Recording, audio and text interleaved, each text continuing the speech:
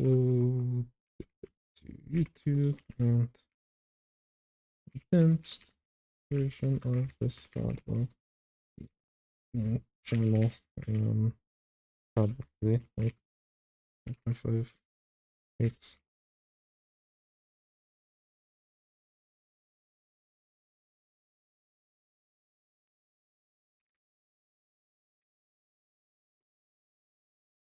I think Nero's having some internet issues, which is a little bit unfortunate, but these things happen. But there's only a little bit of time left. We do have a lead, which is great. The one thing I'm thinking about in this scenario is, you know, again, there was 2 times and there was even a 3rd time that we were able to stop that they went for this sneaky play on the right side. So controlling mid is the ultimate objective, and I'm glad that we're doing it. However, I want to make sure I'm keeping an eye on seeing if people are dropping. I want to check my mini map and make sure there's no paint on this right side where they can like sneak through us. Because in this type of spot, there isn't a lot of time left, and a power clam does give them the lead. Not a big lead, but when there's no time left, any lead is enough. So that's where my head's going in this type of scenario, just in case. I wouldn't be super quick to like try to push the enemy team and score, because they can counterattack really well. So I want to play for control in this type of scenario.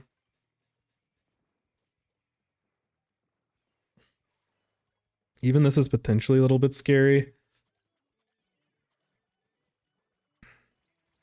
I do like the movement in this scenario, but going back to the bigger picture here,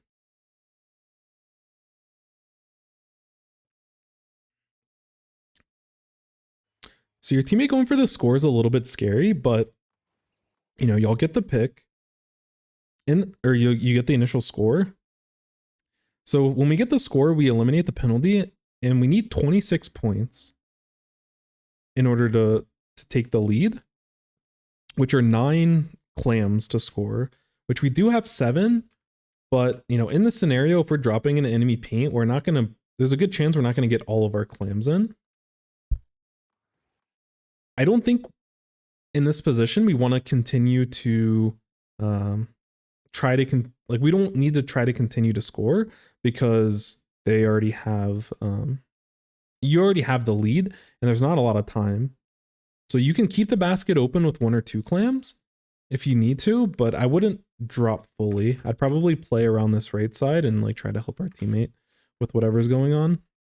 But this is like, if we don't KO them and like we're down here, and then there's a good chance that we get splatted for free, and like it's just that leaves just our 2 splashes left, there's a good chance that they have one more opportunity for a counter attack here. I don't know if y'all end up winning this game or not, but this is like too risky of a play in my opinion. I don't think we need to do this. I think we just need to control, like watch our right flank to make sure they're not getting a gimmick jump in, but mainly just hold control of mid.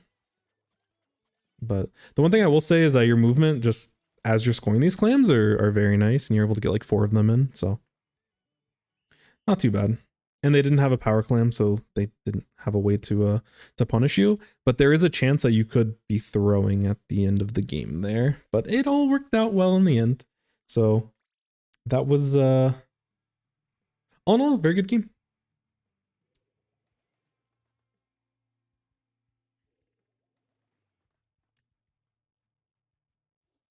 So there's a couple of things in terms of the overall bigger picture.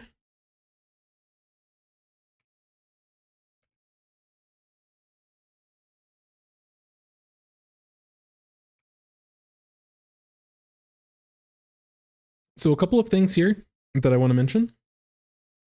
First thing, and we talked about it at the beginning, and I think in general it's just something that we'll have to develop, is our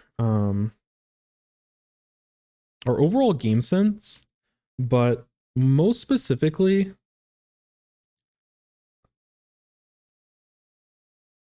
I would say that we want to have thoughtful play.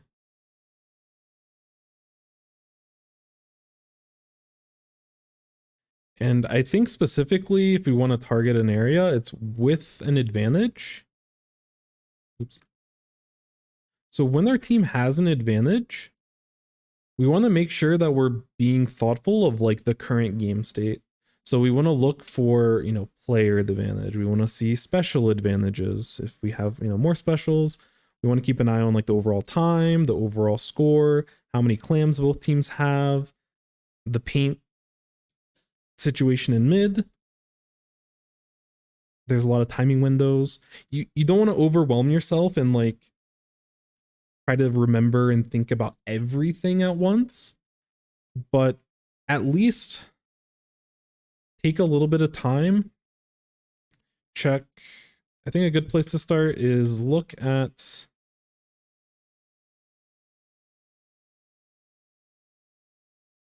so player advantage. These are all advantages. So like look in the difference. So if you have more players on your team, there's a good chance that you probably can take some space forward.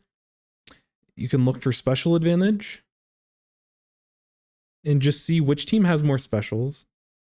If you have player advantage and it's a, you know, if you're in a 3v4 or sorry, 4v3, like y'all get a pick and you're in a 4v3, but the enemy team has all their specials and you have no specials, then it probably isn't the safest time for us to push. You may have to be a little bit more careful. We can't just like hold forward and start looking for the next target.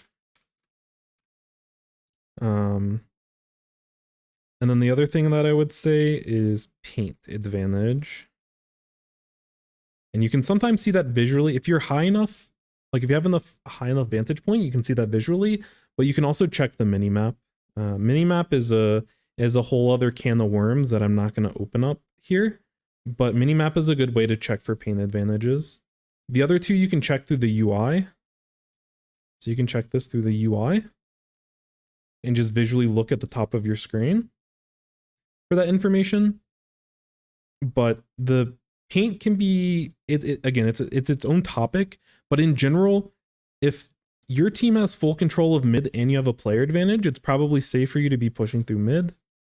But if, you know, if you're sitting on this ramp and you're looking to start moving forward after you get a pick on your side, but all of this is enemy paint on both, you know, on all of mid, and maybe you see some like, you know, blob shots coming down the ramp, it's probably not safe. Even though you have an advantage, you probably need to slow down a little bit to work with your team to be able to start taking control of, you know, your map, and then slowly through the war of attrition, you can slowly move yourself forward. But don't just go from like one fight to the next. And the thoughtful play and like slowing down, there's a lot to that. So it's not something that you're just going to fix automatically. That's something that's going to come with a lot of time, a lot of experience, and a lot of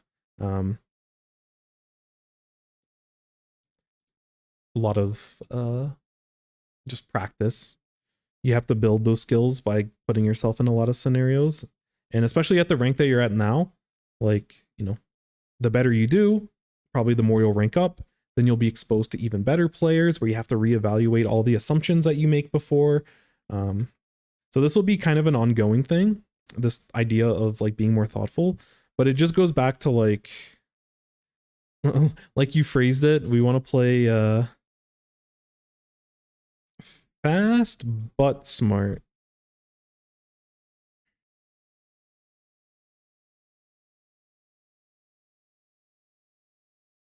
And right now, I think we have the speed, but we can't justify it without the information. Painting is always a good way for us to get information with the weapon like the wiper. You can use torpedo to help potentially get us some information. Also, Jay, thank you for the follow. I don't know if I said that or not, but if I didn't, thank you. And if we sacrifice speed to be smarter, then that's totally fine, and that should be expected. I feel like you're playing a little bit too fast because we don't have the information to justify the speed. I think over time, this process, like you're playing really fast now, so your speed, like right now you're playing really fast. As you improve, you're gonna slow down a little bit. You still want to be aggressive because that's what you're doing as wiper, especially with your quick respawn build. And like you're gonna slow down, but your decision making is gonna get better. And then you know, as you slow down and get more information, you'll slowly pick your pace back up, and you'll get more comfortable in spots where like your team has like, you know, there's like complex situations where, you know, these people are down, but one of your wipers are down, and these people are taking a 2v2, so you're out of play. And, you know, there's a lot of variables for you to have to consider. That's part of the fun of Splatoon. And you need more exposure and experience and more like practice problems, for lack of a better term, to help with the decision making. So over time, your end goal is to get to like the speed that you're at now and probably even faster, but you're going to have to slow down to be able to justify you going at that pace. Otherwise, you'll just continually get punished. Your stats will worsen. You'll probably lose more games as you play against better people, and you'll feel like yourself. If you don't slow down and play more thoughtfully, you might slowly increase your rank a little bit, but it's going to feel really painful to do in the process. And you're at a certain point, you're going to feel like you're stalling, and you're not seeing consistent improvement. The other thing I would say,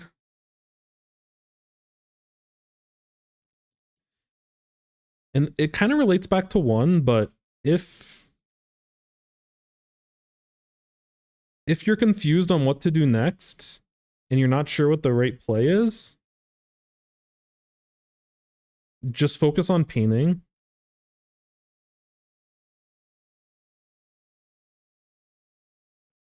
And like, you know, I think with as fast as you're playing, and you understand the role that you're supposed to play really, really well. So I think you know, I can give you this advice of, you want to be painting in situations where you're not really sure what you should be doing. In this type of spot, for example, where you're kind of just sitting here and you throw a torpedo over here, but there's a good chance for you to start pushing the enemy paint, instead of just sitting here and like waiting for someone to like run at you or look for an opportunity to start fighting someone, we can take a little bit of time to paint instead. You know, you're not the best painter on your team, but you do a good job of, you can lay down a good amount of paint while you're pushing forward. And that's kind of what I want to see. I want to see you get paint like as you're moving forward. If there's an opportunity for you to like dash at someone and like there's a good timing window and a good play for you to take, then, you know, by all means take that play. But otherwise, you know, try to work for this overall, I'll just say the Dora map. Keep in mind the Dora map of the general flow of the game, and stick to fighting for all the spots along this line until you're faced with like a potentially difficult decision. Then you can look to potentially flank around. Then you may have to wait for a teammate to use special. Then you may have to look for one of these types of flanks. But, you know, we're already doing a good job of deviating from the plan, but I think we want to try to be strong as often as we can. So like strong. I'm just gonna put the word gimmick and then I'm gonna cross it out. Like, we want to be strong. We don't want to be focusing on gimmicks and like jumping in clams when we already have a lot of clams for a good push, but we still need to like take space with that advantage. Those are like gimmick plays that we don't want to be going for. We just want to immediately jump to our teammates, fight for this area, and like look to take advantages when we can. So hopefully that helps. It's all I got there, but overall, really, really good stuff. Usually, I think a lot of people, and this is definitely a trajectory that I found myself in a lot of situations, where I'll end up playing like too passive. But you're doing a really good job of playing aggressive, which is what we need. We want to be aggressive because that's the role that we need to establish. But we need to just tune it back just a little bit, and then over time we'll be able to push it a little bit harder. But as I've mentioned before, especially if your role is more aggressive, it's way better for you to be at a more if your role is to be aggressive as like a frontliner, it's really good and it's much better for you to initially be too fast, then reel it back in a little bit, and then we can work on pushing our speed again. And I think that's the biggest thing that we need to see from you. Because I don't think that you're not a smart player. I think that you need some time. Like, you need to give yourself time. Your windows to make decisions, which Splatoon is a very fast-paced game, but where we're at currently in our overall like skill, we need to give ourselves some more times to be able to make accurate decisions. And if we're not looking to make, like, if we don't give ourselves those time windows, then we're not going to have enough time. And then we feel like we have to move forward. And then that's why we'll start autopiloting, because you're giving yourself like an impossible task, basically.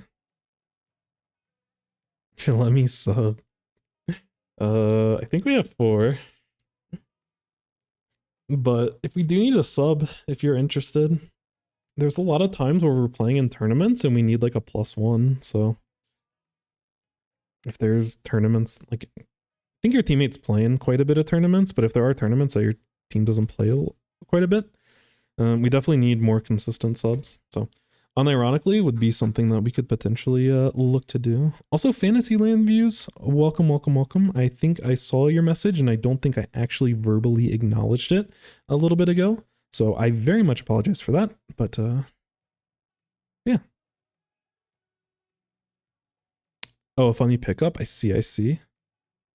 Div 11 pickups. Pog. I do think there's like quite a lot of what's it called? Like lower level teams. There's like a good market for newer teams to be able to find scrims against other newer teams. So I'm not sure if Mystic, I don't know if you're actually like on a team or if you're like looking for pickups or anything, but if you need help like finding them, there's definitely some resources. But I'm not sure how into the competitive scene you are. Free agent, gotcha. Hard to find a general pickup. Yeah, Flame and Mountain Dew. It's tough. The best advice that I would give, and I know that it's not always the best or like the easiest advice, but if people want to make a team, or if you're a free agent and you want to be on a team, the easiest way is to just make it yourself, especially when you're starting out new. Because all you really need to do is just find a group of people that you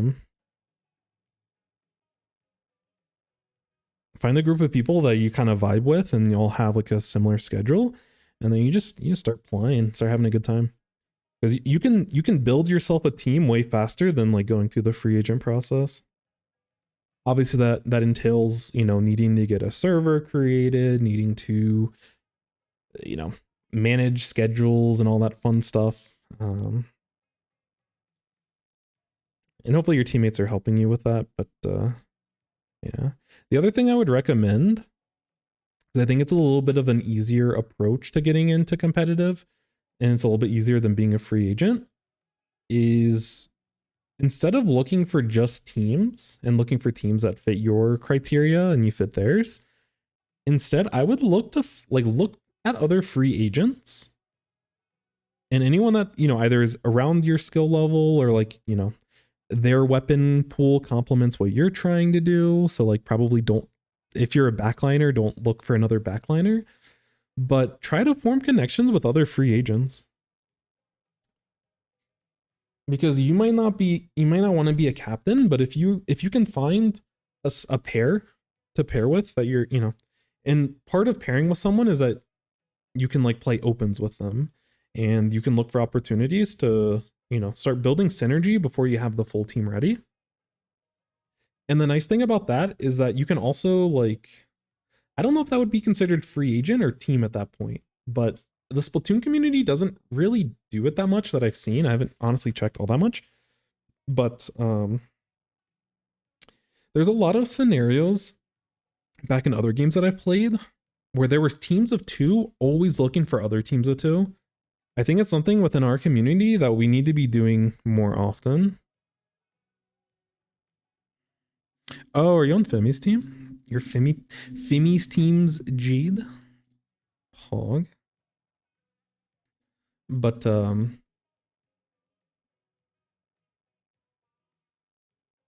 yeah, that's something that I would recommend. Plus, it just gives you an opportunity to, like, hey, I see you're a free agent. Like, I'm trying to build competitive experience. I'm pretty new to it. I looked at your free agent post. I know you're new. Let's just start looking. Let's start playing some games together, and maybe we can find one other person that we can pull in. So then, when there's like a weekly tournament that comes on, or if there is a like there's a lot of, like, Low Ink is this weekend, I think, and that's like the biggest low level tournament. But instead of it just being you looking for, looking to be a sub, find one other person, find maybe maybe you can find 2 people, and then you're a team of 3, and then now you're looking for someone else that was in your position. There is a lot of free agents, but there aren't necessarily a lot of teams looking for a specific person, but you can help form teams with everyone else. So that's my advice. That's not something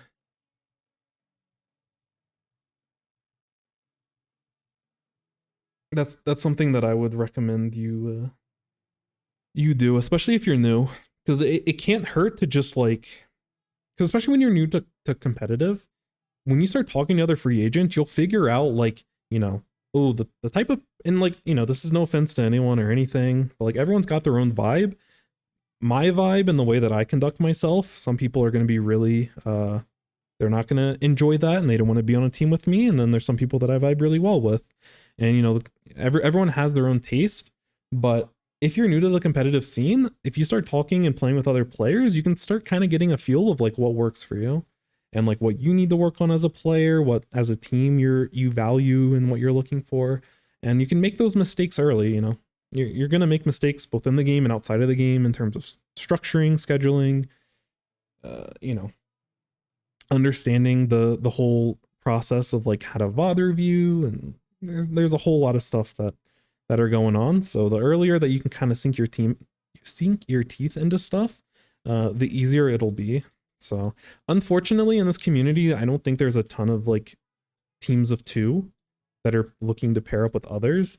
That happened all the time back in the day, and it made finding, like, full teams that you can start building with a lot faster and easier. And even though we don't do it in the Splatoon community, I think it's something that's still very beneficial.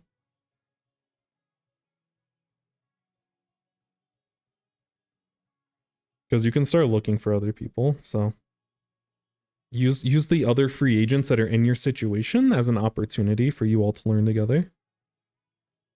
Sometimes it's too much pressure to, like, look at all of the teams that exist and be like, oh, like, there's only one team that's posted for free agents, and you, like, land yourself an opportunity to, like, try out and everything, and then you just have, like, all this unneeded pressure, and you don't have as much expectation of, like, what you're looking for in a team. And you never want to settle, you want to look for that fun group of people that keeps you motivated, and everyone's motivated, they have the same goals, and you're in a good spot. And some people are a little bit more comfortable than others of what they're really looking for in, like, a team, or what they're looking for in other players, whether it being game related or, outside of the game. And I know for myself, it takes a lot of experience for me to really know, like, what I'm looking for. Anyways, I'm gonna join my team. They'll be at the VC as well. Hello. Yo. Hello?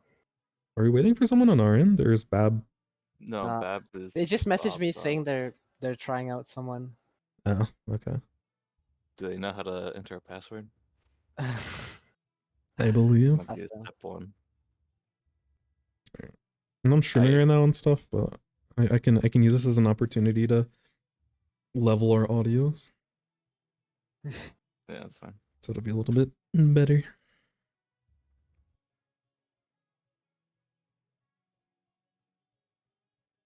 So do they have an ETA on when we're That's what I asked. gotcha?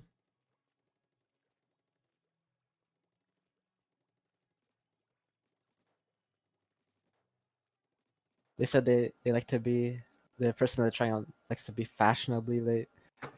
All right. They- I don't respect it, but This is hey, a little bit more than fashionably, you know.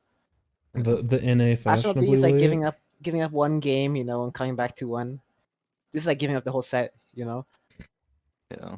Yeah, This is like they're playing this the is next setting week's up a losers tournament. run. Yeah.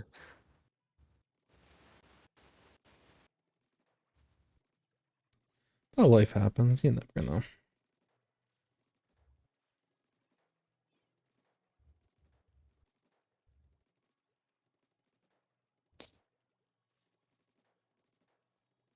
Oh, So what the heck is a Bob they Zob? said they're online and responding. Nice. Now I'm even more confused. Means they're on their way, certainly. Bro, my controller's gonna die before this starts. Oh, I think that's We made it. I am Bob Zob. We're playing SOS stuff. yeah, that's what I said. Dang.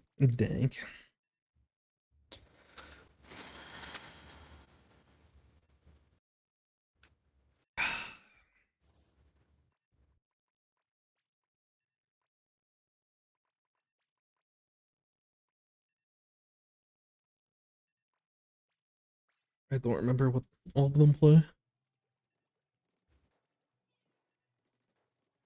I want to say Aang was a Squiffer player at some point, but I think they play spelling.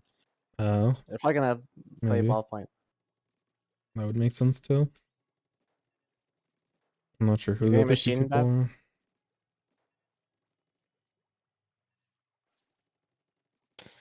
looks like it. Someone called you Bob Zob.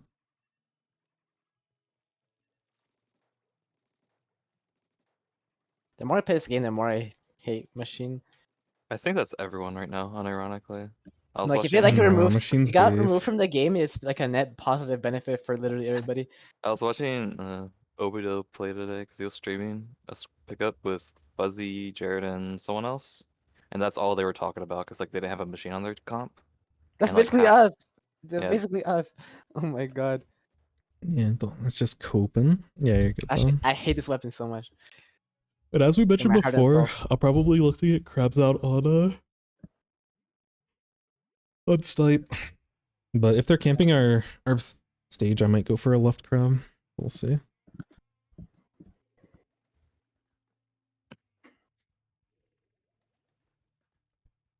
Sword. They're very aggro. Yeah.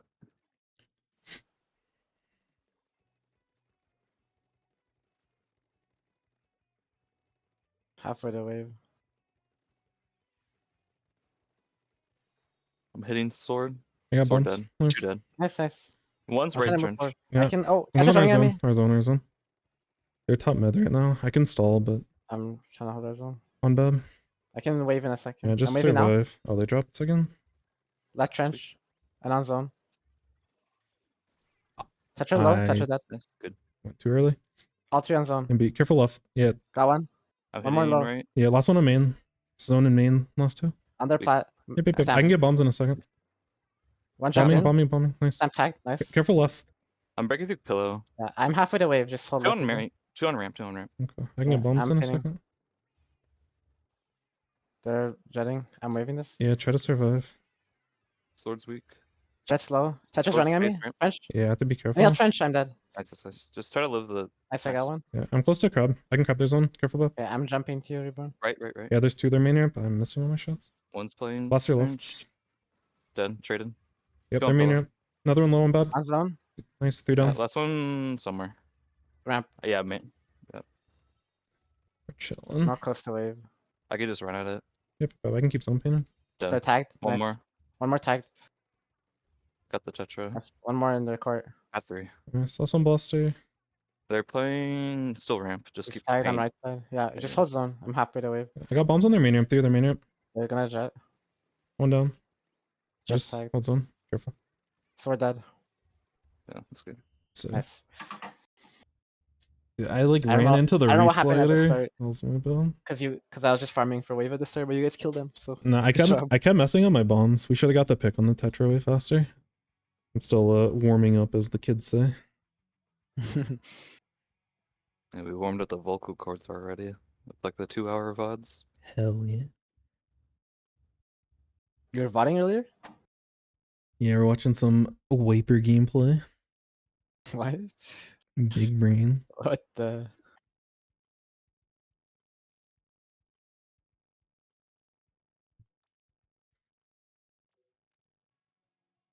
Oh, the Bob Zob really putting in the work. Machine moments.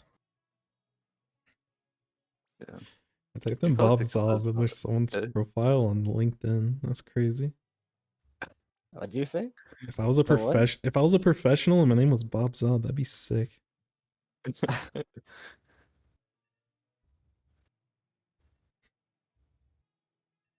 But imagine like going to school with that name. It's actually over. That'd be the worst. It's actually over for you. Just gotta get past the school arc. After academia, you're chilling with the You're most base name chilling. imaginable. Yeah. I'm gonna run. Up around.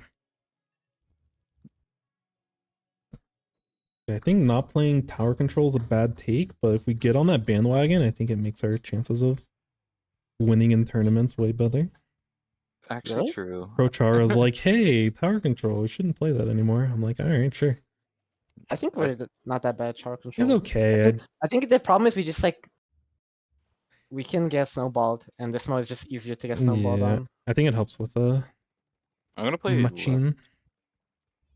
That's 2 true. back right. Yeah. One's 2. coming out right. I'll have crowd in a Tetra. second. Tetra dead. Good shot. Nice. Yeah. I can push left. They're jetting. Nah, I can't hit Get that. Ooh. Oh, nice shit. Sword on me. On right. I got crab mid, nice. Nice. All dead, all Last dead. I'll guy spawn, in- I'll spawn, I'll spawn. Nice, nice. No jumps. I'm close to strike. Tetra on Yeah. plat. Yeah, I'm just getting shots. Just wait. I can strike Yeah, yeah. when I got on check. I'm getting paint down on left side. I can help right in a second. One's Watching. playing 10. Yeah, Oh, they yeah, drop that's left, drop coming left, drop left. Okay, I'm just holding. I can I'm fight it. striking They're plat still in now. zone. Just wait. Careful behind you. Tetra's on me on tower. One shot, nice. Go on. Yes. Dead. I almost have crab. Sword up there. I'm crabbing top, or I'm crabbing the They're zip jetting. or jet, whatever the heck. I can't hit it. I'm crying in the club. What? How'd they kill? It shredded and killed. That was I have crazy. to get off tower. Yeah, there's 2 top right. They're dropping on you. Tetra's Bob. behind. I'm backing up. Yeah. I'll jump to you. Hello, Tetra. You're coming in from right side. Yeah, they're running at me. On I'm their gonna top. be swimming in. Got one. Nice. I'm halfway to crab. I'm painting One's mid right in now. street. Getting right Yeah, paint. I'm half strikes a second. Striking now. Nice. 2 left, 2 right. Survive. I'm holding right. Careful. One's pushing right. That One's one. pushing I'm right. watching. I'm watching right. Touch. Yeah. Oh, I'm dead. Tetra. Oh my god. Tetra he just still dropped one. Dead. Nice. I'm gonna flank it. Right, I'm right. pushing back right. Yeah, we're pushing through Nice. mid. There's 2 down. One's back Yeah, right. dead. Last one on I'm Or pushing. last. Yeah, pillow, left, pillow. left, left. Pillow. Backing. Dead. Good Nice. stuff. They're on Tetra is. Do you want me to Tetra's take? coming out right. You want me to take? Yeah, drop take plat. it. Nice. Alright, I'm gonna go top right. Yeah, I'm close to strike. Yeah, it's just Okay. one's Yeah. Stephanie from right We now. can slow play. Should be clear. Yeah, 3 Just in strike their in a main second. court. I'm I'm striking crabbing now. main. Sword one shot. Yeah, I have to get off. They're backing up. Zip I'll dead. defend right. I'll Nice defend shot. right. Another one's low and they're back spawn. One's weak. They drop Tetra in drop front. on me. Dead. Nice. They're Careful, jetting. just try to survive. It's okay. I'm I'm just holding running. the right drop. One's coming tower. Yeah. So's coming out right. One dead. Yeah, they're low. I have to back up. Just Yeah. keep painting it. I'm just I'm close to stalling. strike. I'm just gonna be Tetra's on funny. me. Yeah. They're chasing Behind me us, mid. yeah. I couldn't hit anything. Same. Alright, I got- I have strikes. Yeah, on their I'm main striking ramp. for you? I'm watching ball point, careful. I don't know where Tetra is. Not sure. Got one. Nice. Ball Oh, point's Tetra's still on on me. yeah, me. left, Mid. left. I'm staying alive. I can't help you, Bob. Tetra dead. Alright, I'll I can can touch one. tower for a little bit. Oh, nice. Nice. Got two. Nice. Last one top right. I'm trying to paint for you, Bob. Just chill for a few seconds. Nice job. I'm I'm getting playing bombs. If I can get a fizzy top right, yeah, it's lit. I'm close to strike. I fell, I'm bro. dropping flat. I'm striking now. Alright, I got crab out. Yeah, Yeah, they're Watching just all playing Tetra. court. They're coming out right. Sword low, They're sword weak low. one. Get bomb. Yep, sword dead. Another one low. I'm Tetra dead. under tower. You dead. Got one. Last one back Last tower. one. Last Back one tower. main. Yeah, on tower. Left of it. Dead. Trade. Sheesh. May help on great. I'm just surviving. Got one. 2 weak. No. Just slam it. I'm just swimming and you guys can jump to me. Oh, Sorry, Bob. I failed you. 110. Halfway to crab. I'm gonna get paint on left side. Careful for right flank potentially. No one's pushing Yeah. it yet. I'll hold right side. It's I'm sword. fighting. Two fighting me left. They're backing up. Yeah, I can Oh, get there's bombs if they Tetra coming at me. choose. Can you help me, Tetra? I'm coming back, coming back. Hello. I'm dead. Nice. You dead. Last two are on tower. Oh lord.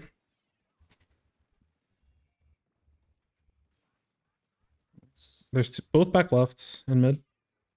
They're moving I'll both go back. sides. They're on both sides. That's one more left. Tetra's gonna one's push through still- mid. Careful. They're backing to right. One's pushing right. Yeah, they're backed up. I can't hold right side. I'm keeping right paint. I'm stuck They're in pushing paint. left, Tetra. They're Yeah, dropping yeah. me, Bob. Nice Nice. shot. I'm mirroring. Bombing top left. Yeah, last two. Under 10. Low, Back left. one's low, one Flash. left. They're both. They're so weak. Yeah, I don't One want to was commit. flashing me left side. Just survive. strike. I have crab ready. Yeah. I'm grabbing tower. One's left mid. I'm striking left side now. Yeah, Tetra's far left. They might be They're flanking. flanking. Yeah, Oh yeah. no. They're back to back. Okay, another one's on their left sponge. I'm just holding mid. I'm bombing main ramp. I'm off tower. Yeah, Wapa's coming out right. Yeah, I'm just keeping tower in front. I'm not pushing. We just gotta hold their main ramp. We're chilling. Zip dead. Nice. Yeah, I'm just hovering around, just Okay. keeping paint. 10 dead. I don't want. I'll watch Go. left. One. Okay. Tetra dropping. Yeah, just back up, son. Careful, you by self X. They're running into right. I'm coming back. Tetra chasing me. I'm Weak backing. one. Tetra one shot. I'm striking tower. I have crab on mid. One's flanking me on right. There's two pushing me Tetra right. dropping. I'm gonna die. Tetra's rushing me. Nice. Lovely.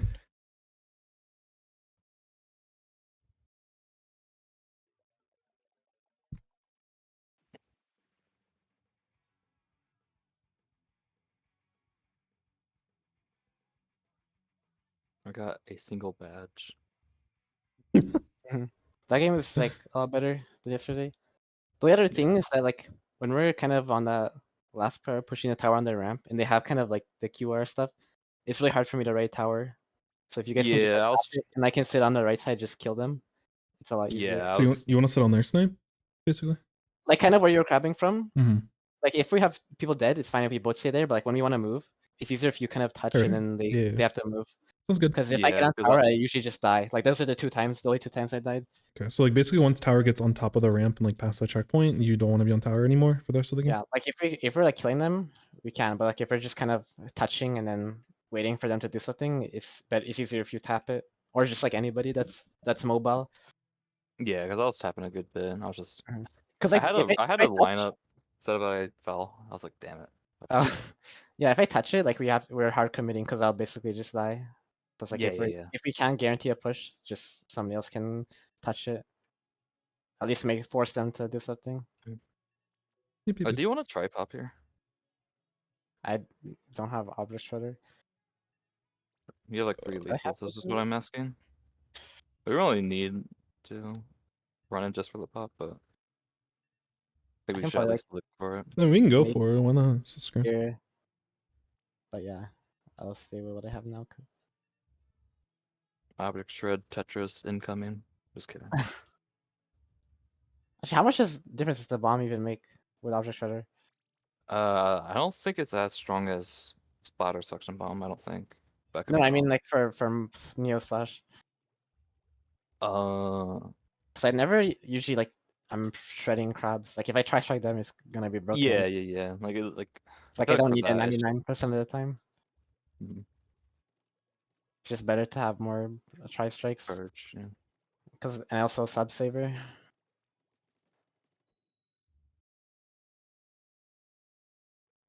Let's see. Let's get it. Just remember, we're gonna have X-ray. You come out left. Wait, are we committing to pop though? Oh yeah. I forgot. Yeah, go pop them. They have double. Probably not. All right, Okay. I'm come not left. not going. Yeah, I'm playing punk. No one's coming out right side. One's gonna be on their bunker. Okay, I'm close to strike. They're not playing pop. Okay, I can strike Okay, left side. Yeah. Yeah, I have Strike it now. crab. Crabbing mid. One Crabbing mid. stretch is left. Weak. Yeah. One. There's two Right. low That on one? right. Stamper's in their bunk. Striking. Yeah, Stamper on their bunk, dropping. I think. I'm They're probably gonna get a jump up there. Okay, I'm grabbing. Oh, you got it. I'm trying to move left. When bro paints for you. Yeah. I can help with Tetra's pop. here. Tetra, I traded. I could just move FQR. Okay. Yeah. They're coming out left. Elbow. I'll move with this. Good. I got one tap still. Unlucky. Okay, I'm Really? sitting on our Nice bunker. shot. I have crab ready. I can get crab on their bunk. Yeah. I'll just run it again. I got crab out. Do them Yeah. back behind podium. Close to strike. Behind podium. Nice. That works. Okay, you guys are crazy. Nice. Sorry, I was trying to give you bomb. Like when you, it was good that you went left, Sun, after first check. I was trying to get bombs, but I was like a little bit slow on my timings. No, that's fine. It's just if Bab had comms there, I would have been able. We wouldn't be able to fight the Tetra better. Like he was like 1 HP. I just kind of whiffed. I shouldn't have died there though.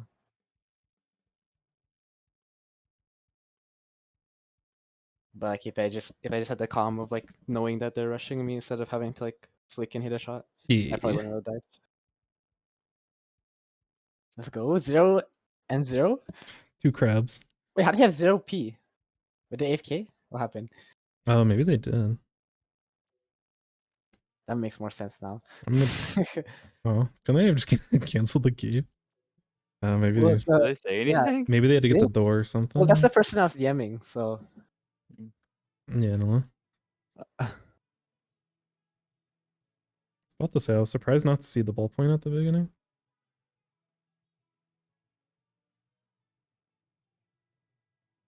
I was popping crab and there was just like a stamper in their bunker. I'm like, shouldn't ballpoint be top mid right now? That would make a lot of sense.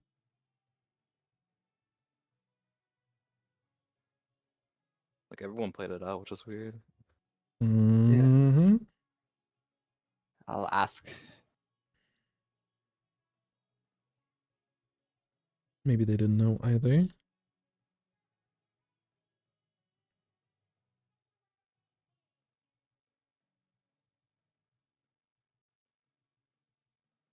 Yeah, I thought I had the golden lineup with Rainmaker. It was just a 3v4. But I was this, like, not there even wasn't a trying to lot help of you. 'Cause I was like, pressure. Yeah. I was like, you're just gonna die. I'm trying to just guess tri-strike, but then you just score. I'm like, what? I mean, we had a decent push, like, because we all timed it well with the booyah, but Well, I mean, just like yeah, the I'm other one getting just like for after backed you up. die. Mhm. I'm not expecting us to like actually go. Just dropping the Rainmaker down, so then I can strike it, and then we can cheese. Yeah. Basically. Yeah, either way, I had like a QR proc ready, so even if I die there, I don't really care. I'll just jump in. But yeah, mainly getting that off. Yeah, I like after the failed attempt because the stamp like one tapped me before dying to Booyah, Mhm. and then like it was just clear as day the second attempt. Whenever you put a crab up, I was like, okay, well, all right. Bob, if you keep going by Bob Zob, I'm just gonna start calling you Bob now. That's just like your new name. Bab Zab. Bab Zob. That's Mr. Zob to you.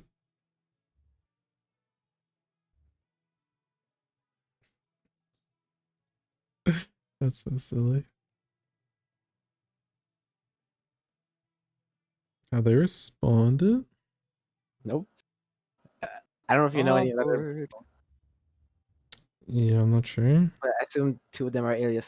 Is the Cabby the same? I don't think it's the same person. I they think played before. so. They played like Charger. I feel like they played everything. That's true. I don't know any other copies, so I'm assuming it's the same one from that one team that had some stuff happen behind the scenes. We don't talk about it. No, they had just haven't responded, Oh my god. and I don't know any of the other people.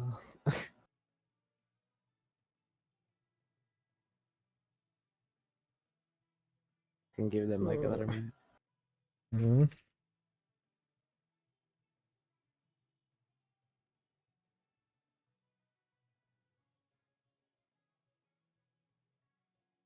About that.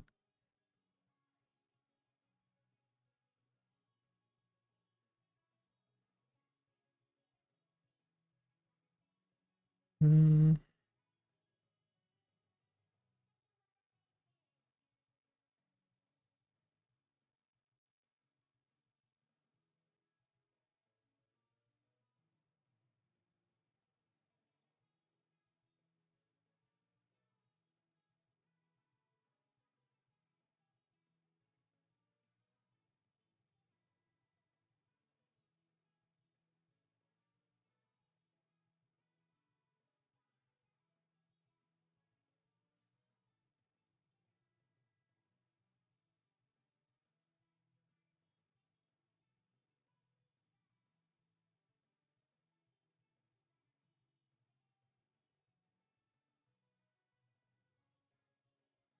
Hmm. What is happening?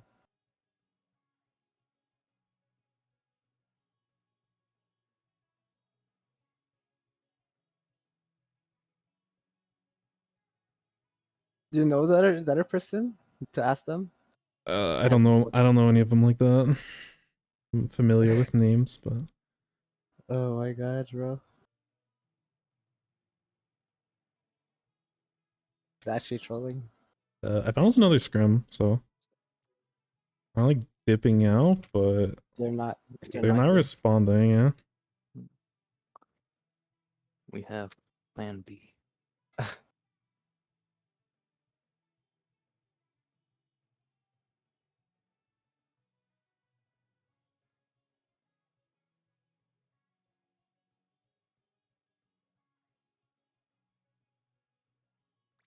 I'm just gonna leave the lobby.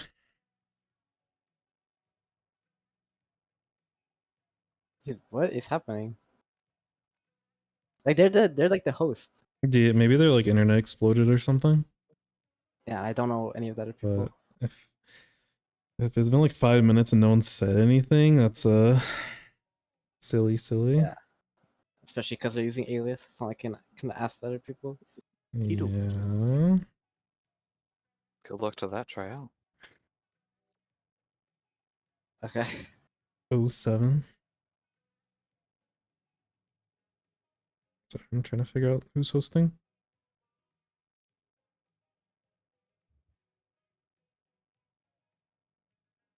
Yeah, I don't know what's happening.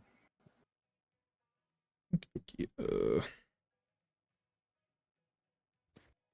Who is it you find? someone named Custom, but I don't know. They have a Squid Junction badge, so Oh, respect. Are they playing SOS maps? Or did you? I can ask, but probably I'm sure, especially with SOS being tomorrow, I'm sure they're fine with it.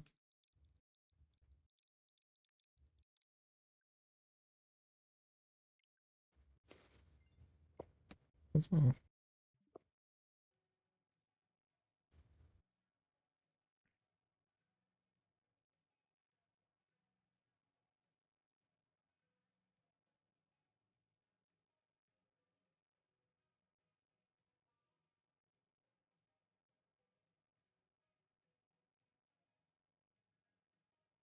I always feel weird leaving scrims like that, but like Oh, they just didn't if say people don't They're online on respond, Discord. They're really online on yeah. Discord, so I don't know what's I think happening. their internet exploded. No, well, it's not that because they're online. Oh, online on Discord. Yeah. Well, So I'm like, why are they not yeah, I responding? don't know. Unsure. I don't know if something happened in the tryout.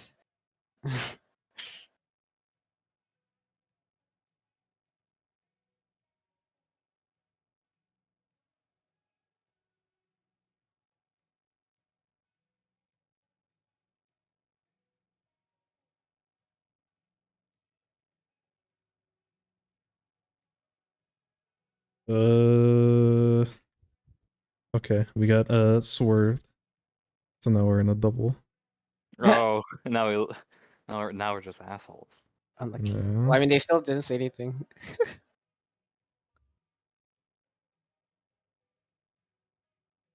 There's someone else looking. Let me see if they can play.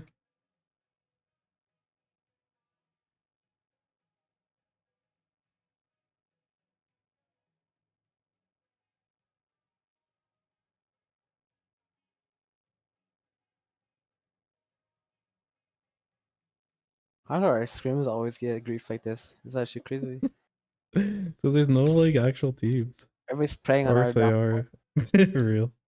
Yeah, they swerved after. Or they said that like someone else on their team found a scrim, which means they probably just found a scrim that Dang it. is higher Lost ranked. the- So Lost the coin toss.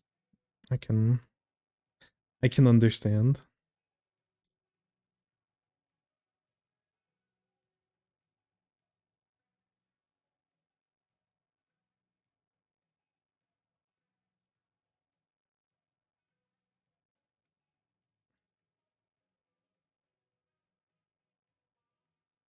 All right, I think I found us another one. Unless this is the team that we got swerved. And they're like, Imagine. oh wait, that Who is guy it? that Someone named Baneling. Banelings? I don't know. It's like the most recent people that look for a scrim. I have no clue who that is, Loki. Yeah.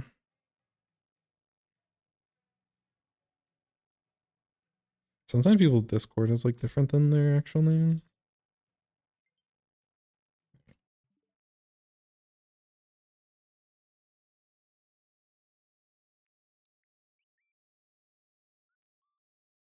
I need to clear my friends list. I'm close to.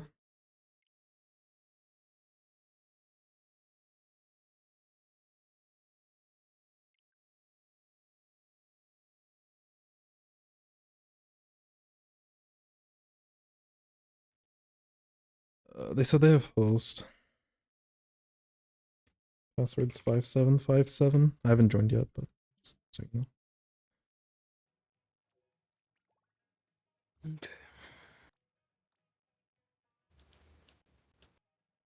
And if Aang and them get their like internet and stuff fixed, like we can play after, probably, depending on how long the scrim goes, but yeah, I'm down to play them. But have they ever did they ever respond back or Oh, now they're away on Discord. oh, okay. Okay, I just Crazy. joined. Maybe I just need to stop finding scrims. You're actually cursed. Unfortunately. This is what I'm saying. I'm telling my friends every game I play, somehow there's always something that never works. Actually. Alright, I'll be back in like a second. But I should be able to make it in.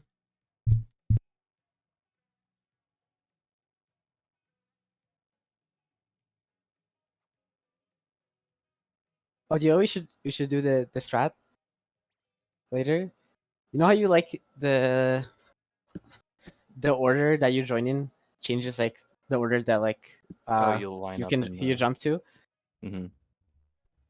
So it's like, you know, if you guys want to jump to me, you should just let me be on the top or on the bottom every time. Yeah, first or last. I guess it'd person probably to be join. probably be the top. Yeah, because you're hosting most of the time. Mm-hmm. Ah, then that means I have to join every time. I have to add people. Actually, if I can get them to use pools, but I don't. Well.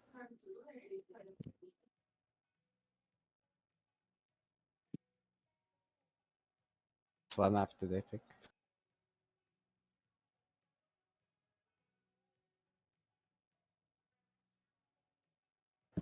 Did you guys start yet? Oh, what's up? Wait, when did you join? Like You didn't just say now? anything. What the? You guys gotta start joining and then not saying anything. It's actually like scary. But did you actually Or change your just- name or or just did you spawn. just put the frostbite tag? You can join. We haven't started yet. Oh wait, is Saf like ready? Yeah, yeah. Oh. I just finished. What the fuck? They just started it up. I'll let them know What the after. fuck? Yeah, Unlucky. Why are we doing this again? Oh my god. Bozos. because I just sent them the list, so they probably started top left. Oh, true. Wait, you send the map list or like the map pool? I just sent them the graphic. Oh, Take your well, spots. do the No. same thing. You're staying back. no, Bab, you need to stay stay. Our machine god. Yeah, no Surely. machine can't do that. Plus, you're gonna play tomorrow, so you may as well play in scrim.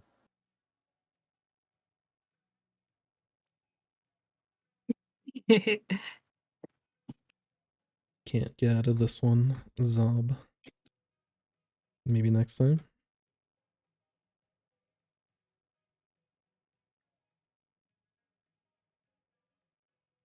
But just like the main thing, since you just joined, is like you wanna Ew. focus Oops, on the sorry. stuff that we talked about yesterday. Actually, were you even here? You were here for most of it, I think. Oh, but what the fuck is this, dude? This is just bro setting. What the? uh, Double bucket. Fun, fun, fun. dank. Then just go on the splash. Yeah, they don't have backline though, so Oh, heavy halfway can the way. farm. They're playing left. Yeah, they're already One's meeting entrenched. me left. Careful. Trench. Yeah. I can wave in like 2 seconds. Two of the buckets are on their zone. Yeah, they got early Waving crab now. out. Careful. Yeah. Yeah. Yeah, we still play. I'll get crab after theirs. Let's wait this out if we I'm can. just gonna flank them. Yeah, Yeah, I'm gonna use crab, like Playing their everything. pro. crabbing now. Crabbing now. I'm getting shots right Just mid. shoot on mid. Got Nice. Another one machine. low. They're weak. Yeah, left. Yeah, they're backstage. Bombing stage. Bombing stage. Jumping out. Nice. Nice, nice, nice. Yeah, I'm getting left paint. Citek is still here Oh somewhere, fuck. right? Yeah. Well, I don't know if they're here. Behind. I don't know. Yeah, Yeah, yeah. I'm holding ramp. I'm holding Pillow, ramp. pillow, pillow. I'm close to wave. Yeah, they're still behind. One's coming up wall. Okay, they jumped. They jumped. We Okay, just- I can Nice. wave this. They're shutting. Got one. Nice. Another one's on ramp. Yeah, one AC. They're taking rail. You I'm just fighting me, pinning. alley. Got one. Nice. Yeah. The I'm last just are holding on pink. alley. I'm holding Pushing pink. ramp. I'm 70 to crab. They're, one's Careful, gonna be coming careful, from big right wall. alley. Careful, big wall. Yeah. Two on ramp. I'm trading their crab. Yeah, I'm helping you Okay. shred. Got Nice. one. I had to drop Sure. back. Yeah, I Buckets have in to, trench or zone. I have Sorry. to back up all the way. I got one though. One dropped on me. Nice. I got T-Tech. 3 down. I'm painting. Nice. Yeah, last one splash on their main ramp. On ramp, they jumped Jump. in. Got Good. machine. Nice. We don't have to Alley, overextend. alley, but- alley. Try to get bombs on it. Yeah, on me. They dropped out. Yeah. I'm just Okay. zoning I'm out. waiting for you, X-ray. Bucket. Yeah. Bucket Got low. one. T-Tech low on I me. got it. I'm dead. Yeah, unlucky. They can retake. They have two. Yep. Yeah, I'm just backing out. One's Oh, crossing. My bad. Yeah. Yeah, I can ping base for crab. One's Yeah, on crab flat, was good. two in mid. Halfway to wave. Yeah, I'm probably gonna look the crab on left side, and we can take our Mhm. stage. Okay. Give me a second, Bab. Yeah, just 2 on our plat. I can wave. Yeah, I'm Waving now. I crabbing now. got hit. I'm getting boss spam. They're striking me. There's another one. There's 2 on us, Bab. Yeah. Two top I'm ramp. Two trying top to ramp. hit T-Tech. Yeah. They're crabbing Got me. two. There's one more, I think. One Tom mid. I'm being Yeah. hit by crab. I'm dead to crab. Two on the left pillar. They're in the drop. We can push mid. I'm still on Nice, our two stage. down. Our stage right nice. now. They dropped One's their the drop on you, left Bab. Okay. Tom mid. He's tied. Low. They still done. They're jumping in. Top mid. Okay. I got Yeah, one. machine's pushing me. I need help with machine. Yeah, I'm coming back. Come back. Dead. Nice. Just try. Good break. Good break. They're gonna be in mid. Yeah, I'm on their just zone. holding. Their zone. Their zone. Okay, I'm jumping too. Okay. I'm gonna look the crab top mid. I'm trying to get paint though. There we go. Once they start pushing, I'm crabbing now. Big yeah, wall. two halfway on the the way. main. They're already climbing up. My bad, dropped. Bab. There's Yeah. two up there. One tag. Nice. down, Try low. nice. Nice. Another one dropped on EX. Flash is watching me. painting. Yeah. Machine's here. Low. Dead. Thank you. I wave. I can wave the ramp if you can fight. Wait now.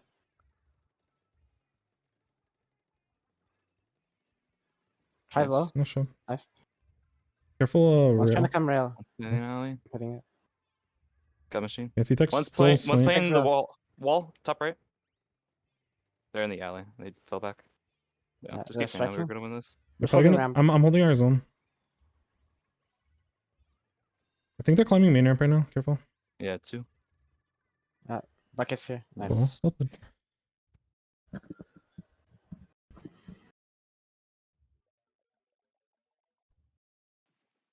Yeah, I'm gonna be honest. The crab I use on left, I think that crab is totally fine. but we probably, like when it was you and I, Bab, we probably need to like coordinate. And part of what you can do in terms of reconning is like keep an eye and see if there's like actually someone sitting in our stage.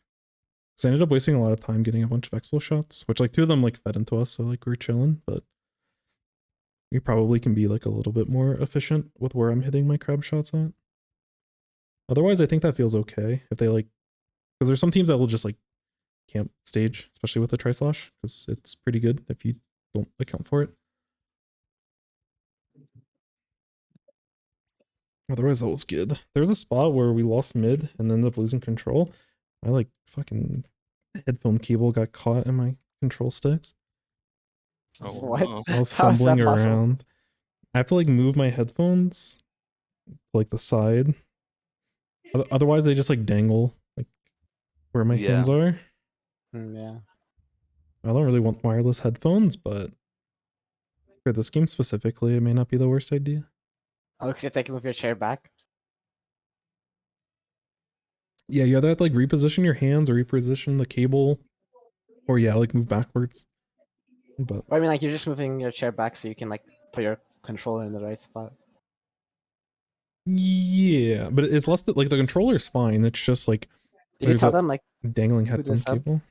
or Oh shoot, my bad. Ooh. Zone title? I feel like we could just switch. I'm just having them spec me right now. Do we want to go down the list or do we I'm, want I'm to thinking spec specific people? we can switch like X-ray Saf Bab or like X-ray Saf Reborn. I don't know what you think. Just undertaking about who's playing tomorrow.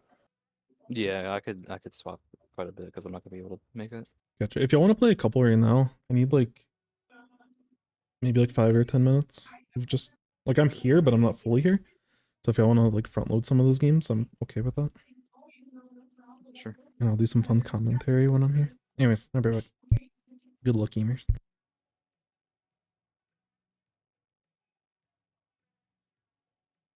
Are you gonna play Slash, Seth?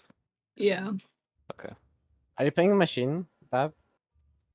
You kind of like left at the end of our discussion yesterday, but this is one of the maps where you kind of like thinking about still running double splash just because crab is funny, and we can just double crab them at the start. But if you want to say that, it's fine.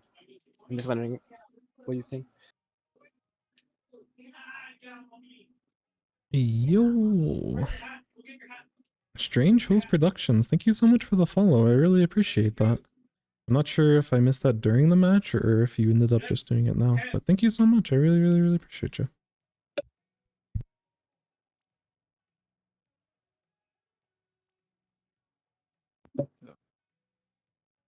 Are they just like going all zones and then all TC?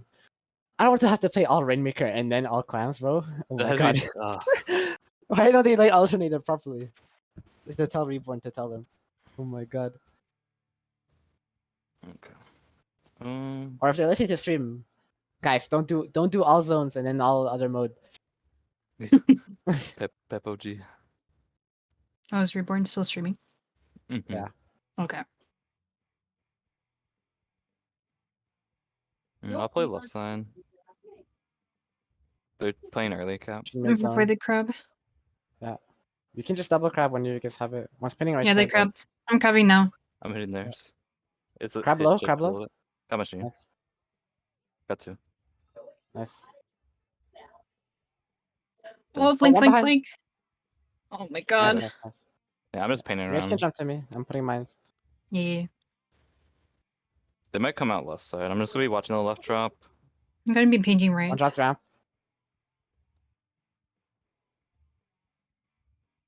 Yeah, 2 pushing out Back camp. right. I'm close Got to wave. one. Nice.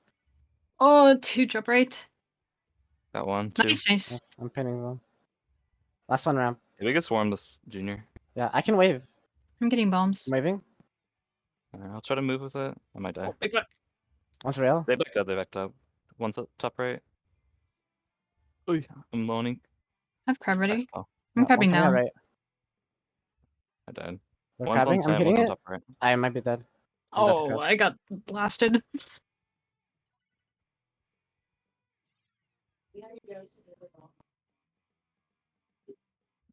Nice kill. Nice pick. Diffing. Nice. It's just Yeah, I'm pushing right. I said low. He's really low. Hit it. I'm grabbing here. they just like Oh, one's here on left. Great. Nice. Got one.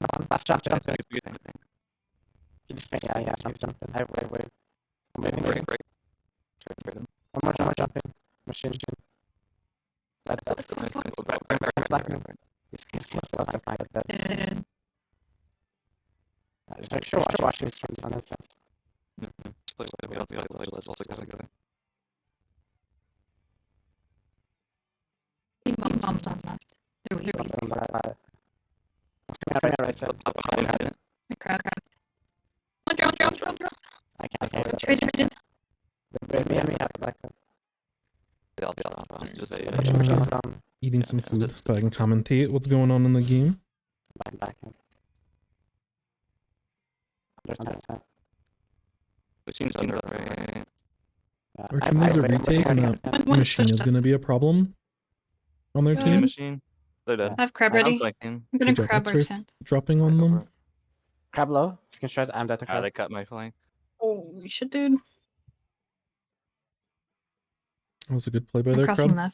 left. We do have a crab to work have a with. crab That needs to get into a position to be able to actually use it though. One's pushing pushing around. right main. Weak. One. Still under Dead. 10. Nice. Bab's only been playing the Splash burst recently, They're so crabbing. he's not crab dead. super familiar with where One's bottom to right. Under 10. be. Nice. Nice. Crab's popping though. Yeah, I'm They're going getting for Sunlight. health spec right. I think he could have Sunlight. I moved can to wait in a top left a second. little bit faster yeah, and just I'll wait. got Maybe a now? crab up there. Because against their Game machine, bomb you started. don't really have an Yeah. opportunity That to Weak. to That's crab fair. on top of tent. It's really hard to do because machine just like eats it up. Yeah. We have a crab. I think we play more aggressive Yeah, than we one are. I drop think we left can and be a she's little low. bit more Oh my forward God. with our paint, Couldn't. but we might have been waiting on X-ray. Got one. Nice. That's one pillow. I'm crabbing Really here. good. And again, just doing good One's general top right, painting. one's Coming out right. Yeah, looking top Bab will right. probably get a crab pretty soon after this, but if we can find a pick, I we got They're crabbing me. me. Yeah, I'm backing up. We're not ready for this crab. Just holding paint. Yeah, I'm halfway to One's wave. pushing right. No, they backed into their side. Yeah, they're Just keep eyes on it. The crabbing immediate me, I'm pop dead. out of the sky. Yeah, Yeah, they're it's gonna look tough. at me on the street. We have to work on our holds without a ledge camping weapon. No, It's like the one problem with our comp right now Yeah. is that we don't have They're something coming to around. deal with Forming ramp. that can ledge camp on offense and can deal with ledge camp on Oh my defense God. outside of Tetra just dropping on them. Got two. On our tent. Yeah, 2 tent. Okay. Nice. Is crab positions lit In mid behind us. from Bab They're one. On or our pot. Bob Zob? They're running. One's like- still behind us. Splash. I'm popping crab. Yeah, it's There's a crab behind us. I can't do anything. I'm just gonna break. Nice. Someone's got to paint with Crab that. dead. Nice. They're just I'm painting, Uh, I'm painting. paint zone. Yeah, Saf needed to be helping with the paint. I'm painting right, faster. painting right. I'm getting. I This can is wave. tough. I'm waving zone. I'm down to machine. Yeah, it's Which is really pushing me. unfortunate. If the team was ready to We just push needed when to grab we sooner. we should have had at least burst bombs, or we should have been pushing and painting when the X-ray went in with the reef slider. But all was good hold from the blue team.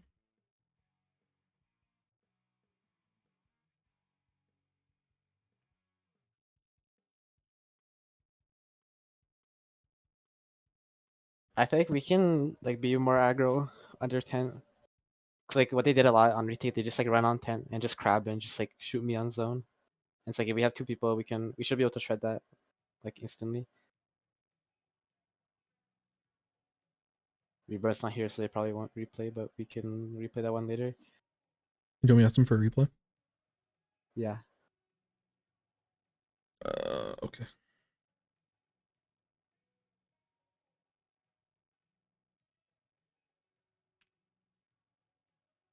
No, I'm saying like when we cap and then we're kind of like trying to spawn camp them, like they'll get crab, they'll just run to 10 and then they'll just like crab the zone. But it's like if we have people under 10 to just shred it, because the crab can't really look like straight down. Like we can just stop them from doing that. Because that's like what I keep dying to. Because I can't get away in time.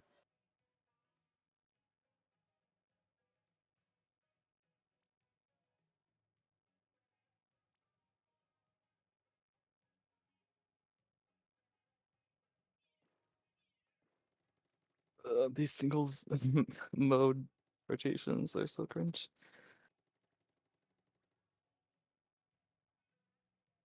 I'm also not sure because I didn't have my headphones on at the time, but when like I really liked X-Ray's Reef Slider to hold zone at the very end, but we needed to Yeah, we follow were up just with slow on bombs. cap. Yeah. Because But yeah, it didn't even, like I was mainly doing it so we could just paint because I pushed 2 of them back. We just wanted to paint there. It's just Gotcha. we were slow. yeah, if we had a couple bombs on our side of the zone though, because you got a deep Reef Slider, we could have taken and then like repainted. Yeah, not everyone was in it. I don't think because Saf was Saf, only you one can to just follow. Yeah, you we were can a just little bit play what farther you back. normally play. It's kind of like a weird rotation for us to have for this map. Just you can go carbon. We can replay this one after, but I want to Okay. just try what we talked about yesterday at least.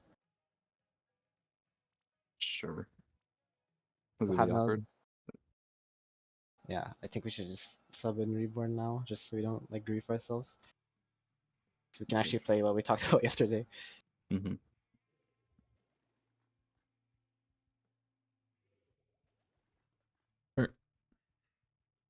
I'll play left. Go right, go right. Saf's Are you going right. sure? Is it? Do you not remember? Well, we're not playing with a splash. It's It's fine. So yeah, Nice. there's 2 our right. goal at the One opening nice here was to get One's here on Blaster's left. mid the zone. carbon Blaster's onto the left Two side pushing left. or behind left side, Yeah, one's on left. Yeah. 2 left which there. actually crabbing. worked out there, which is kind of sick. I can try to hit the crab. Crab's low. That one. I broke it. Nice. One more dropped. Yeah, Machine. last one, last drop. Actually, we'll get that clean. They jumped out. Nice. Just paint Yeah, around. they jumped. Nice. One Ah, more. well, It's funny. Blaster. Blaster dead. Nice. One rail. I'll try to paint. I don't really I'm have a close to lot. wave. That's fine. Okay, I'm waving. That's splash. Oh, Nice. nice, nice. Nice. I'm watching left. If they come out right, I can wave it. Yeah, Blaster's pushing. I'm waving right side. Nice. I could try to fight it. Oh shit. I got me. One I'm rail. dead to wave. They Yeah, I bladed didn't me. see it. No. Two pushing they out, I'm right? burned me. jumping. Yeah, it's tough. Yeah, machine's on left marked. We weren't able to find a pick. Under a ledge. Yeah, Blaster's gonna be on right. I'm gonna be honest. I expected Oh, them two to bottom go right. And crab Blaster left. someone to play Machine's bottom. I hit to it. play a splash here, but this comp kind of goes hard. Not gonna They're lie. just camping right side. Yeah, I'm trying to send myself, but So I've created some space Machine on the there, left, which is nice, but now Oh my god. My yeah, bad. we were popping specials at the same time. Okay, I have wave. I'm waving right side. Yeah, one's Flip. here on left. got one. Got 2. One's in mid. Yeah, 2 in zone. Camping me Yeah, right side. one's bottom right, one's in zone. They're playing RP. Slash jump? jump. One jumped. Just Blaster right now. No. There's a really long respawn. Try to take control of left side if you can. Yeah, I'm playing left. One drop, 2 dropped to Yeah, freeze. I'm moving left. He's just watching me. Got Junior. Machine dropped me left. Nice. Left ledge. In the corner. Machine Oh dead. shit. Nice. Blaster Crab on- low. in freezer. I broke crab. I have to back up. Machine- Nice. And or right straight. left. Splash. Yeah, we just Yeah, gotta I keep can't hit that moving and straight. clean this up. Oh, it's She's unfortunate. pushing me. Dead. Alright, nice. Last 2 left side. I'm dropped. Machine freezer. drop right. Got one. Nice. They're gonna Blaster come out on pushing. left. I wave. I'm waving. Yeah, I was gonna say Saf can drop. Got Blaster. down, nice. Oh my god. Junior low. Junior low. Junior on left. There's a That's jump in it. freezer. Nice. Okay. Yeah, that start was better. So I think we can just do that unless they have it later. Okay. Who wants to sub? You can sub me. We can like probably switch X-ray and South for like most of them. Or if you 4 want to play on something that works too. But can you tell them not to just do all zones and then all whatever? Tell them to just like switch it up. They don't need to go in order. But just in case like we run out of time, I want to have like a even spread of stuff that we play.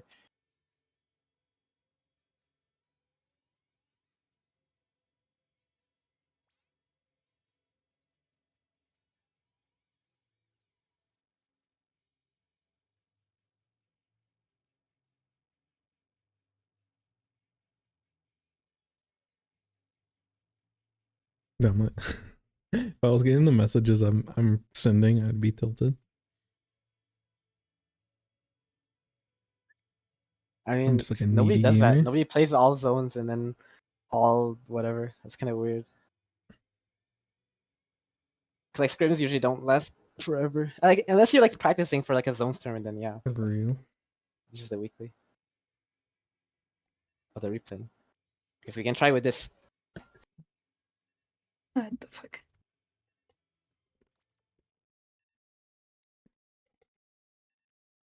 So we'll send like flash, or when you can go left stack. Sappho, we just did the same play, and then Bab, you can just hit like you can play on towards right street at the start. But I'm gonna move towards left stack. So just if you guys can't clear it, just like tell me so I know to back up. But otherwise, I'm just holding forward until I can get on stack. Okie dokie.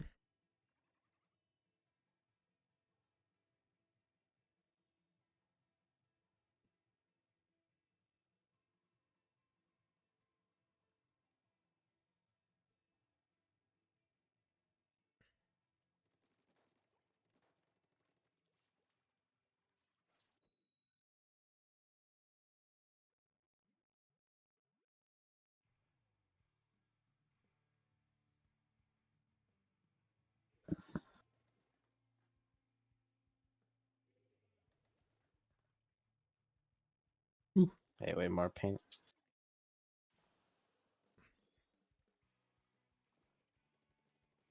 Yeah, I don't think they're pushing left earlier. Or there's one I here. messed up the timing. Nice. My I went machine. down. One more Careful. zone.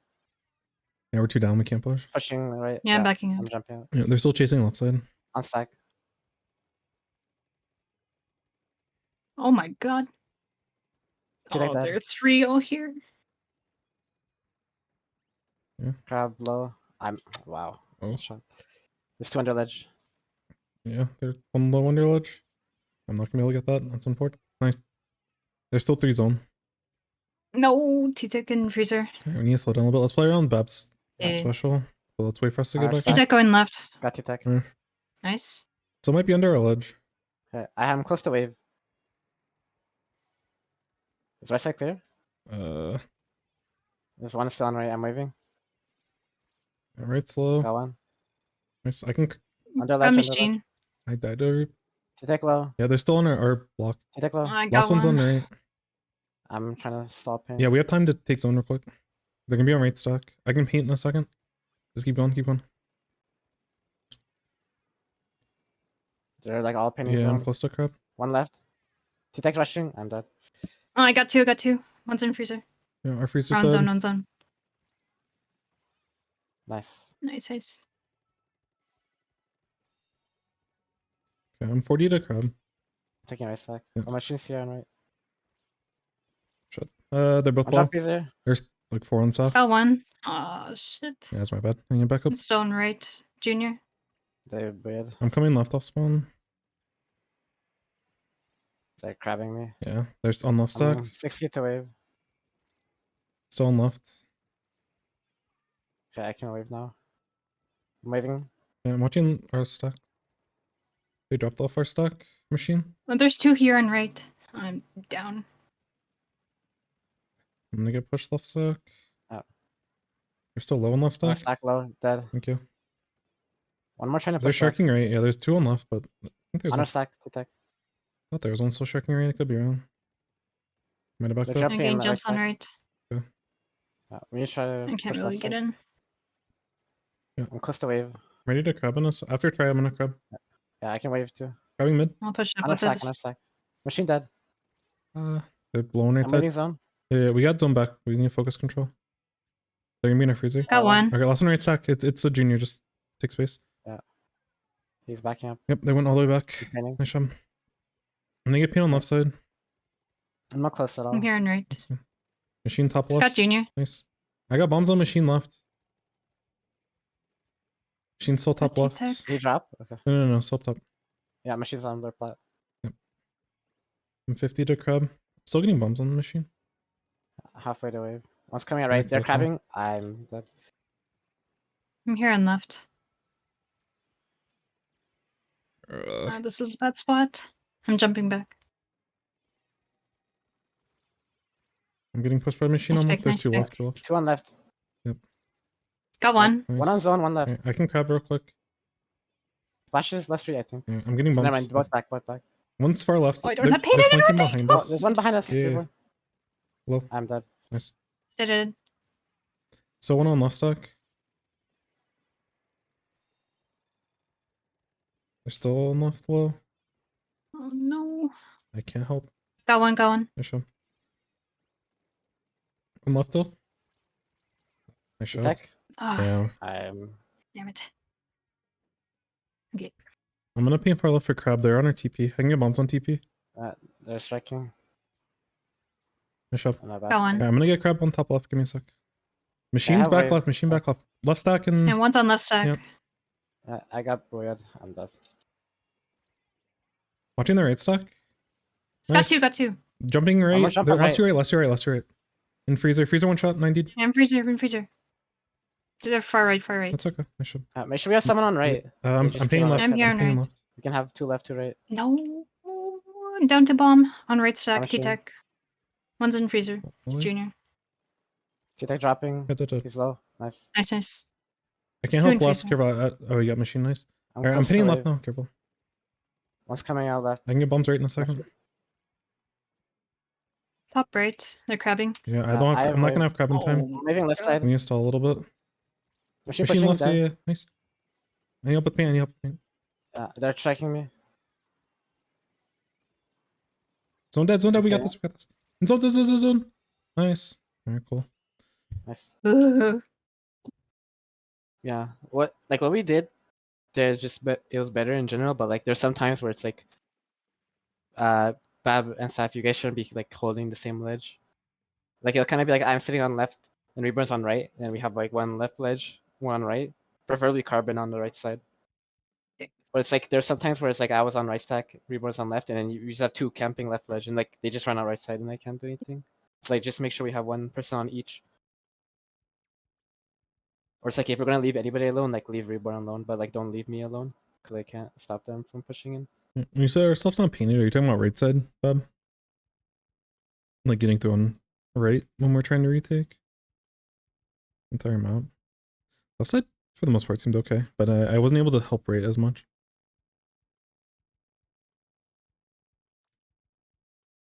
Our entire spot.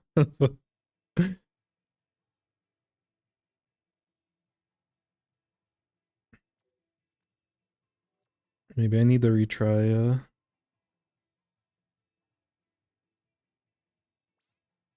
some of this. Maybe if we're going like single splash, you play like more efficiency and mobility build instead Yeah. of burst bombs. Yeah, there's like it's just like base pop, but it's a byproduct of like lack of comms. Whenever you're like poking the machine, in that moment, like everyone else is just focusing right. So it's like in those spots where if you catch yourself, you could just try to paint more Yeah, instead. yeah, that's a good point. Like what were you running on that map?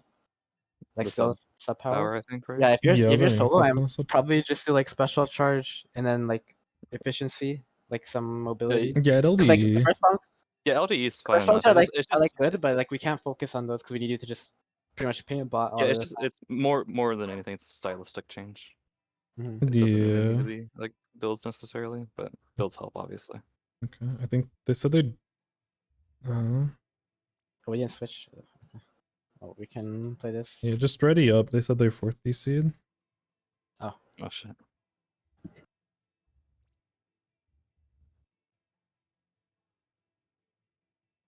I'm not sure if they meant the game or the scrim, but probably the game.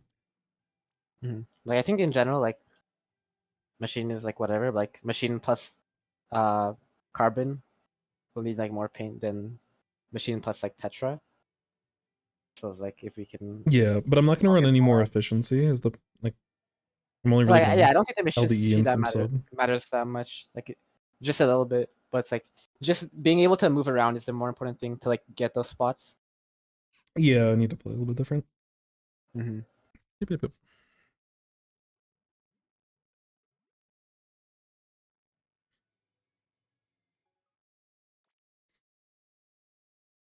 Yeah, those are also situations where like knowing when we're like what we're looking for in spots is But I do agree. There's at a certain point you start switching to paint mode. Because I got 2 bombs initially on the machine, and then they like backed up, and at that point I can just go back to painting. Yeah, that whole sequence, like Staff and Bab were locked on pressing right side, which wasn't bad, but it's just like not everyone knows that's happening. So Yeah. And just backing them off with those bombs is like enough value, basically. pretty much. I don't think this has a password, so be easy win. Sub me for one more, by the way. I'm gonna grab something. Sub, yeah, okay. Or maybe they're remaking with a password. Passwords all 5s now. Why is it not letting me? Oh, All 5s, yeah. They realized that they didn't put a password. It's always whenever you remake lobbies, I always forget to put a password.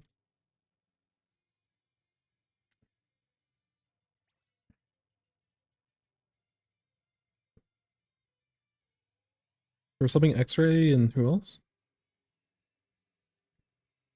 what do you mean? And who? Like X-Ray for the next game, and then who else after? Just so I can like let them know. Oh, Do we want to wait to see map modes or? yeah, we can do that. Did they pick zones again? I just realized. Well, they picked Rainmaker before the DC. Oh, that was after.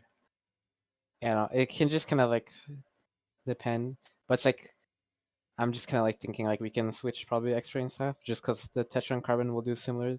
They won't kind of like break our comp as much Yeah. unless somebody else wants to stop, obviously.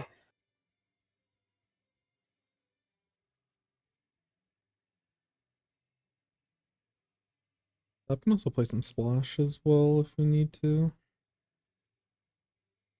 Have me sub out.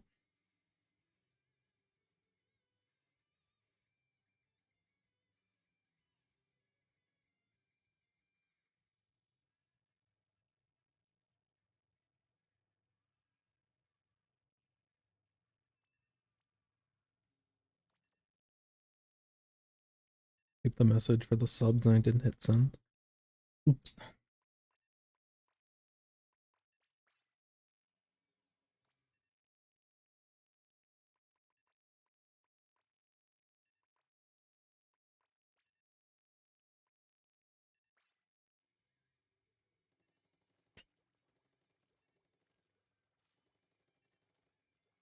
Was a probably not go for pop, but I guess it can depend on their They- comp, but probably not. I feel like C Junior plus V Splash, we can probably go for it. Did you want to paint left at the painting, son? I forgot what you do with Neo, my bad. Yeah. You're going well, left? actually, I can go right. I'm fine So I either can just way. get- I I'll, just get, I'll get strikes across. Where do you want to be? It's more important because I can throw strikes from far away. I mean, I can do Does it matter? either. I think crab far left is a little bit more consistent, but I can also crab from I'll pin snipe right if we side. need to. I'll pin right side and then I'll strike across like behind the mid plat, and you guys just go off that. Okay, yeah, that'll be good. I can time it with my crab. And you can, yeah, you can crab if you need it, or you can like move forward. Yeah, and just then crab. push. Yarp, yarp, yarp. Whoa, dude, is that the real Burb Zerb? Yeah, I'll try my strikes and In I'll the start flesh. pushing with you guys. So we have 3 people pushing.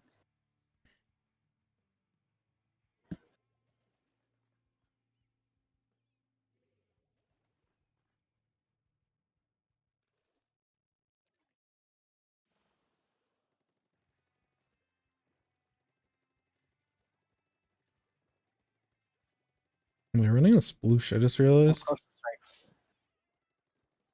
Yeah. Striking now. One's too far left, too far left. I got one. Another one. Who's Our under block, our our ledge? block. Ledge is dead.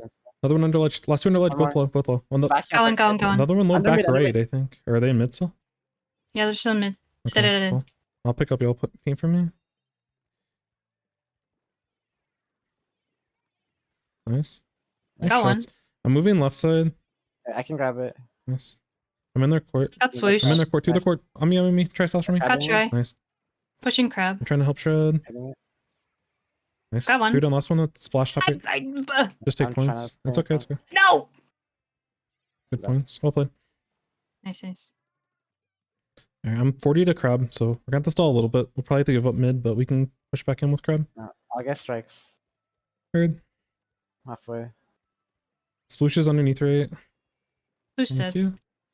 What the leg? Got 2. Nice. Another one on their block. I'm trying to take top mid right now. Okay, I'm halfway to strike slow. I'm on the I'm ramp. helping with pop. Careful. I can get in. in a There's few two seconds. here. They're getting jumps. Okay, I'm They have striking now juice. for you. Yeah. They're crabbing. Yeah, too far Okay. right. Once I another in traded- mid. Push. They're Try hammering. on the ramp. 1 HP. Da-da-da. Nice. They're block backed up. We can just sit. Crabbing block. Swimming in. Try strike one shot. Nice. They have crab on snipe. I'm trying to shred. There's another one dropping Gone, left. gone. Last one's gonna I can drop grab it, left. I'm not- Trying to get behind them. Careful left. Got one. Another one on you. Shit. I'm pushing. On right. Splash. Yeah. Give me a sec. They're going left. Going left. Alright, I I'm grabbed. pushing crab. I can't shred. They're full. Just running at me. Got one. Oh my god, traded. Yeah, just back This up a squish is little. fucking Let laggy. me bait. Just back up a little bit. They're dropping. Yeah, you're good. Nice. Another one on left with me. Another snipe still. Yep, They're yep, yep. backing up.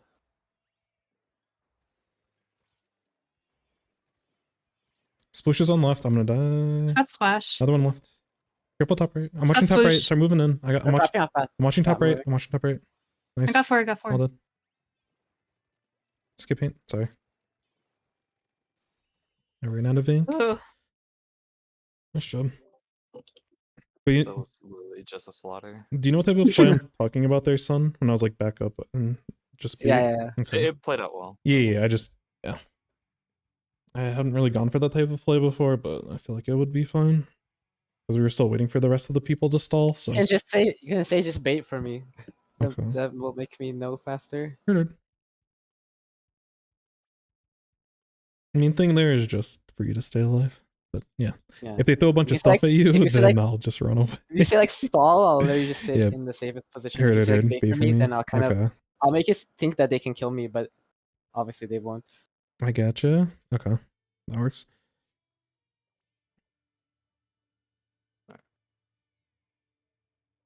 But you can also say like I'm baiting you or something. I Like can what I will play say. next.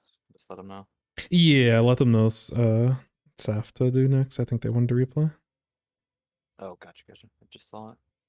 Yeah, Everything we'll is get saying, you like, next. You can also I'm baiting for you if you're going for like a play.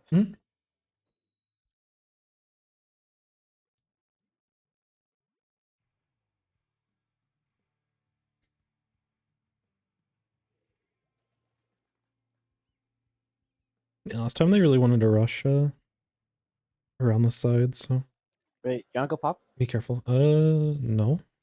No? Okay.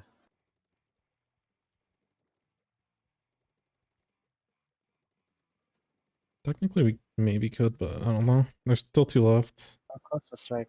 Yeah, they got crab up Yeah, before I did. Strike- Careful. Oh yeah, the crowd. I'm Yeah. trying to strike it. Oh, She's they under double lead. crabbed. Alright, I got crab out on left. Okay, got one. Nice. One's pushing under our Got block. splash. Nice. Last two on right. Oh. I'm just grabbing. Yep. No, two on ramp. Got one. On pillow. One's back Yeah, again. on pillow. Splash. pillow. They backed up. Yep. On check. On snipe. Yeah. They're dropping on me. Snipe really low. Thank you. Dead. Machines behind snipe. One drop mid. T-tuck. Yeah. One shot. Got one. Oh Nice. shit. I'm trying to hold. He take I'm on close to left. strike. Try striking. Yeah, just wait out the trash strikes. They're crabbing. Oh, one's pushing me pillow. Careful. I'm just holding paint on left side. We don't want to wipe here. Just chill. So we just need to regroup. They're all pushing right. Might be one on left, but there's three right. They got crab on snipe. Got one. We're chilling. Got T-Tech. Alright, I'm crabbing now. One's far right, another One's one. on ramp. Yeah, they drop mid crab. Oh. I thought they're I'm crab. trying to Yeah, fight they're far left. around me. Yeah, they're jumping in left. One HP. Nice. Another one jump. Nice, Same place. good Same jump. place right now. Drop Oh, that. Dead. nice. We need to get paint. Crabbed. Couldn't do Ah, that, my I'm in a bad. bad spot. Crabs on ramp. Yeah, I'm just striking. chill. Just careful about pop. I don't want to lose to pop. Yeah, one's underneath our light One's pad. rushing. Flash low. Far right. Yeah, they're backed I up shouldn't have on pushed it. ramp. They're gonna be pushing right side. They have numbers. Be careful. They're trying to get pop. They're crabbing. I'm hitting it. Got crab. One more on me. No. Another. Just try to He takes on me. I'm dead. Yeah, just you. Yeah, they're grabbing. It's just two right now. They're off taking crab great. already. Great.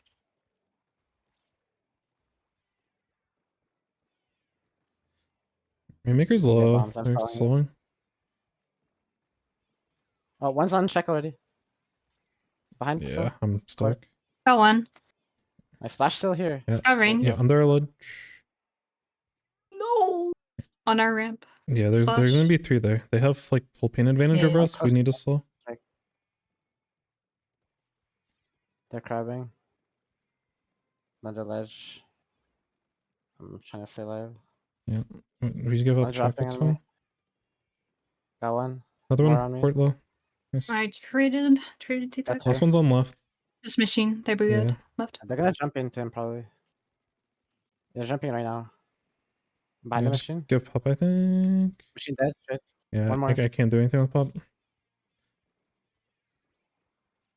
Probably in left. Dropping right. Got one. Nice. Another one on south. Got crab. Nice. 3 down, last one machine. Nice. Got 4. Okay. Oh my gosh. You can take a left if you want, son. I'm just going right side. Okay. T-Tech on left. Trade. T-Tech weak. In their bats. Got Nice. one. Top right and pushing up right now. On you, on your maker. Yeah, push your jump maker. right. I can't get away. Oh, what the fuck? I should have I died. did a crab. Just swim in. Got one. Try to get pain mid. Just- Just get off the rainmaker if you can. Yeah. I can help you. I can start getting some pain on Okay. right side, but they have paint number. Yeah, they have mid control. Yep. I'm close to strike though. Got one. Nice. They're still under ledge. Yeah, they're probably gonna Yeah, push from striking both mid now. sides. Yeah, weak right. T-Tech's pushing right side. I Nice. traded T-Tech. There's 2 more on ramp. The crowd. Yeah, minute left. We do have lead. Just FYI. They have another crab. Careful. Yeah. They double crab. Try and help shred. Never mind. 2 pushing left. I'm checking here on I right. might die. Just painting. Splash Got is in splash. There's 2 on our ramp. There's 2 Just there, stall. 2 Just stall. Oh yeah, yeah. 2 are watching me on left. All right. Got one. Machine's right. There's 2 pushing me. Mhm. I'm just stalling. They're chasing me. I'm striking mid. Dropped right. What the? Oh my goodness. T-Tech On our on block. left. Waiting push on our Yeah, block. I'm behind them still. Behind 2. Oh, they're just running. Yeah, I got picked. Got them. Yeah, that whole most of the game we probably like I shouldn't be dying, but we need to like focus on pain a little bit more Yeah, Mhm, everyone yeah. just kind of did their because we were I couldn't. we were I don't losing know like pain how for like the to. entire game. It felt really that uncomfortable. last minute and a half was just scrap after Yeah. scrap and like playing ring around the rosy. Yeah. There's like no control on ramp at any point. Yeah. I don't. I'm like. I don't know if I'm just not painting some stuff. Like off the start, it's like so hard to get the strike off of right side. I'm always like kind of close, but I'm never like actually there. I think openings whatever, but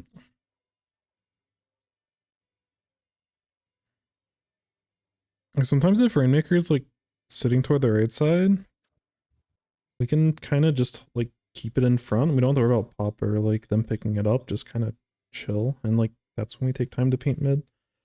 Especially when we already have a lead. Like we don't have to like be sitting underneath like their ledges and stuff. Like we can play it a little bit slower until we have specials ready to push. Then we can look to posture a little bit more aggressive. But Mm-hmm. Oh, it's me.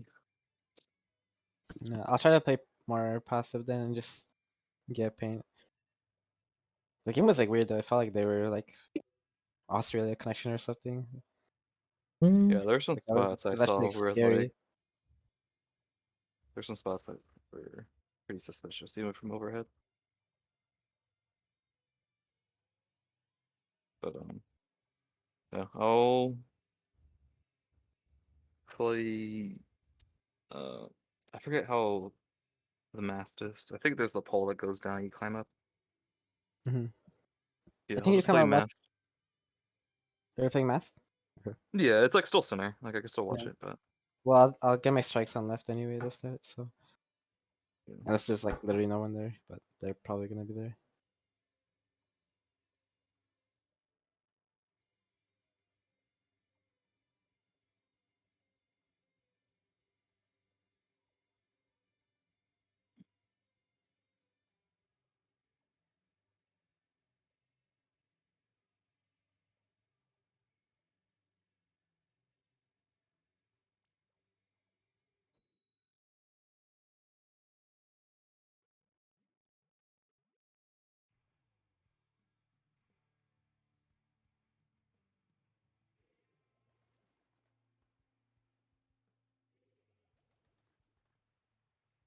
bucket. Gotta be careful with 52, especially they go top mid. So if we just block like indirects and stuff on it, should be good. Mhm. One's coming out I'm far close left. to strike. No one's on mast yet. One's on Yeah, the striking bottom left mid. now. I think they're Yeah, climbing. careful bottom mid. Nice. They popped right bigger up top. Yeah, I'm watching wave break. That's far left, I think, right? Yeah, there's still one on bunk. They're backed up. Oh, that's just clear. Yeah, there's two on their street. Yeah, They're they got backed crab on their cut. Careful. I'm moving left side. fast. Bunker. Yeah, I'm just waiting for I'm something. taking their block. Are we close to strikes? We could probably strike the street soon. I'm close. I'm close. Yeah. Can I strike you now? I'm watching I'm over bunk. there. I'm bombing bunk. They're dropping on me. Yep, and Red. mid. Another mid. You done. Yeah, I'm I in have the a claim. street. One's in Yeah, let's go. Let's go. I'm painting 3-2. left side. Lost too far right. I'm close to the ball. It wasn't bunker. I'm just painting their elbow. One type in Yeah, elbow. I'm They at dropped on me. They goal. dropped on me. Dropping. Come on. Yeah. Another one hit far it. right. Far right. Far right. Try slash. Fuck it. Trying to Grab hit the it. ball. They fell. Yeah, I'm striking in a second. Nice. They're coming out left. One dropping on me. I'm dead. They crab. I'm out of paint. This is unfortunate. Nice shot. Yeah, we just stay alive in mid. Just swimming it. I'll Oh, get strikes. no, on no, that no, side. no. I got one. Nice. I'm Nice. coming back to bunk. Yeah, Try's gonna be coming out right side. Careful, Yeah, careful. I can't contest. Tries on bunk. Yeah. Yeah, I have I'm crab. bunker. I can crab in like 2 seconds. Crab now. Alright. I'm crabbing behind their bunk. Yeah, I'm gonna try to come off right side actually. Try slash one shot. Nice. Another one back there. I'm trying to get Two back shots. Coming out far left. Nice. 2 down. I can look to score in a second. I have strike. I have strike. Dead. They're dropping behind me. I'm throwing ball head. They're on me. I can- Straight. I'm passing you, Reburn. Okay. Or someone. Yeah, I'm yeah. checking There's a ahead. try slash. Yeah, Nice. I'll keep fire. I'll keep fire. I'll get no I'll get plan. claims. I'll get claims. Junior dead. Up One top. more. Ah, I got picked. Shallow. Yeah, stay I'm left. gonna Just pre-fire. He Stop dropped at me. Let's Nice. go. Surviving. You're by yourself. Yeah. I jumped to the wrong person. What the fuck? Okay. Monka. Jumps are crazy. Just Yeah, I'm just getting class. Careful, let I'm me not push close minus, Bob. yeah, I'm gonna be playing. I'm gonna be playing our bunk. I'm not gonna be. Oh, really they're active. Two under plat. yeah, they're both really low on their health plot. They have Alright. numbers though. I'm backing up. All They four, don't have all four mid, all four They're mid. gonna be coming mass. They're Yeah, gonna be coming mass. there's- Are they pushing cut? Not cut. no. One. Now is, cut, one now is. Yeah, I have strike in a second. I got picked. There's just burning stuff early though. Just I'm wait it striking out. now. Yeah, we need to slow down so we don't die to try slash. They're dropping on me. I can't help with Two. that. Yeah, I'll drop on bucket. They're just running. They're out of me. Gal's One on more me. drop. They're like in their spawn. Alright. Gal's I've- still behind. Where? Okay, gotcha. I'm watching toward mid. Nice. Last one backed up. We need pain mid. I don't know if they got it. They're jumping, jumping no, mid. I'm just playing bunk. Just careful. It's just you. Coming to help you. Just pan around. Yep. Just back up. I'm halfway to Still strike. getting paint. One on Yeah, left. two on their Gal. plat. They don't have bunker right now. I'm gonna take it. Yeah, I'm just. I got screaming. bumps far left. I'm splitting one of them. The crowd. Yeah, crab. I'm moving their cut, moving their cut. Got to. Last one crab, last one Okay, crab. We're let's good, just we're crab. good. Yeah. Let's Just go for go it. street. Go street. I'm going. I we can make. don't- Just pass me behind. I'm throwing in front. Ah, okay. It's still up. Okay, I strike. No, I got stuck in the paint. Yeah, we have to die for it. It's okay. Yeah, there's 2 of them far. Yeah, one's still on our back that left one? flat. There's still another one on, under Galva. basket. Yeah, on your jump. Gal moment. Unlucky. Yeah, we'll just try to hold from bug for a little bit. I'm coming. Yep. They're already painting out right mid. Yeah, we're pushing our street. Try. Yeah. Fuck it. They're back. Try up. one shot. That Nice, Yeah. nice. I was coming out left. Yeah, they're There's just two all bottom mid. bottom. They're not playing top at I'm all. left to bottom Just all- mid. yeah, They're I'm getting crabbing. bombs on mid. I'm crabbing mid, crab mid. They're behind mast. I can't really see them. Trying to bomb the crowd. I'm just keeping Close to pan up. I strike. can't really go in Try yet. slash. There's 2 bunk. Careful. One drop. I'm watching underneath. I can strike. I'm in the wall. Okay, I'm striking left Got side one. now. Alright. There one's crossing right. It's Junior. Nice. He That should one? be dead. Another one on ball. Junior top mid. Nice, Nice. hey, Try, Brad. try. Where? Top. They're bunk. Oh, I see. They're still up there. Yep. I can hit it. That's it. Nice. I could pass you. I don't have I any. passed some left. Cut. I Drop died. on me. Oh, that. Splash on me behind. I'm Low. just jumping. I'm gonna play Yeah, crab good on our elbow. Gotcha. They only have 4 claims. Yeah. We need to have a find power, just though. find try slash. We don't want to get snowballed on. One died early. One's on our street. 52. Cool. Left. Come here, left. Bucker. Crab ready. You can go. Crab right now. Done. I'm watching Mark. Bottom. I don't know where the other one's at. Oh, top bunk. Yeah, one's They're top left, backing one's up. They in mid. backed up. They're all in mid. Yeah, let's keep fire. I just Keep bomb our bombs. cut. Yeah, someone Yeah, watch yeah. cut, but our Bunker's matching, fine. Far right, street. Nice. I didn't. Last one right on me. I'm watching. I'm watching bombs. crab, shredding crab. Low. Nice. Another one there. Nice. Jump in, same place. I hit Y, brother. Where's he going? Last one's on our cut. I'm trying to get there, but they don't have climb, so we're chilling. Bro's padding his stats. Where is he going? Classic burb, dude. Herb Zerb. Kind of based, but yeah, at the end. Yeah. Bro's feeding. Alright, they said that's their last one, so that might be Works the out. the ending of all endings. They didn't know how to play that map, so I just Honestly, no one knows how to play that map. I'm not gonna lie, my mechanics were kind of squeaky that game. I don't know why, but I was like, most Yeah, of my but if 1v1s we have felt like good. top mid, like we could like set up strikes on their street and like I could just go in. The lineup was like kind of scuffed because we need to practice it more, but like that's like the general idea. Or I'm of how we getting get stuff briefed set by up. the burst bomb that's pushing me back slightly, so I hit the wall. Yeah, dude. It's actually like so dumb. Like the tri-strike hitbox is like, it will anything it remotely gets close to, it just blocks it. Mhm. It's just like, oh my god, like why? Splat zones in ranked. I don't think anybody's looking, right? Probably not. I think we probably disassemble at this point. Dismiss. Oh yeah, dismiss is the more proper word in this case. I'm gonna go disassemble myself. See you later. Oh, wait, X is zone. Decomposing. What?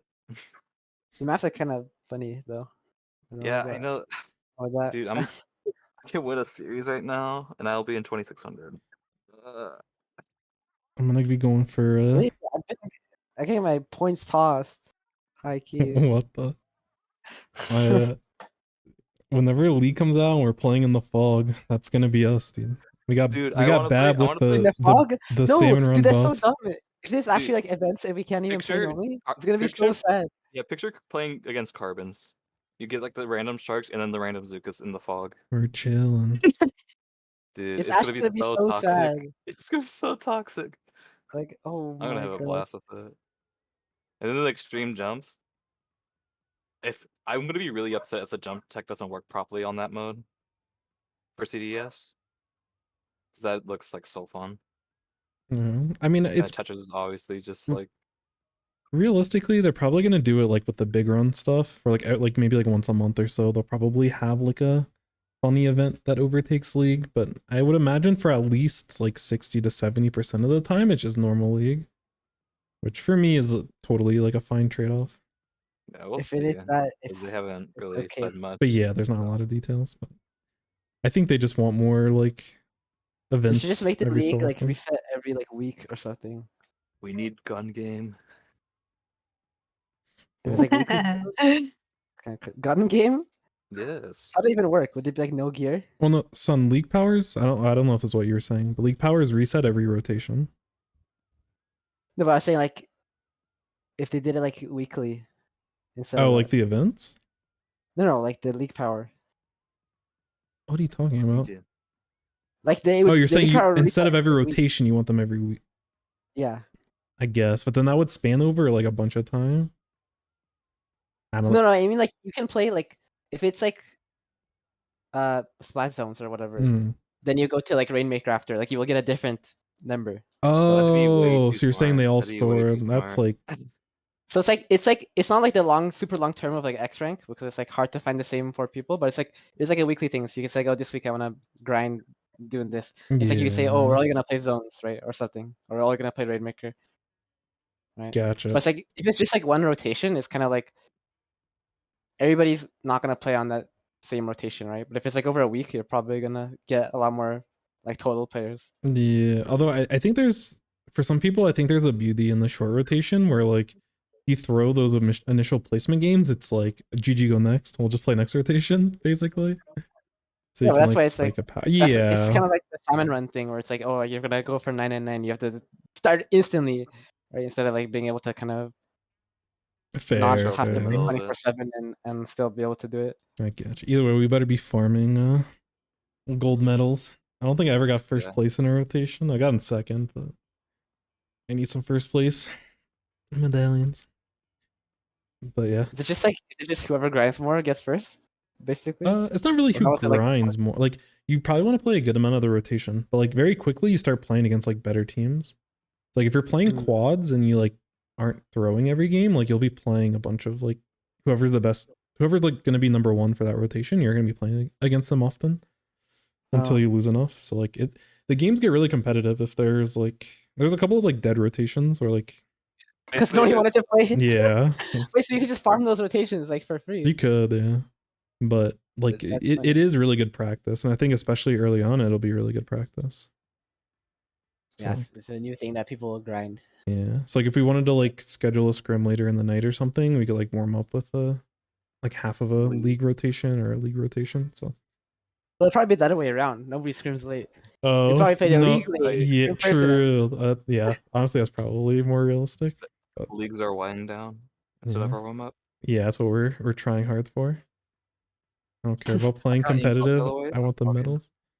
Yeah, I what? got a sniper rider, bro. This is X rank. I wish I could get snipers in my games. Those are free wins. Can't even lie. Yeah, Because they're always on the other team. especially when like you got that Sun player using Sniper Raider. Here they beat Cherry Limeade with Sniper Raider. For real. I actually farmed them. I That got was like, that what, was 20, day one, 20 dude. That was 22 and crazy. 3, and they went like 0. Like, oh. Yeah. We're gonna Farming lose. with And I have a Brella who's like just sharking in the tiniest. Wait, you have Brella and Sniper? What Yeah. the heck? And Hydra. crying. What? No. How is that possible? Anyways, I'm gonna dip out for a little bit, and by a little bit I mean for the night. But Are you bottom streaming? Or are you just yeah, staying up? yeah, I'm doing like other VOD stuff, not specifically ours. Well, I mean, like, yeah, the stream thing. Yeah. Good luck with that. Though. Thank you. But yeah, I'll be on a little bit before SOS, just so like I'm actually warmed up, so we can get past our first round bracket curse, you know. Yeah. Okay. I'll see you guys later then. GG's. Later, gamer. Bye. Nice. Okay, that was a little scrimmy. Have you ever reviewed the replay? I don't think I've reviewed it like yet. I'm trying to see where I am on the list, because sometimes I skip people a little bit if they haven't had a first review and they're like here, which is what I did at the beginning of the stream. But yours is upcoming in a little bit. I don't know if anyone that I haven't reviewed, I don't know if any of them are like technically here right now. So we could probably skip a little bit. I don't want to skip too much though. I might just go down the line. It might be easier just to go down the line, but we're getting into a rhythm. Honestly, we might not be able to make it to it tonight. It might be tomorrow, like after SOS. But if it isn't today, it'll be like one of the first ones, like either 1 or 2 tomorrow. So appreciate your patience. My schedule's been a little bit all over the place. IRL is sometimes. But GG's, that scrim was fun. And unfortunately we had like a scrim before, but one of them like DC'd, I think, and then just never responded back, so.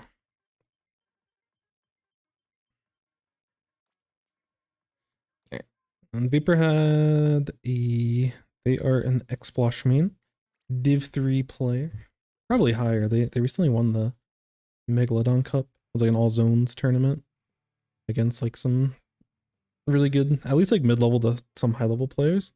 They did really well. But I know they've been picking up some different stuff, and this game is some ballpoint. So the more I look at the screen, the wilder it gets. All right, let me get the overlay back on real quick. That's not the right overlay. What about this one? Yeah. All right, so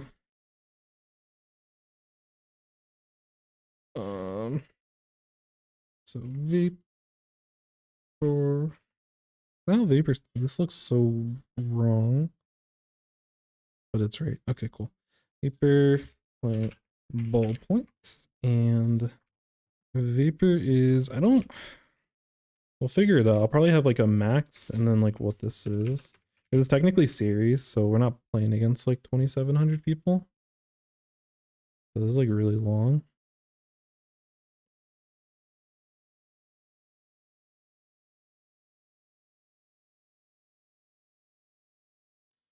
What if we separated this? I think I got it. Hold on. Let me go double. I think I can just hit enter. I do like max. That's a series.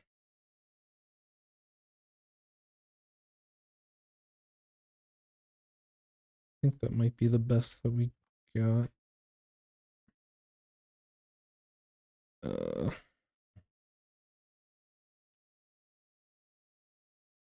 don't know if I can go thicker with the outline. I have to like, can I do 30?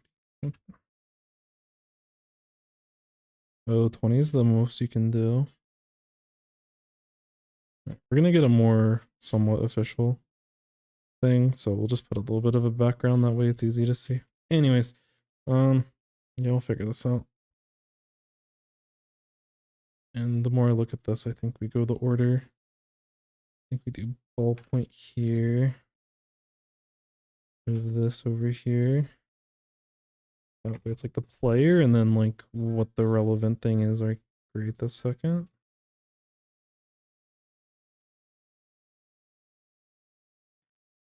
And that looks like it's not perfect, but it is what it is. Hey, what's up, Gray? Hello, hello, hello. Tetra, Barilla, Hydra, Pencil. Wiper, Davil, Leader Heavy. Wait, is that your game? That's yucky. Tell Nintendo not to put you in those types of games. That sounds vile. This feels targeted.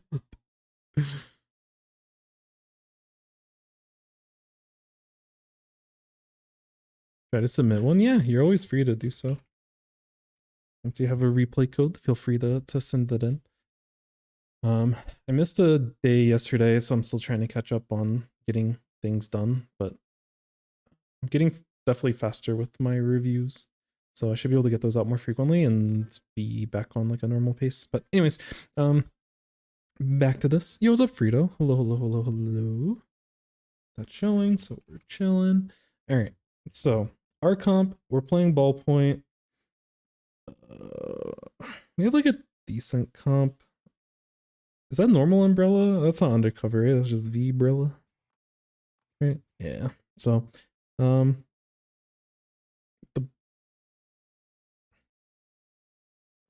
honestly, the umbrella can stall for a team pretty effectively. The only potential issue is that they have a good amount of paint, but like their comp, the enemy team comp is kind of all over the place. And we have a lot more, like between the Octobrush and the machine, and especially with all of our specials, Zipcaster and Zipcaster, Booyah Bomb, Inkjet, like we have a lot of aggression to where we can like flood what they're trying to do. But like on paper, the enemy team technically should have a little bit more paint. I think. Actually, it's close. Honestly, we might actually have more paint. But they can definitely vomit out a lot of paint, and they can play really well around missiles. I think that's the one thing around with the enemy comp is that we just don't want to. If our team plays too lazy, which as a ballpoint, that's not really what we're going to be. I don't think it's going to apply as much because ballpoint's more backline. But if our teammates kind of walk into these longer ranged weapons or aren't paying attention and get outplayed by like the sploosh, there's a chance we can be in trouble. So there is a little bit of a surprise factor, and I don't really say big play potential, but there's a way that we could potentially throw against their comp, where they actually get value out of the tacticaler, but I don't really see that being the thing here. So I think as long as we can play relatively controlled, make sure that we find this sploosh so that they don't get to us on the backline. Because on this map, like there's definitely a lot of like potential like flank angles, and if they just keep pushing the flanks, like over time they'll eventually get in. So if I think Vapor is pretty good just because I like know them and have watched gameplay and everything. Like they're pretty good when it comes to overall awareness. So I think we're chilling. In terms of their notes, they mentioned what's it called? They were specifically asking about. So it's somewhat of a laggy game. We'll figure out what that means. I want to focus more on what I did right and how I can enhance what I did correct. All right, so we're looking for more optimization. So this might not be the most competitive game, but it's definitely something that we feel like we could play better. So early on, I'm gonna be honest, I don't exactly know how we want to play ballpoint on this map. Like as a ballpoint in general, and just, you know, similar to most backliners, you kind of just want to hold high ground. So early on, you can stay up here. You can jump on top of this block.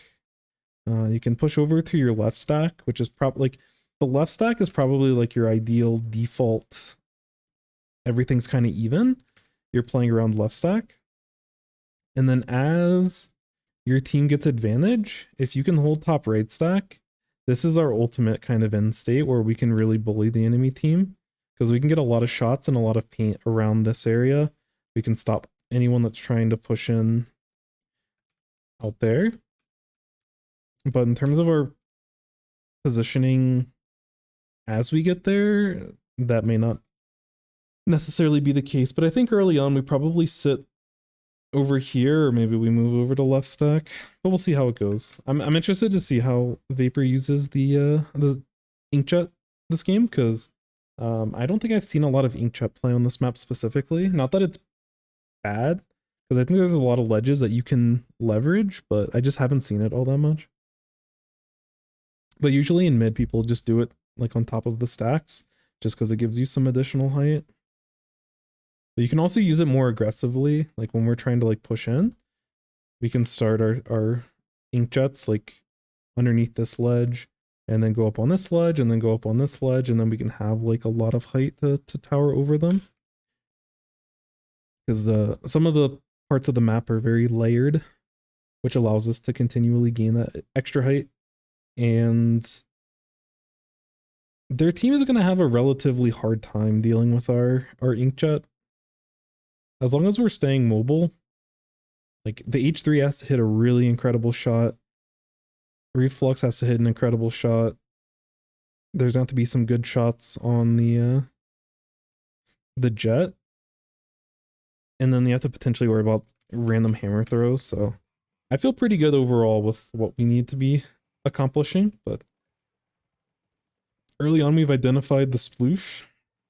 So we're focusing on them. The sploosh's mobility was actually very impressive. And now we're stuck in a little bit of a tough spot, but Vapor's a backliner, so he understands how to position and maneuver around missiles very effectively. I think it's fine. Ooh. The fizzy bombs through this right side is actually really nice, but I don't know if I love our positioning over here.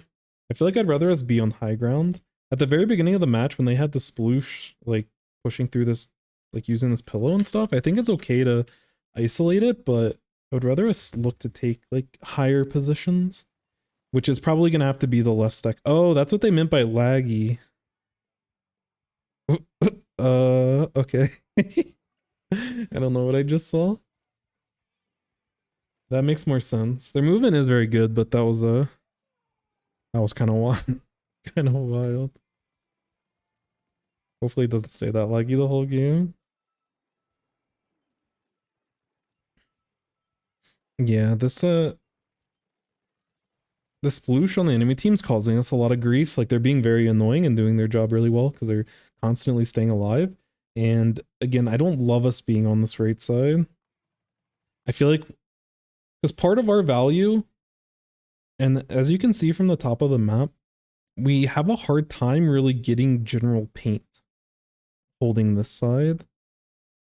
Because we were like positioned like in this area and like we're pushing into the pit a little bit when we have some space.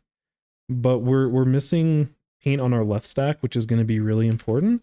and we're missing, you know, mainly it's just like general paint in mid, like they're able to control pretty well.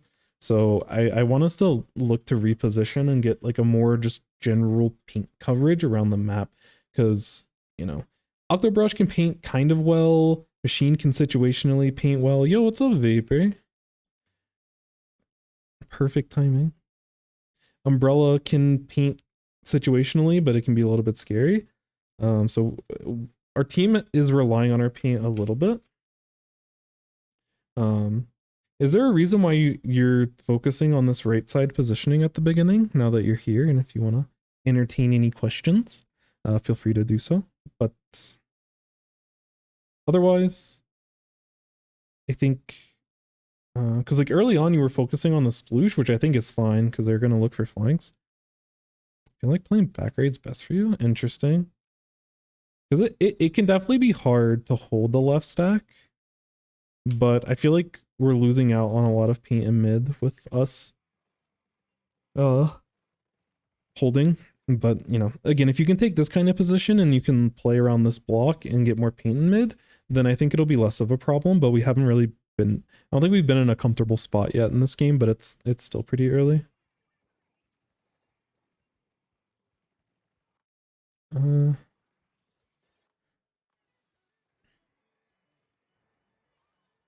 This is super, super, super, super minor, but I think in this position, when your teammate's booyah bombing in this scenario, I feel like, wouldn't it be better to just like fill up this person's ink tank?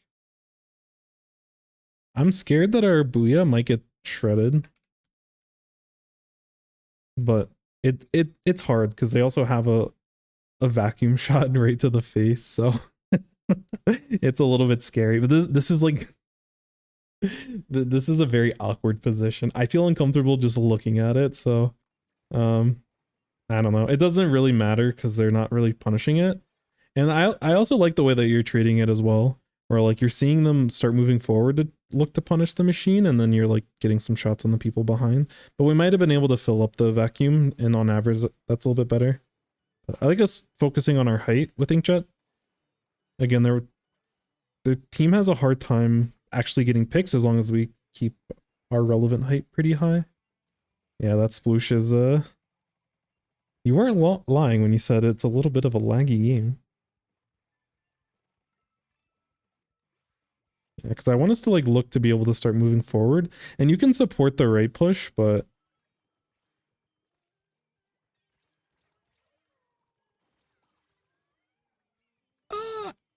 I think that plays hit or miss. Your team's about to lose control anyways, but I don't know if I would necessarily go for that play. The one thing I will say is that their comp is really weird with getting damage on people. So if you're fast, you probably can get away with a lot of those plays more often than a lot of other comps that we're going to be playing against. So against this comp specifically, I'm a little bit more accepting of us just scoring in the power clam there, but I don't know if it's necessary. Like I think the more responsible option in general is just going to be to hold the ball and keep painting in mid because we're losing. But yeah, the more I think about it, I don't hate the ball throw in as much, but I don't know if it's necessarily optimal. If we play paint heavy on defense, gotcha. Yeah, the only potential trade-off there is that you're not able to paint when you're coming into respawn, but you do get a little bit of, there is a little bit of comfort in having that kind of lead so that you can focus a little bit more on the paint. And good discipline waiting for the vacuum shot to go through before you poke out on that person. This position's okay. I still think that we need to do a little bit more like general painting. Like I think even around like this area and stuff. And again, I don't know if it'd be nice if we could get to left stack, but I don't, it feels tough to hold without like our team and everything. But I feel like our team needs our paint a little bit more, which yeah, you're going for that.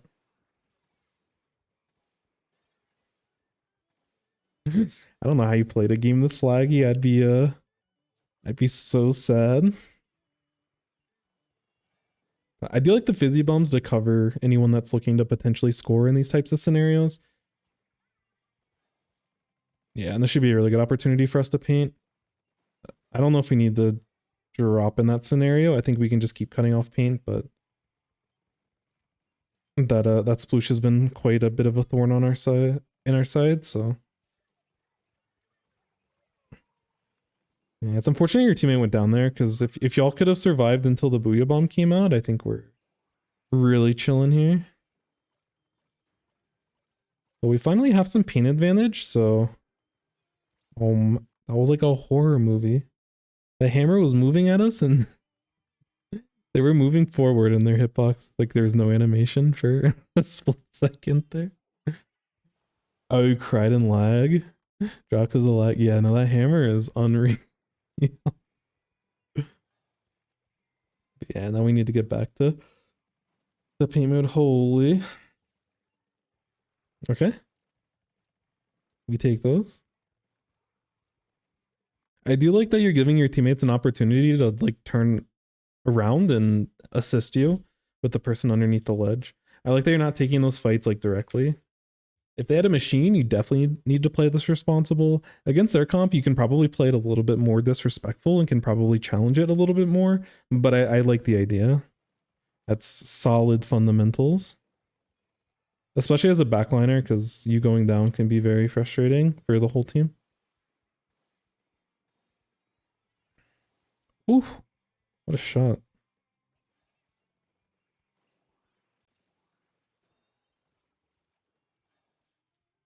Oh, we scored. Oh, I got so confused.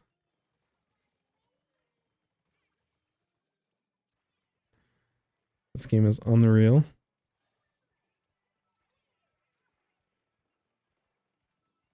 These spots, I'm liking that you're holding like left stack. I just feel like you have a better vantage point and it makes it easier for you to be able to like sniff these things out. So at least like, because like when you're playing left stack and they like go for those types of plays, we're able, like after they get the initial score in certain spots, and I think in certain scenarios we can stop the score altogether, but even if we don't, we can quickly splat the sploosh after they get the score. This connection is wild. This was a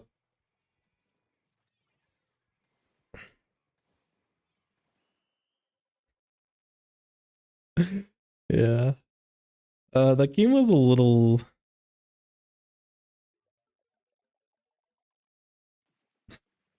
it was the game of all time. Certainly. Feeling comfortable shooting down left. Yeah, it's tough.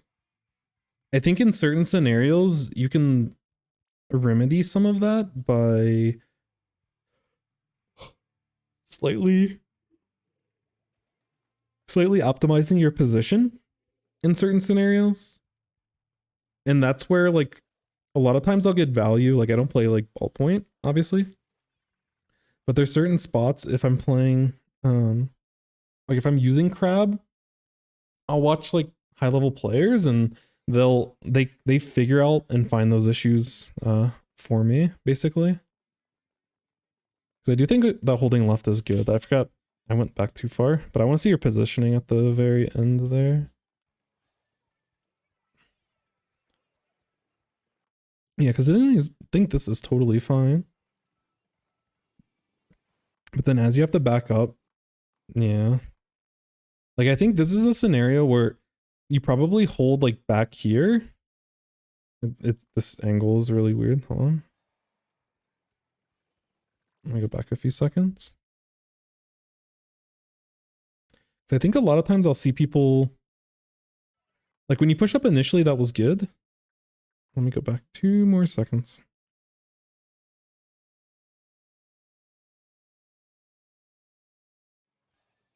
But if you're not confident to push, because like if you can push all the way up here like you did, like I think that's like you have enough space to where you can sit up there, and I think when you can sit on top of the stack, that's good. But if you need to, you can like position and like left peek here and still be able to get some shots. You can also play on the block all the way, like the little free block that's underneath this thing.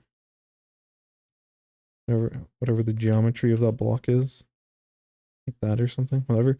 You can potentially sit on that, but yeah, I would definitely experiment on the left stack and like figure out what feels the best on like when you need to paint into certain scenarios. The only shooting away from it, yeah, that's fair. That's fair. But I do think against their comp, I think overall it limits or it lightens the load a little bit from your team. For you to be around left side and having more of a presence on left and middle, because they were able to kind of exploit your team, because the rest of your team doesn't really want to deal with that either, except for maybe like the Octobrush can shark your left stack, but I don't really think they were going for that type of play most of the game. They're going to play a more aggressive play style, but they can just like sit on top of stacks and just get paint underneath. So I don't know.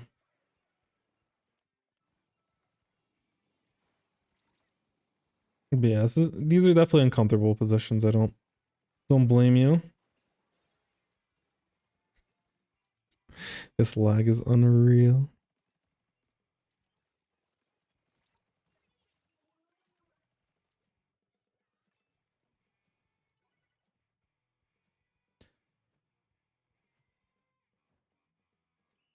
Yeah.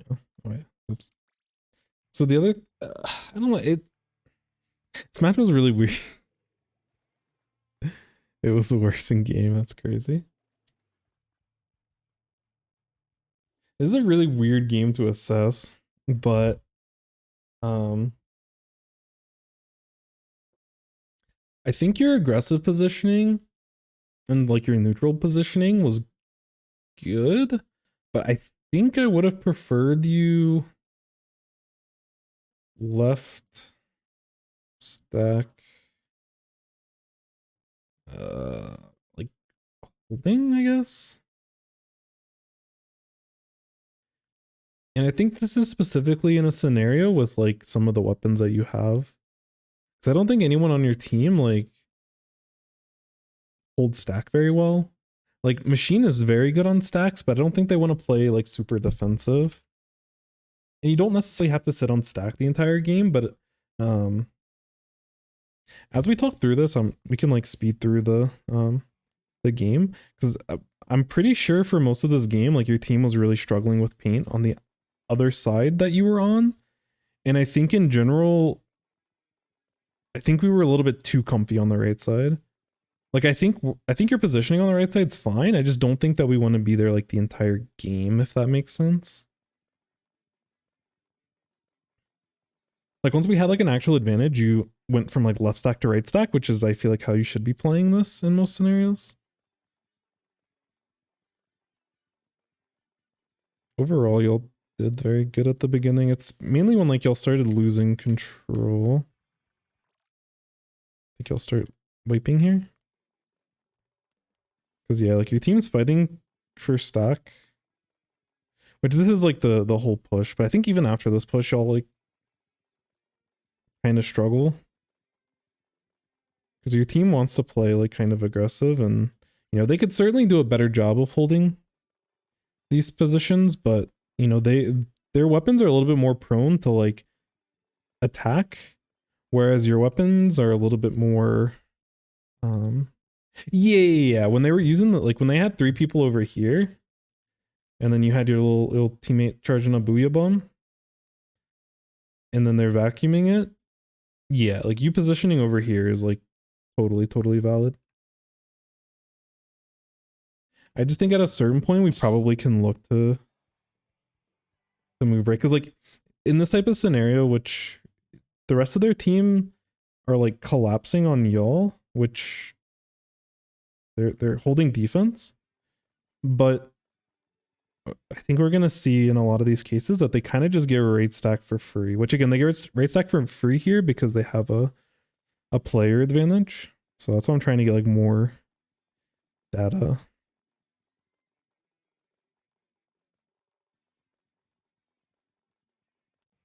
And like in this kind of scenario, I like your positioning here. If you want to position up here, like on this right side, I think it's fine as well. Or if you want to position on this block, but we do at some point need the, I want to have more control in this area of the map. So I think both teams really want to hold this area. And the other thing is I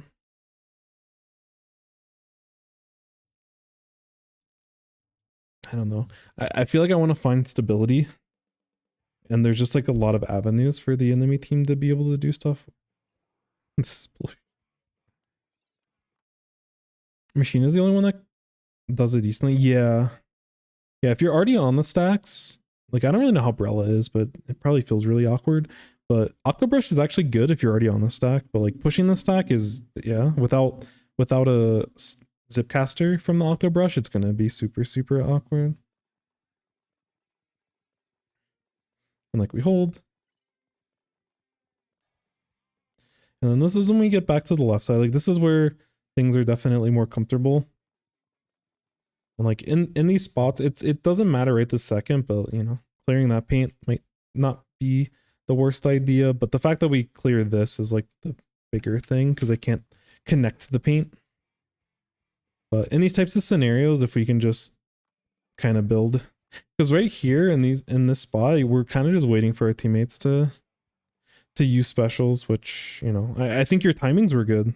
Unfortunately, that was when our team threw Booyah and then our Brella went down. Yeah, the way this plays out, I think it's fine, but I don't know if I love holding rate as often as you are, especially like you said, like your teammates can't push rate quite as much, because there were some ideas that I really, really liked where you're like over here, and you're getting fizzy bombs like across the stack. And like if we can push with those fizzy bombs, it's really nice, but I don't know. I feel like I don't really know how to explain it, but it's just like more general coverage. I felt like for the most of the game, we were focusing this side or we were focusing this side, and our role as a ballpoint is to be a little bit more. We have to do a lot of stuff. Ballpoint's hard because it has so much flexibility, but like we can provide like the more general paint. Like it's kind of that support paint role. I feel like we can do a little bit of the best job on our team. And if we're not constantly kind of moving around, because I don't think there's anything inherently wrong with what you're doing. I think it's fine. But I guess I just want more, because I feel like whatever side, like you're holding left side for a while and then now right's completely neglected. And then if you hold right for a little bit, like I'm sure there's going to be a bunch of paint on left side. And I don't know. Like I just felt like we were always at like a slight paint disadvantage because we were holding one side really like very, very well instead of holding most of the map like solid. Because yeah, this is how like Sploosh is able to get through, which of course Slaggy Sploosh, it looks like they went down actually. Wait, what? Oh, never mind.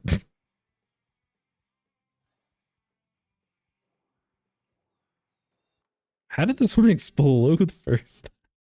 Game is wild. Top plate so far forward, they'll hold more flat ground. That's fair, that's fair. Team can push right, so my mindset was to hold back mid from right to try to pressure out, try to get help from the team. So that they can start moving forward. Yeah, that's fair. I just wonder, and this is where, again, I would like because Ballpoint's so new in the meta and there aren't a ton of like the consistent streamers, they don't really play Ballpoint. There are good streamer Ballpoints, but I wonder if you can like get certain shots. Like let's say you just wanted to clear this area right here, like this is enemy paint and you want to get paint around it. I wonder if it's easy for you to be able to like move into, like if you're holding this right side, let's say that you like move into freezer at just the right distance so you can hit like long range shots across here and like get this painted. I don't know. That might be like too optimized and I don't really know, but I feel like there's certain areas of the map that because you're not moving around as consistently, and some of this is like your team needs to do a better job of this as well. But I feel like there's areas you could like, even if you're moving to one side for like a quick second, just to get paint in those important areas to make your life easier. Because especially when we're playing against like a Sploosh, I'm always a little bit concerned against like their type of comp. But you know, you can't put the whole game onto you.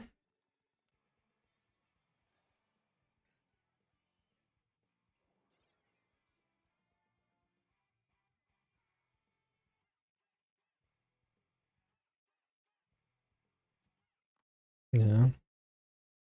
Because like when we don't immediately clear this, there's like a lot of lanes for them to come through, which fortunately they like tried to get a splat on you and weren't prepared to actually take a shot, so we were able to stop them pretty freely, but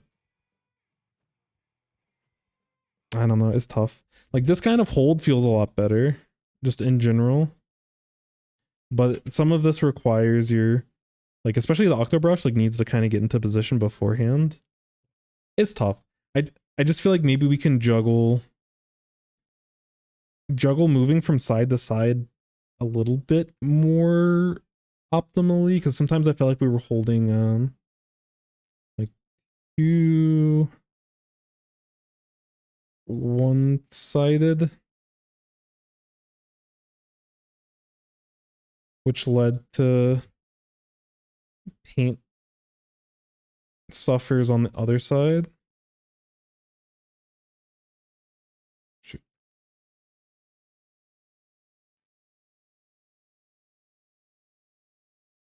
Just because their team is very much like just very gimmicky. And if we neglect one side for too long, they see that as like an opening in order for us to do that.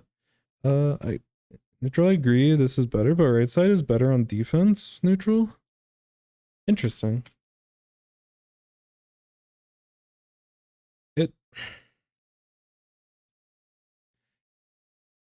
I definitely think it's more comfortable. I just don't like when they're in the enemy team can kind of just like push this for free, but you do have some like potential crossfire. And I think you played it patiently enough to where your teammates were able to get into positions to help. I think the biggest concern for me is like, I don't know, like these side alleys when we're not covering one side. Yeah, no, I agree. Because like we've talked about, when your team doesn't have lefts, or like if you're holding left stack, for example, like your team isn't going to do the best job of being able to support it. You can't fully go for like full stack controls unless your team has like either a lot of paint or like big number advantages.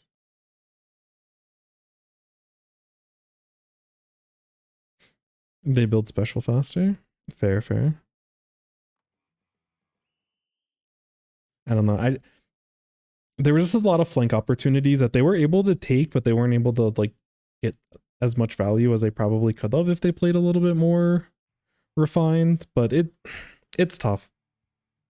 This is where I'd go back to if I was watching another ballpoint and I could see how they played. Like holding right side is definitely good, you know, because it's the same thing. Like when we were sitting back here for a while, I wanted us to move a little bit more over here to get a different type of coverage, you know, like when we're sitting here and like defending this and like throwing fizzy bombs to prevent the scores.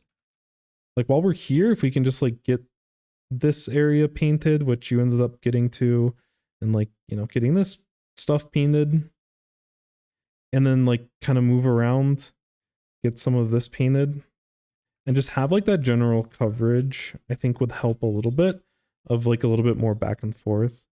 Because in a lot of cases, your team is waiting for like specials and stuff to really be able to move forward. Because the way you played it on like each side, like when you position yourself into these different areas, I think you played like great on all of them. But I think it sometimes it's just like a matter of like juggling the different areas. But I do think in this game specifically, like your team was kind of, I think they were griefing you. I'm interested in the paint numbers after. Like all of them kind of naturally paint pretty well, so that it might not be as bad, but there were like specific parts of the map that weren't getting as much paint as they needed to, like as fast. But I would imagine the weapons themselves probably still get a decent amount of paint, but I don't know. I think overall it felt pretty fine. It's super minor. I think there's certain points where the inkjets felt almost panicked.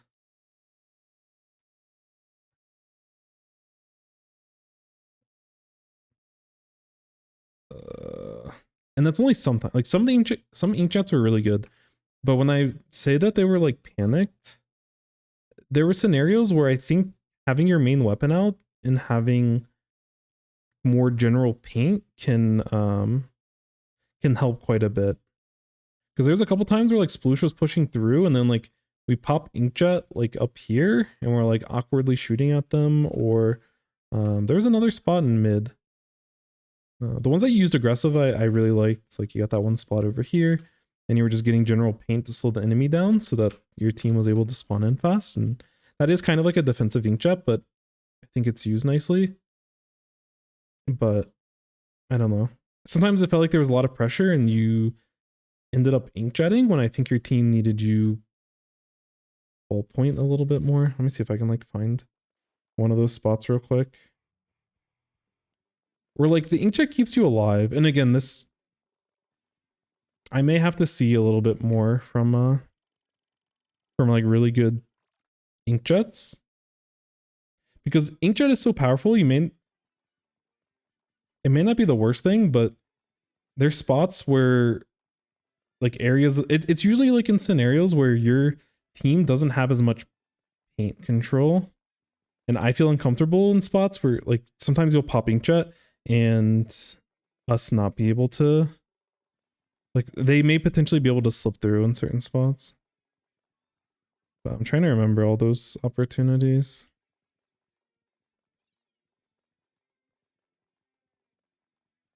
I think this is okay because they get the score and your team's kind of in control and you're able to get picks. So this inkjet I think is fine. It's unfortunate you didn't get that pick, but I think also a lot of that is contributed to latency. But that person doesn't like has a very, if that person's gonna score in that type of scenario, they're very predictive. I think if that solution wasn't lagging, I think you get that pick for free. So that wasn't one there was just a couple of defensive ones I'm trying to find.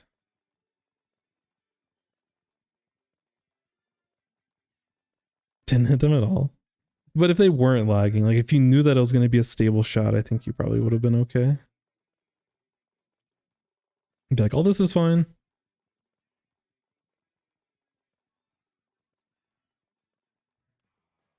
Yeah, in little scenarios like this, you probably, instead of just like sitting there and watching like your teammate in the ball, I think it's better for you to paint than try to throw fizzy bombs. Because realistically, like that fizzy bomb, the enemy team is gonna so I think that's your Brella. Like your Brella can't really like push with that fizzy bomb, and that's where I'd rather you get like a little bit more general paint over here. And maybe like some of this, but it's like fine. I don't think it's like bad necessarily. Add no ink. No.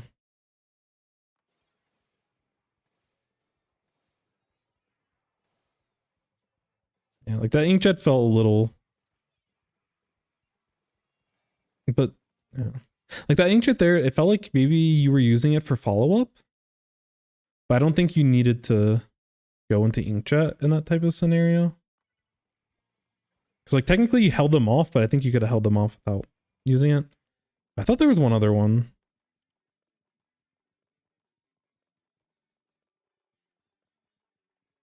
Yeah, but I think your team already had neutral basically. Like in that spot, do you feel more comfortable? Like when the sploosh scored, when you popped inkjet, do you feel more comfortable getting the pick with like your with the inkjet? I mean, maybe so.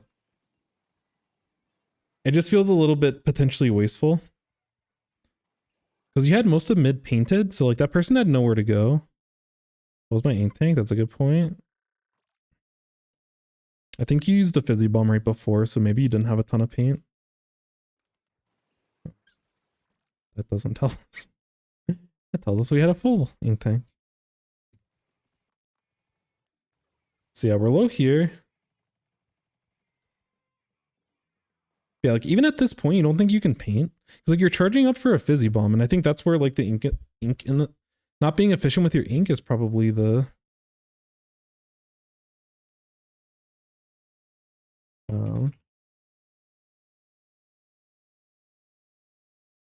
I think that's where you can probably get a little bit more paint. Like I don't. There's so much potential paint and ink wasted with this type of fizzy bomb, but that again, that's just my perspective. Because we end up getting around to it, but it feels like we're not as efficient with our time as possible. So yeah, oh, I missed the point where we were checking the ink. Thank you. What's up, Fade? Not contributing as much as BP, sitting and playing too patient. It does feel a little bit patient, but I can understand. Yeah, because right now you have like a quarter of a tank, which should be like, it should be more than enough. But I don't know. Like it felt like you were more pressured than you actually were. If that makes sense. Because like if you get that pick, you should be able to, and especially if you get the paint down here and you get some of this paint here, you should be able to start holding left stack for free. And as you're climbing left stack, that's when we can get paint around this area and feel a little bit more comfortable.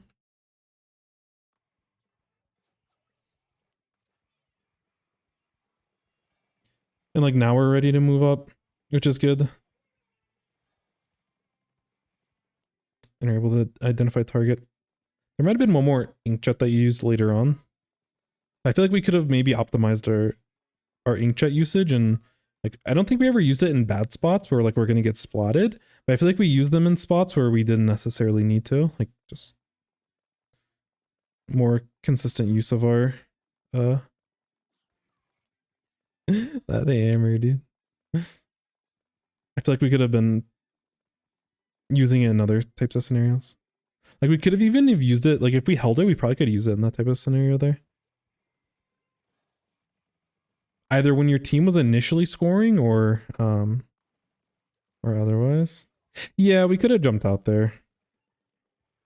But I don't hate the idea. I think it was unfortunate that we got the hammer out, but I know Vapor as a player, and like Vapor is usually pretty responsible when it comes to jumping out.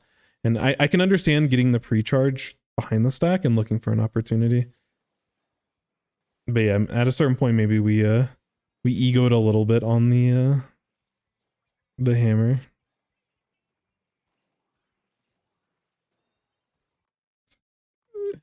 It's so hard to take this game seriously. Back right. Yeah, back right works as well. Give yourself a little bit more time, because like the hammer was almost gone. So if you waited out the hammer, then yeah, you would have been totally fine. But I think like jumping out, I think is totally valid as well. There's no like, yeah, this game's very complex, and none of those things felt like egregiously wrong. I think this is another spot where like as we're climbing the stack, this is where we should be getting that paint on the left side and playing a little bit more. Yeah, like this is another spot where like they walked backwards, but if they just kept moving forward in this kind of scenario, like I don't know if Inkjet feels better, and maybe I'm wrong. Maybe Inkjet does feel better to like chase this person. But also, I don't even think they have a ball, so I don't think it matters. So you might have just been... Yeah, I guess you just know they're not going to pick anything up. But I just feel like I'd rather be in more control. Because I'm not sure if we knew that like there wasn't a clam pot here for them to pick up and make a clam and stuff. Because like if they...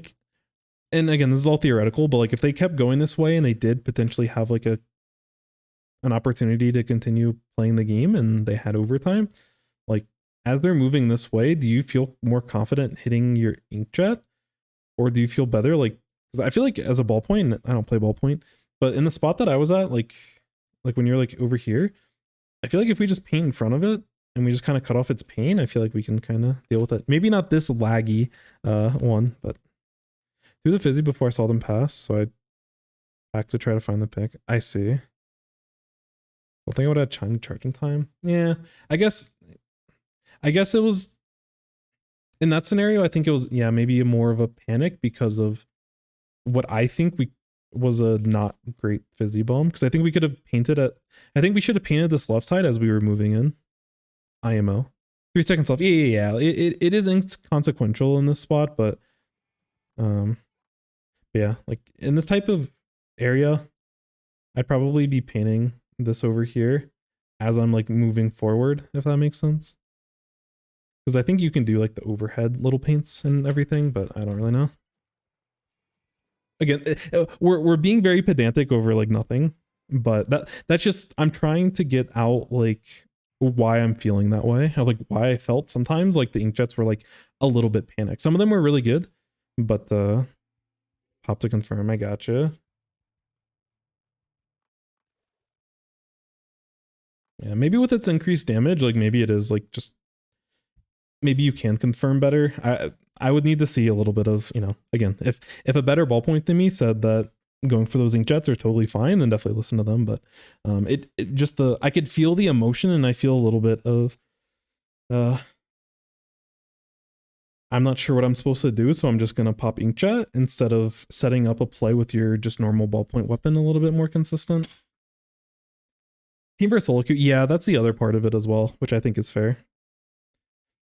And some of that comes back to the positioning and getting general paint, where if you're playing ballpoint, you probably can sit in these types of scenarios because you have like a junior, or you have a splash or something that you play with that's going to be getting this more consistent paint, and you're probably playing off of like a crab up here kind of thing.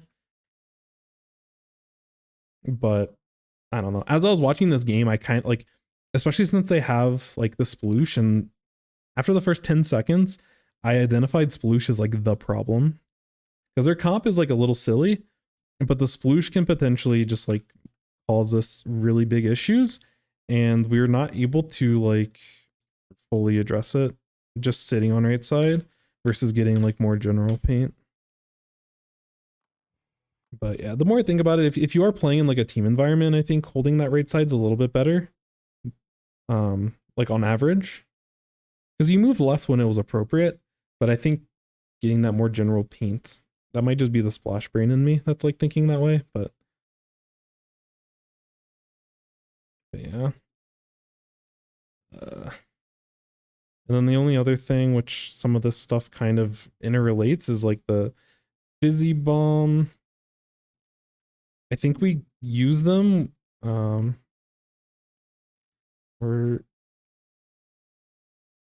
like more valuable to paint in certain spots.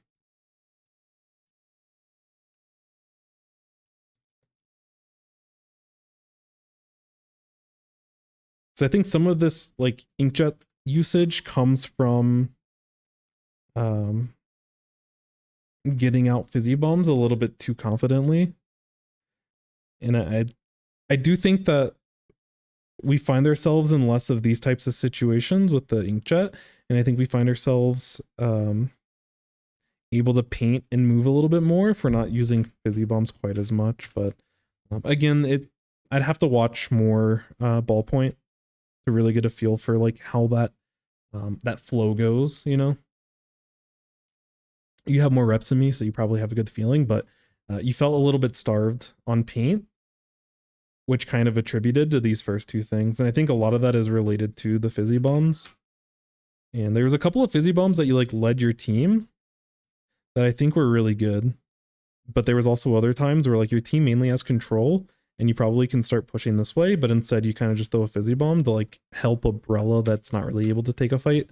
So I think maybe focusing on knowing when to use your fizzy bomb and when you're able to get chip versus just getting general paint during that time might make it a little bit easier to juggle the usage of like when you're painting. Because I feel it sometimes when I go for double burst bombs. There's actually a moment in one of the scrims that I did earlier today. We were playing on Mako, and there was a couple of spots where I committed to the double burst bomb in situations where the actual pick wasn't all that likely.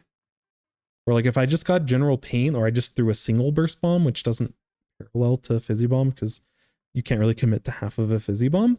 It's you know, when I commit most of my tank to a bomb, there's certain spots where it really gets me in trouble. So maybe that's the bigger thing that that might be more of the problem, and then the some of the inkjets I think might be a symptom of that. So that might be a better way of looking at things. But again, yeah, you're still early on your journey, so as you watch good players play ballpoint, I'm sure we'll figure it out. I think one of who's the really good ballpoint in Japan? Is it Ryukin, or do they play Machine? I don't remember.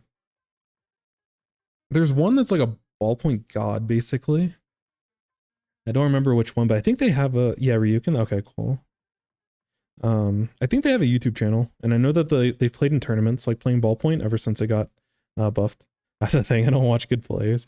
If I can find their YouTube, and they have like good ballpoint gameplay, it probably wouldn't hurt to watch, because they're running like tournament sets and stuff, which I can't judge some of the competition they play against, but I know there's been a lot of tight sets against like Melon and Norishio and stuff, so they're obviously playing against really good competition. If you send me things, I'll watch. All right, I'll try to find it. I'm gonna make a note because I need to follow them on YouTube anyways. I'm pretty sure they have a channel, but they might only have a rec, whatever, open rec. You have it? All right, yeah, if you want a link, that'd be sick. I'd appreciate that. That's just like the biggest thing. Like, I think overall your positioning was fine. I do think that you probably could err on the side of painting a little bit more often. Thank you. What did I just... Oh, it's because I clicked it through OBS. OBS was about to explode. Yeah, I follow them on Twitter, but I don't have them added on... or not added, but I don't subscribe to them on YouTube.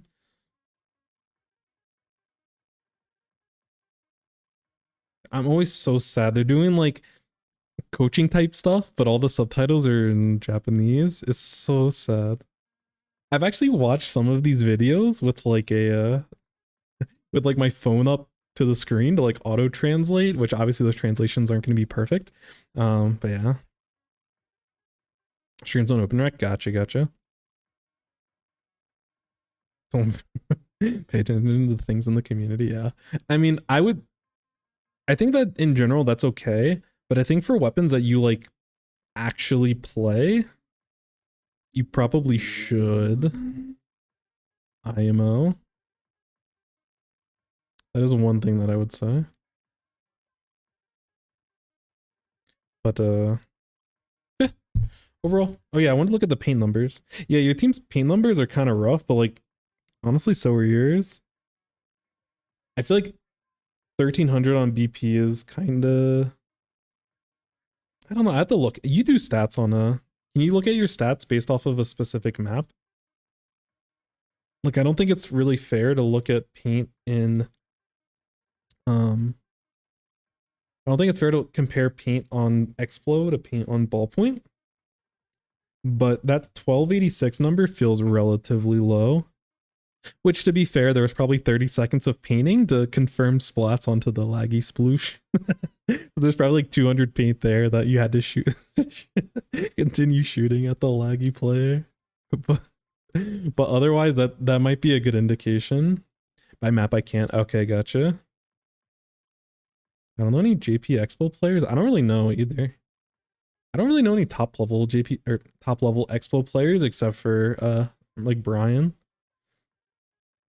Which, like, last tournament, Brian was playing a Splash and stuff.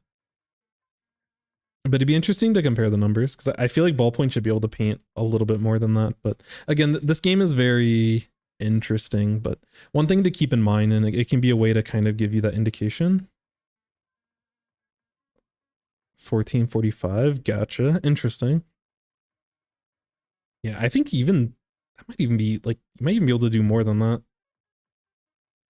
I don't know. It's something that as you get more comfortable with how you play Ballpoint, I think it'll be less of an issue. It was just one thing that I just generally noticed. There was no specific spot where I think you played wrong, but I think you can optimize like just kind of being a little bit more mobile, like between different parts of the map. I think you overstayed your welcome on certain parts that you were holding. especially toward the end on left stack. But either way, Expo's 50-32 based. But thank you for the gameplay, and I appreciate the the laughs from the strafing of that sploosh and the walking hammer play. That was unreal. But thank you so much. Thank you. I think we might be able to look at one more. There's a couple of scrims we got coming up. Sploosh was peak comedy, actually. And Cab is posting a scrim, I think.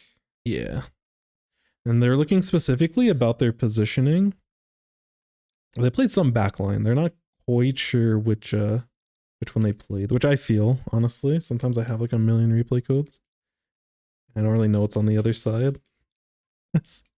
So we're gonna find this one out together. But scrims are always a nice perspective to watch. Ballpoint, okay. Mode not Glam Blitz. That seems targeted toward Glam Blitz. But this is more ballpoint gameplay, so that'll be nice. So we're looking at ballpoint zones on Brandwater, which I'm actually interested about some of the positioning on this map as a ballpoint. Like for the most part, you want to sit on like snipe ramp, but against E-Leader, that seems kind of scary. Okay. So I'm gonna treat this a little bit more as like an organized fashion because it is a specific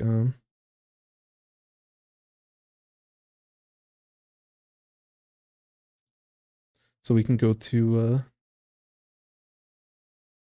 what am I trying to say? We have to be careful about the leader because leader kind of controls this map.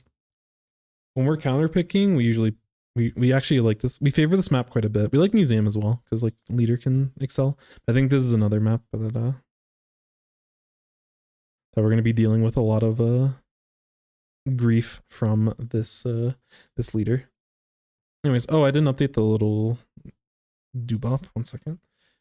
Cab, which Cab stands for Kaboom. But their Discord name is Cab, so I'm gonna leave it at that. We're looking at BP. They didn't give us any information on like their rank, so we're gonna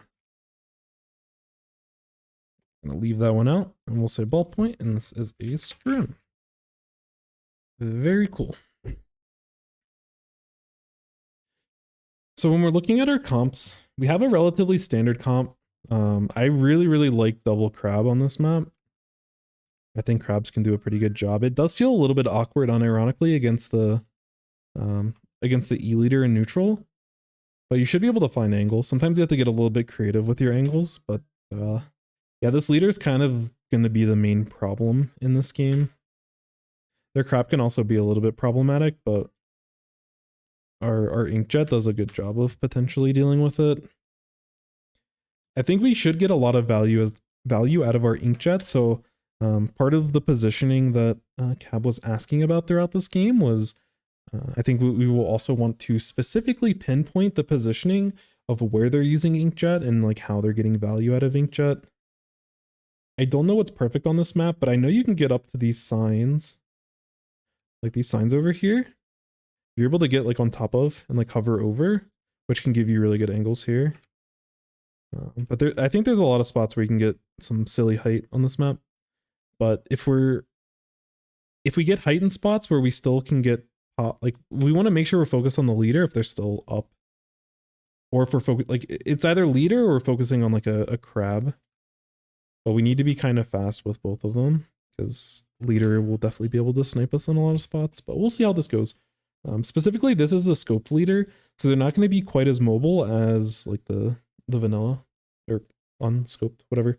So there might be more opportunities for our team to be able to punish, and it might be easier for us to deal with it as in Inkjet form. But either way, I like leader in this spot, but as a ballpoint, we definitely have answers. And I think as a team, we have answers for their team. So there's a lot of counterplay that's potential. But when we're looking at comps overall, I don't think one comp's necessarily better than the other. I think they all are pretty solid. Like I really like leader on this side, but I really like the double crab on this side. And again, both teams can counter themselves pretty well. But as a ballpoint, ideally you like sitting up here on this map, but against a leader, you can't just sit here or else you'll get sniped. So you may have to play around like the, sometimes you'll have to peek around this area. Sometimes you may have to peek around like mid, and you might have to take like more, maybe even over here, and like look for little spots. But you have to weave in and find positioning away from the leader. I wouldn't want to stand out in the opening, I think, is the overall thing, because if we do stand out in the opening, the leader should be picking us quite a bit. So that's kind of the main thing. But we're, in terms of like moving forward and stuff, we have a lot of specials to be able to do it with. So I'm looking for us to try to target and punish their E-leader with our crabs, and then if we can get into position with our inkjet. Which this positioning is good, but again, yeah, like we against a little bit of a better leader, like we're down here. So yeah, it's tough, but I'd probably look to play a little bit farther down and try to get like sit down here and like peek a little bit between leader shots, because we can't really, like, again, we don't want to sit out in the open too much. Also, Fade, I think you made a comment before that I missed. Where'd it go? Where did it go?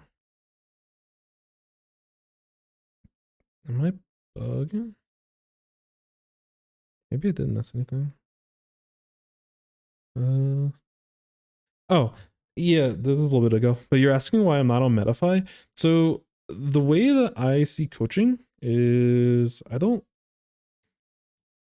at least for myself, like everyone has their own philosophy, and you know, everyone's opinion on it is as equally valid.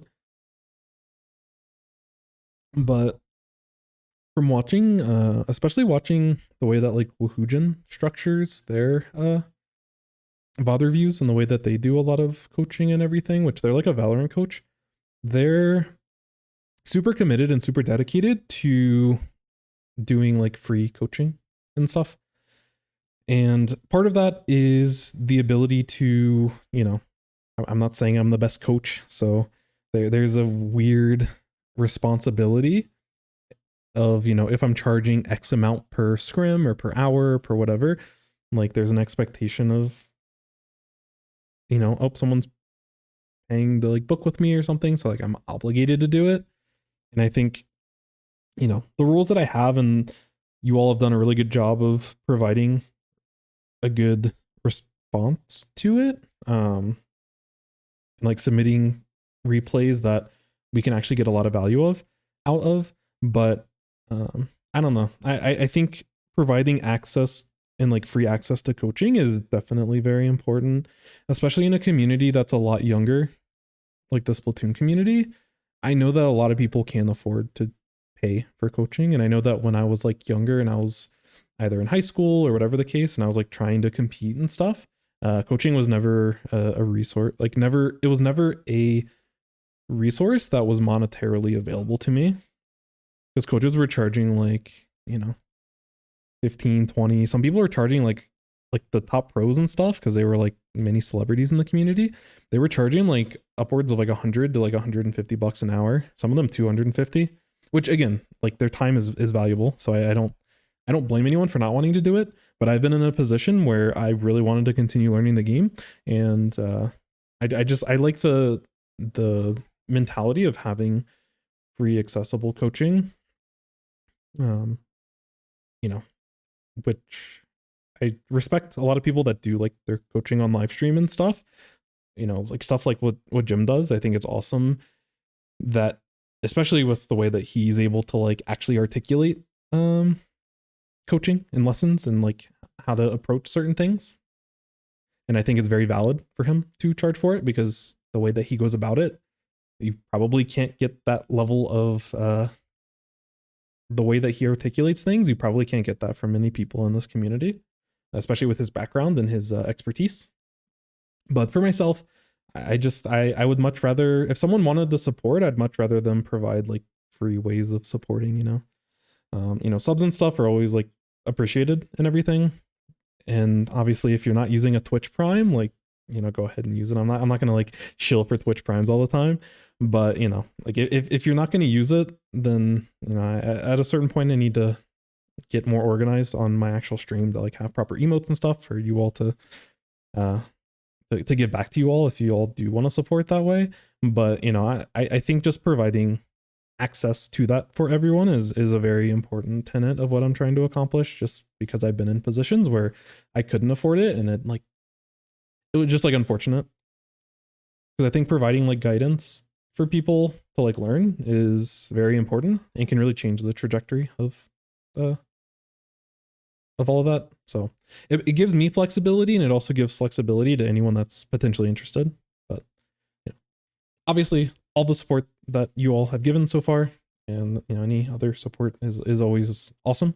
But you know, there's plenty of ways for people to support for free, you know, either follow or you know, like subscribe on YouTube or any of those other methods. Like all of that definitely helps, because it kind of provides me a platform to continue to, you know, want to do all this. But I don't think that having a paywall behind it is something that I'm necessarily interested in doing. And again, going back to Woohoojin, like one thing that he does that I think is like super interesting as a business model is that when people get repeat reviews, if the person that's bringing the review in provides them, like if they actually fix the things that he mentions during the initial reviews, he'll provide them with like a gift card, basically, to just like reward them for wanting to actively improve and to constantly try to improve. And obviously in his case, he has like a big platform and he's able to like do this full time and everything. So it's feasible for him. I'm a poverty streamer, so I can't quite do that. That's definitely somewhere I'd like to go, but I don't know if I would get to a point where I could afford that type of thing. But you know, I like the model that is there, and I think that it's a model that as a community I think we can do a better job of, especially in the Splatoon community. We really, competitive Splatoon players, and no offense, no shade to anyone, but like we love to do everything except for like talk about how to get better at the game.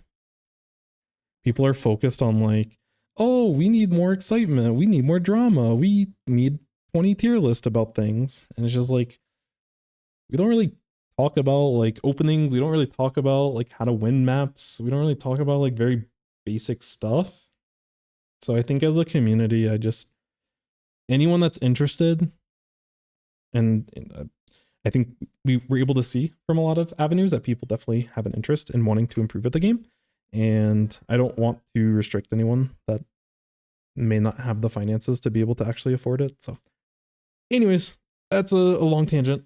We'll get back to the game, but that's just my kind of philosophy with it all. But again, anyone's philosophy when it comes to this, like time is valuable and time matters, but it also provides me content, and there's a lot of skills, like soft skills, that I'm trying to improve on, and like I wanted to have like excuses to be able to edit and everything.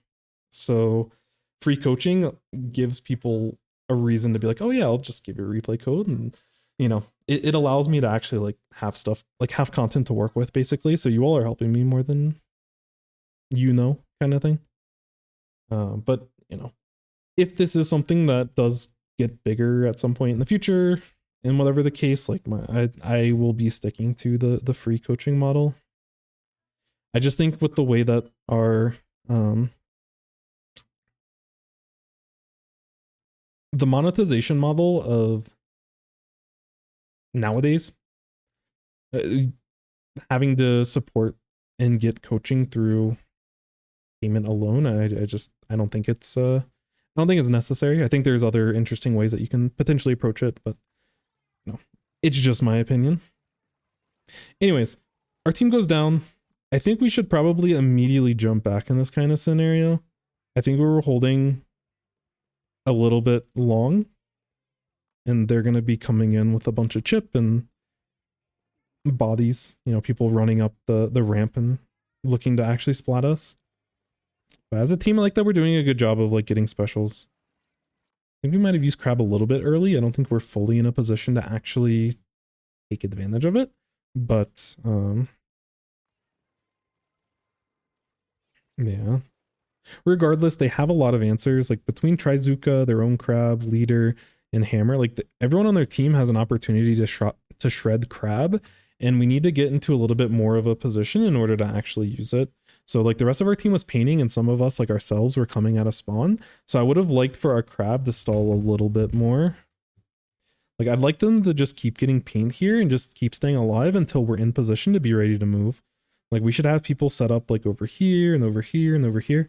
And, you know, we should be getting bombs forward as we're looking to push. Because, like, if we just pop Crab, that's one thing with Crab in this, like, with all the nerfs and everything, is that it can get shredded really fast against teams that can shred it really fast. And Splatanas do a really good job of shredding it. This Leader's out of position, or not out of position, but it's, like, not in range, I don't think, to be able to shred. But Leader can shred it really fast. So if we're just using this without like a clear target in mind, or if we're not using it with a bunch of like support with subs and other paint, we're gonna lose value out of this Crab very fast. And like we see that we pop in and then the enemy team's able to respond in time because we're still getting set up. So I would have liked to see that you're like, I'm glad that you all are painting for specials, but I think we could have set up for that a little bit, taking a little bit more time to set up so that we can get, you know, even if Crab's only able to survive for like 2 or 3 seconds, we can get enough value to start pushing in that type of scenario. Yeah, we also just, yeah, we need to continue to paint. I like that we're using bombs to support. I think, again, we're staggering a little bit too fast. I think our bombs in paint should be timed with our splash moving in. I also don't think our splash needs to like, because like we have specials. I think it's good for them to drop, but I think they just dropped a little bit too early. And now we're just going to continue to stagger. Yeah, this type of scenario where our timing windows are not ideal. People are moving in.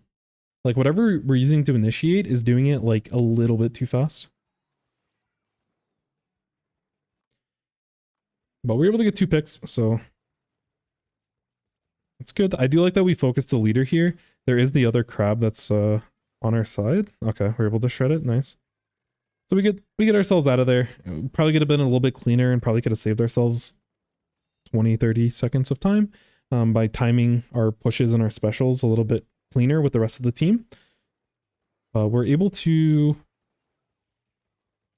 have some room to breathe, so we're okay. But yeah, we need to be adapting. Again, the positioning that we're taking in neutral and when we have a little bit of control, I think this is good on average, but against Leader specifically, like it's a known counter in this spot, and we should know that the range of the Leader is going to get us, so we don't want to be out in the open. So again, we can like peek this way, we can peek this way, we can potentially look to like push up here, we can use mid to like get forward. So we kind of have to like, when there's opportunities, and I think when our Crab was like pushing this Leader back, I think we should have taken an opportunity to actually like push in the mid and take a more aggressive angle, because finding opportunities to move forward is tough because there isn't a lot of great spots for us to do it, but we do want to look to continue to advance, because if we sit here all game, we're not really going to have a lot of value. Because the enemy team can just paint and just wait for you to, or wait for your team to like make a mistake.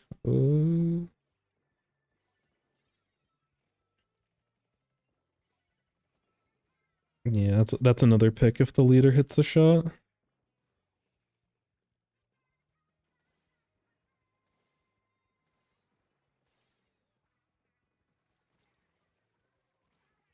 Ouch. I think as a team we're struggling a little bit to find our footing, and we need to have similar ideas of what we're trying to do with our specials and everything. And like in this kind of scenario, we're close to our special, and I can feel just based off of watching this VOD that the ballpoint is very uncomfortable, and that's also why they asked with the review to help with some ideas on positioning. Because this is hard, like, you know, they're not playing, the positioning's bad, but they're not like playing it bad. You just can't do anything out in the open. This is a knowingly, like, you're going to lose this type of play. The problem in this kind of scenario is that when our team is looking to start pushing on the right side, which I do think that this person's a little bit too far forward because I think leader should be able to hit that, but we start looking for this like out of the way play with Inkjet onto the leader, and like we're not even getting our Inkjet out before our teammates are already like fully committed into fights. So, you know, we're looking for this idea to deal with the E-leader, which isn't a bad idea, but we can't time it when our teammates are taking fights on the other side of the map, because neither side is going to be able to help. Like, you're going to be required to hit an Inkjet shot on the leader with no support, which, again, a good leader with this kind of positioning, they probably can deal with you. If you're going to go for this type of play, I'd probably drop. You might even be able to get, like, you can probably even get to this type of position and then pop Inkjet over this way and like really look to punish them. But in general, the play is over here, so I would just, you know, look for opportunities to support that, which you may or may not be able to do with your Inkjet in this kind of situation, but I would play lower toward this direction just so that you get paint and chip with the rest of your team. Because yeah, now we're giving up free control of your entire ramp, so that once you end up recalling, which usually that should be a safe recall, and that's probably why you recall, or that's why you initially used it at the very top of the ramp, is because you were hoping for a safe recall. But we end up giving so much space because we weren't playing with our team that they actually punished that recall, which is basically in your spawn. This is crazy. Yeah, this is a tough spot. Your flash down here is looking for a play, which y'all have room to. I don't know. It feels very uncomfortable. I don't think this is like a great play, but you can potentially catch them off guard. And they do have a crab, but both sides are going to struggle a little bit. Yeah, like our team's not ready to push with this crab play. If they wanted to go for the E-leader, they realistically probably could have just padded the round and just flanked behind where the E-leader was. I don't think they necessarily expected that you would be in this kind of position, truthfully. Because once they see that crab, everyone that's the two people that are in your base can feel more confident to just like push you, because they know that it's a 3v, either a 3v2 or a 3v3.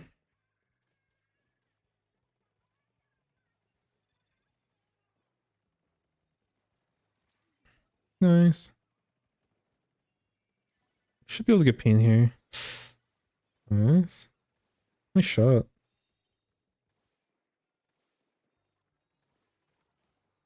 I like that you shot other shots while waiting for the jump. Sometimes people can tunnel a little bit too hard onto the jump, but you were able to get 2 other shots out before the one to get the guaranteed splat, so that was cool.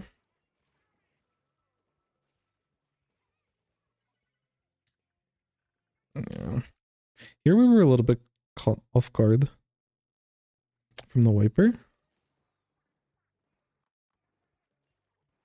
And I think when that happens, like we should have seen our eyes are probably focused over here, but there was a little bit of a splash in this area. So we could have potentially seen it. But the other thing, when we have this amount of control, once you see this wiper, once I land, I'm like swimming away. Like you should have given yourself more time, but that's also hard. I don't blame you for not seeing them initially, but once they shoot this shot, I don't want to take this kind of fight with them. I want to be as mobile as I can, because you have 2 teammates that are like around the mid with you that they can potentially like push and help you. But what you need to do in this scenario is just try to do your best to stay alive, which is usually going to be like squid form, just like sitting, like moving around in ink and trying to dodge their shots. Because I don't like taking that fight, especially after you already got damaged by the initial wiper. Because your team's fighting without you, and there's going to be scenarios where you're still going to get splatted in that spot, but you could have given yourself a better chance. The odds of you running away and surviving is probably better than you getting your ballpoint out super late into that fight and trying to trade. But I like that you moved closer to mid. I think you can probably look for because your teammate got a pick and is over here on the left, I think that should be an indication that your team is also able to start pushing. I don't want 3 people to focus on this one wiper. I think we can force a little bit harder. Because if the wiper wants to do anything on the zone, they have to like make one of these types of decisions. And if we're already pushing the rest of their team back this way, and you just have one person, you know, I don't really care who, but someone on your team is containing the wiper, then you should be able to hold and get a lot more value. Because you really want to target, you really want to get to this leader, and this pick enables you to be able to get to the leader. So this is like an opportunity that you're not going to get always. So because you have the opportunity here, I would definitely look to push the leader and really start moving this way. Because if you play around these ledges, you should be able to like get paint out and not give the leader an angle to splat you.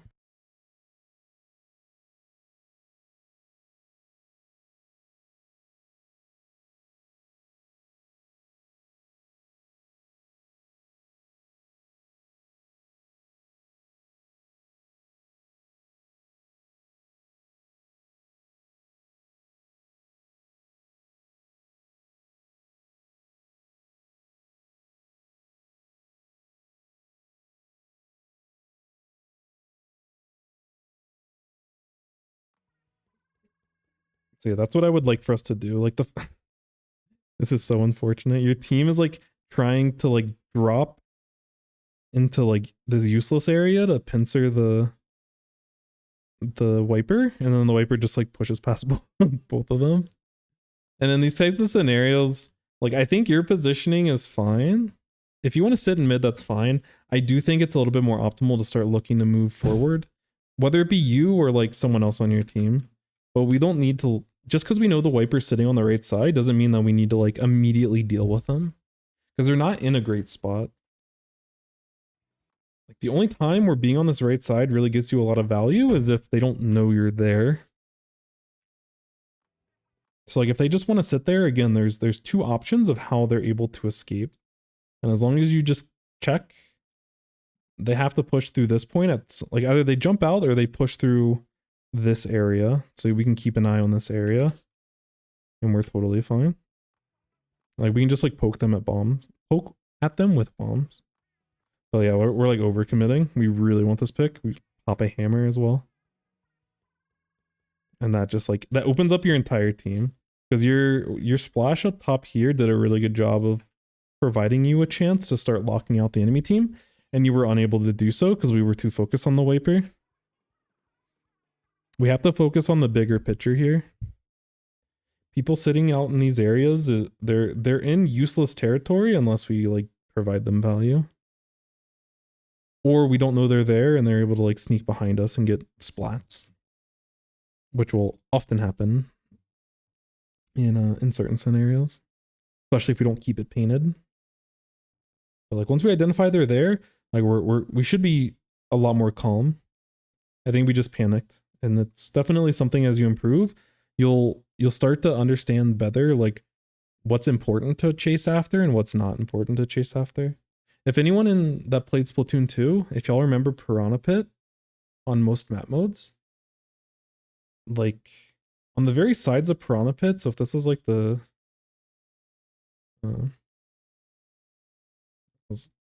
some structures and stuff, I don't remember the layout of Piranha Pit. This was all like walkable stuff and everything, but like at the end there was like this giant useless area that there was this conveyor belt, and then underneath was like this giant useless area. And if someone was sitting back in this giant useless area over here, we're not going to chase them, you know? It's like we know they're over there, but they have to eventually come back toward us. And this is like less of an egregious example because this map's a lot smaller, but a similar principle is there. And if in that spot we had a 4v3, which is why we need to start moving and taking like the important spots, like taking this stage area and this whole bottom ramp area is so important on this map, because if we can get specials, we can look to like either get the picks or make them jump back to their spawn completely. And that's like when they're stuck in spawn, like trying to find ways to deal with you all at the bottom of your ramp and also just like moving up the ramp, depending on how successful you are at pushing them away. That gives your team a lot of value, and it allows you to score like a ton. And yes, it's uncomfortable. Like I'm not denying that it's uncomfortable for the wiper to be on these side areas, but we don't want to completely throw away our positioning and throw away what we're prioritizing because of it. As long as we know that they're there and we are keeping an eye, whoever's like closest, as long as they keep an eye on it and give them space, then it's totally okay.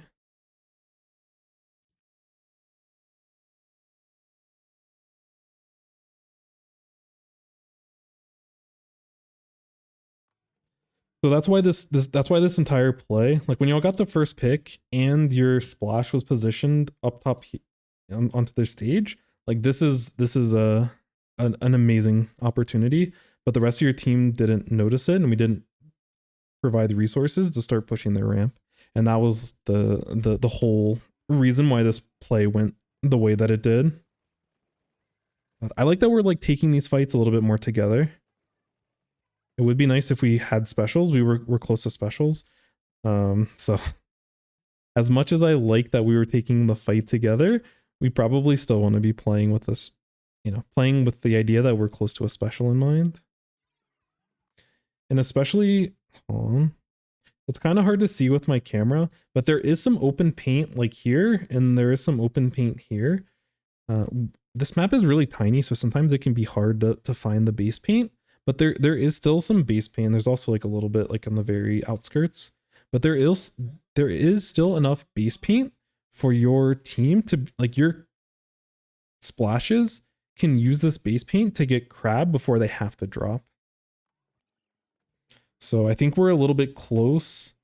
So like right now, one of them has 40% special. I wish I could pause and show the special numbers, but funny Splatoon moment. But basically one of them has 40% special, one of them has 50%.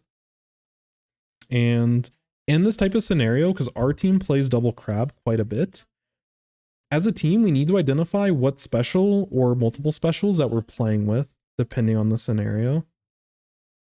And based off of the way that you all play it, where you just try to hold forward and take space, y'all were not playing around a special. You were just trying to take space with your main weapon and fighting into a crab and having to deal with the uncomfortableness of this leader just constantly poking. So you can't really drop or look for which I don't think you need to drop here, but you definitely need like some sort of special. Because once you get stuck in this area, like you're in a really bad spot. There is not a lot of area to maneuver on this map. So you could maybe have like the initial splash that drops and like wants to get as deep paint as they can safely. And then eventually they'll probably have to retreat. I think that's fine, but they need to be doing that and stalling so that your other splash is able to get a crab. So that and the rest of your team needs to be sitting somewhere up on this ledge. We don't want to drop off of this ledge until we have a special ready to go. And we just overcommitted, which maybe we can win some of these fights, but especially with the base paint, we can get crabs very fast. And there's enough time in the game, both timers. We're not on like a super heavy clock. We have plenty of time to actually have a good solid push. 30 seconds until KO and then being at 5 feels very scary. I can't draw 5. Like this feels very scary, but it's not as bad as it seems, especially on this map because like, y'all are having a really hard time. This is the second time y'all have had a really difficult time pushing out of spawn. And that's how it is on this map. So you really want to be good with your retakes because once you're in a position to lock out the enemy team, you have the potential to KO them. You will have to deal with their specials. Like, because this team has been on offense the entire game, like their entire base is like not painted. So even if we get a wipe and we start locking out, it's going to be a little bit harder for us because they can get free special paint and they can get a free crab and wave breaker and all these other specials pretty easily. So yeah, at this point, like we can't still be taking fights. We need to. Yeah, this is just like desperation play, which at this point we are desperation play. But the wipe before this one, we totally could have got crabs out in time and would have put ourselves in a spot for a great special. But yeah, that's pretty tough. So,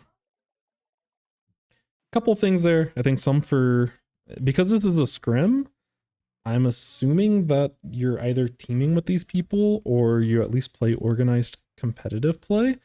So I'm going to put some of this stuff toward the competitive side, and then I'll have some, you know, specifically, I think you identified that positioning felt really uncomfortable on this map because of the leader specifically. And you're not wrong. Those feelings are 1000% valid because that's just how this map goes against the leader. That's why leader is really strong on this map specifically. So the first thing we're going to talk about positioning, and we have to take a little bit of a unless you play some like leader, realistically there's only like a handful of spots that you can actually sit as an E leader and get value. It just has so much range that there's only a certain amount of high ground areas that you can cover most of the map just based off of the way these maps are structured in this game. So the leader, for the most part, they sit here or like somewhere along here until they wipe you or they take control. And then once they take control of like this area and y'all are all funneled back onto this ramp, then the leader just sits here for like the game. That's basically all they have to do. You can potentially like, you know, leader can end up getting into this type of position and look up the ramp. But usually, especially in zones, usually the leader will just kind of sit in like these two spots the entire game. But most other weapons have to be a little bit more dynamic. Like leaders can be one-dimensional like that. Technically two-dimensional because there's two different positions. But anyways, but as a ballpoint, especially playing against that same leader, we have to get a lot more creative with how we position things. I know that I know Devi made a positioning guide. I'm actually interested in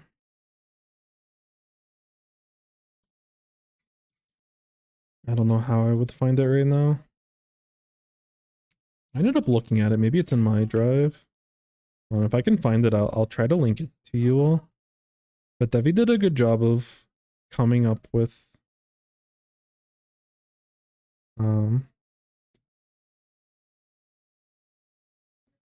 positionings, and I would be interested in comparing the way that I position to how she does it. She plays Hydra and will find herself in these types of situations. I can't find it right now, so no worries. Anyways, the position you took here as a ballpoint is good unless you're dealing with a leader and you're in the unfortunate situation where you're dealing with a leader. So we need to get more creative because you can get a lot of value there. But I think in general, no, I got rid of the word positioning. Oh, so position.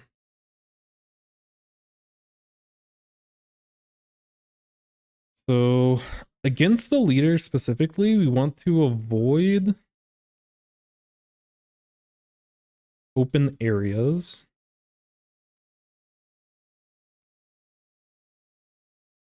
Don't judge my handwriting. It's really important for us to avoid open areas in this scenario because that's where leaders will thrive. They outrange you, so if you're sitting out in the open, they can get to you before you're able to deal with them. So sitting up here is bad because it's an open area.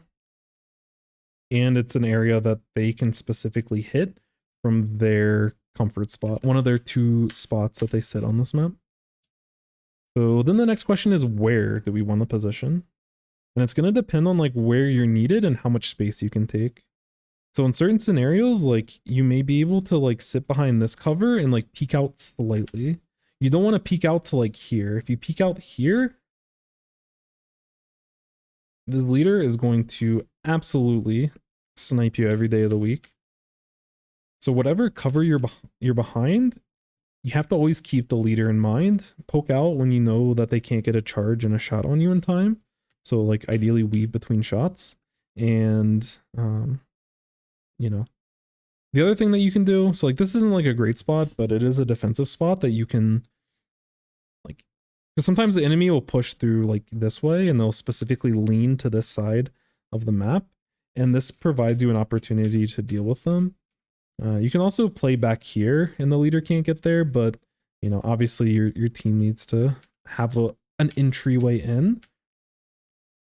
But as you move out, you can take this kind of position, kind of use this as cover a little bit, although they can still kind of hit you.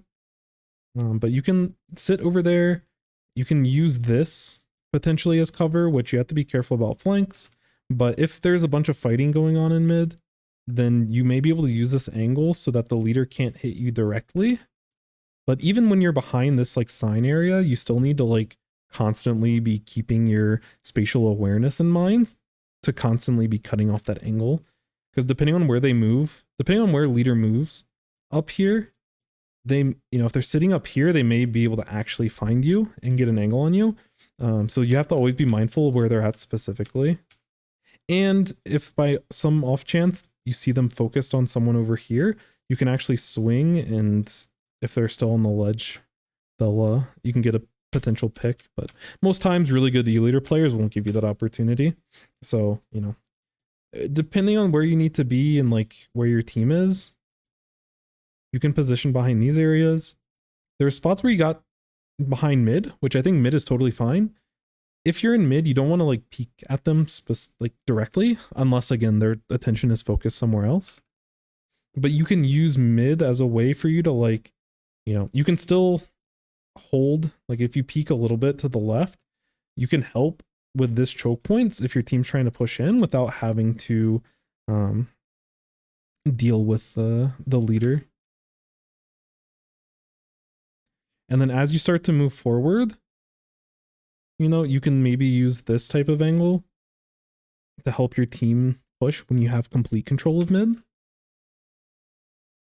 And then, you know, once you get closer, you want to start using like ledges and stuff, or like space yourself out really far. But you just need to constantly be on the move and constantly be being careful about what the leader's focused on.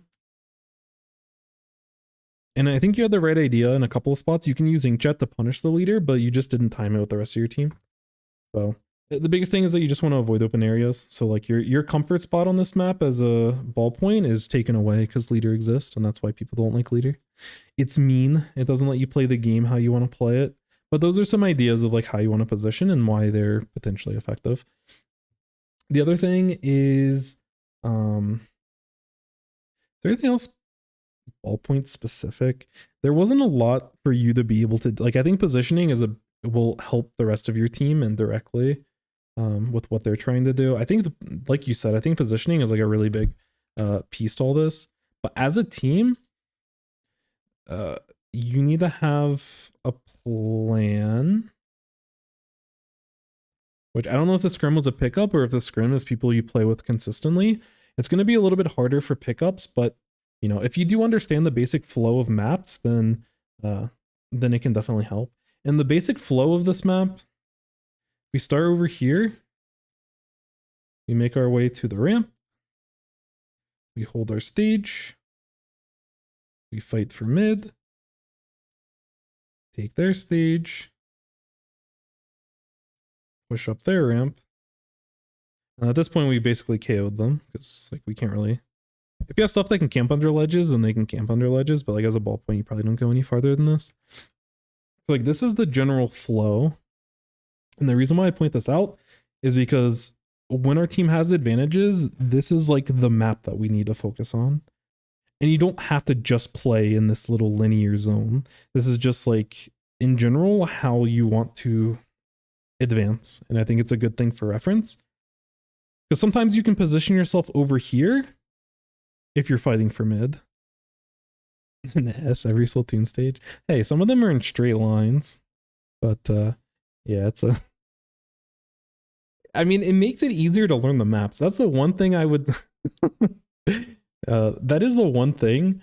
When people complain about the maps, it is an opportunity that it like the maps are actually easier to play. You know? Like, yes, they're not ideal, but it makes it easier. So if you want to be competitive, like you can learn it. It's a lot more approachable to like learn optimally. And you're going to play like more spots. Like when you're pushing for this type of ramp control, you want to hold this back area. And, you know, you may position right here if you're fighting for mid. But when we went back to the scenario where like the enemy had, so we'll say the enemy, this was the wiper down here. They also had a charger here, but it doesn't really matter. But the enemy wiper was there. And then we had ourselves. So we were sitting, as a ball point, we were sitting in mid, which was good. And then we had like a splash that was here. And we had a wiper that was here. And then we ended up pushing this person. Oh yeah, meanwhile, while this was happening, we also had our splash that just got a pick. So we have a 4v3 advantage, and we focused 3 people right here when we already had an already established mid control. When we already have mid control in a situation like this, it's important for us to put most of our resources this way. We don't want to push all 4 over there because, you know, eventually this person, if no one's watching them, then of course they can just retake zone. But you only really need like one person watching it. And then once this, like, let's say this wiper starts committing toward mid, then like someone else on your team can eventually like come back and help. But if 3 of you all push up here and are able to get the splat on the charger that's sitting up here, then we're chilling.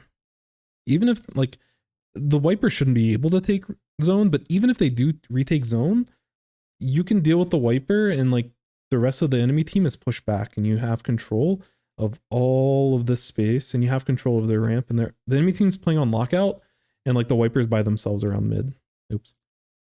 So we need to know when it's important to hold certain areas on the map and understand how our positioning relates to that, because the way that we position will also matter, but we didn't move forward when we could have. So when we're holding, we want to like take space. So we want to keep moving forward and take the space, especially when our teammate gets a pick and opens up the map for us. And then the other thing with the hold is that we can like as we continue to move forward, we can pressure the leader directly, which is our biggest pain point on this map mode. And if we don't take that space, we'll never get in range to deal with the leader unless you either have a really good crab play or they just really whiff their positioning. No one else on your team really has a good job to deal with them. And then when you're on retake, and by retake, so when I mean hold, it's like when you have zone. Like when your team has control of zone, that's hold. When you're all the way back here, you're retaking. So you have to retake the map. And clear some of this up. So on the retake, you need to coordinate. We need to coordinate specials. We need to coordinate when we're dropping. Not that everyone drops at the same time, but we need to coordinate, you know, usually these things will go together. We need to coordinate a location and like what it is that we're trying to fight, and everything that we're doing should be to help that. So in the scenario that you were over here and then you ended up going for like an inkjet up here and you were trying to go for this crazy play onto the leader, which there's probably a non-zero chance that you're able to do that, but it's pretty low percentage. And in general, this is happening on the left side. Meanwhile, your wiper, I think, was taking a fight, and then you had 2 other teammates that were like focused in this direction. So you're doing something on the left side and the rest of your team's doing something on the right side. And we need to be, as a team, we need to focus on the right side. So if you wanted to use Inkjet and help fight on the right side, then like you could technically like move all the way back here and like look for some type of Inkjet play. But I think in general, you can probably use your main weapon to assist, but it might require you to have to reposition. But you don't want to be looking at two different ideas at two different times. And we were unable to retake, not because we couldn't get specials in time, but because we either used the specials faster than when we were like, either we had the specials and we had the location, like when we were stuck in our base, we were able to, let me do it in the same color as a different color. Sorry. So when we were retaking from our spawn and we were getting spawn camped, we had the special because we had crab right here. And we had the location because there's nowhere else for us to go. So we were all watching the ramp, but we didn't coordinate our drop. And because we didn't coordinate our drop, we didn't get value out of the special. And that was a problem. When we were retaking from this location and we were trying to take back mid, we did have specials. I don't think we need specials here, but we did have specials. We kind of coordinated our drops, but we didn't coordinate the location. Like you were looking for a play as your team was looking for a play, but y'all were doing two different things. And because you were looking at different location, the push failed. And then later on at toward the end of the map, it's when you all wiped and you initially had a splash that was the first one in and they like dropped immediately. And then you had another splash, and this is where you had like a little bit of base paint, but it was still enough for a special because I think they spawned in with like 50% special, or maybe the second one I think had 40% actually, but you can get special relatively quick. And I don't necessarily hate the drop. I think the drop was a tad bit early, but you could coordinate the drop.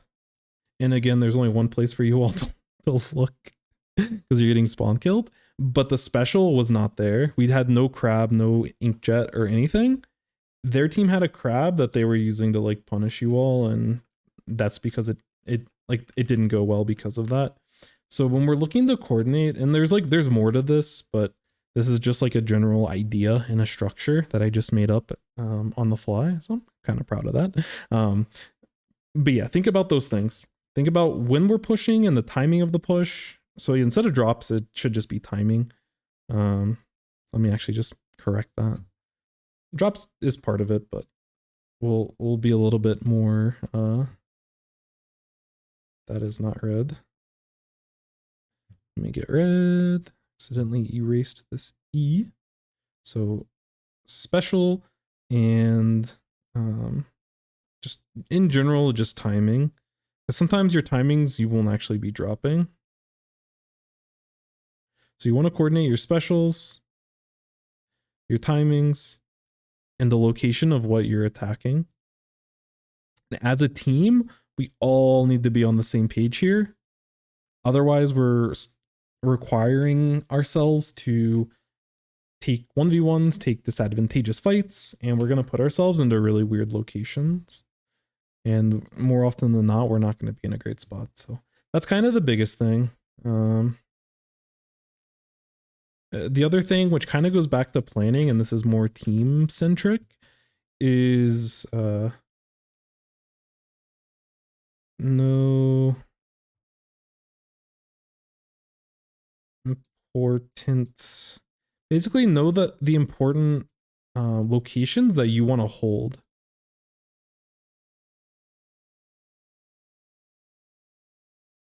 And this goes for both retake and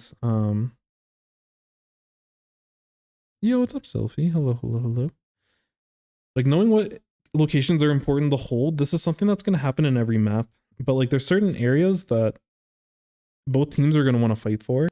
And on this map, the biggest thing is like, it's this stage area is like the thing that you want, like both teams want to control on offense and defense. But by extension, it includes like this whole like kind of gray path area. But if you're able to push into the enemy team area and you can hold all of this down, you're in a really good spot. Because once you're able to hold this, you just need like 1 or 2 specials. This whole special timing and location that we mentioned down here. Once we have a crab ready and we're holding this area, we can start pushing the people on this ramp.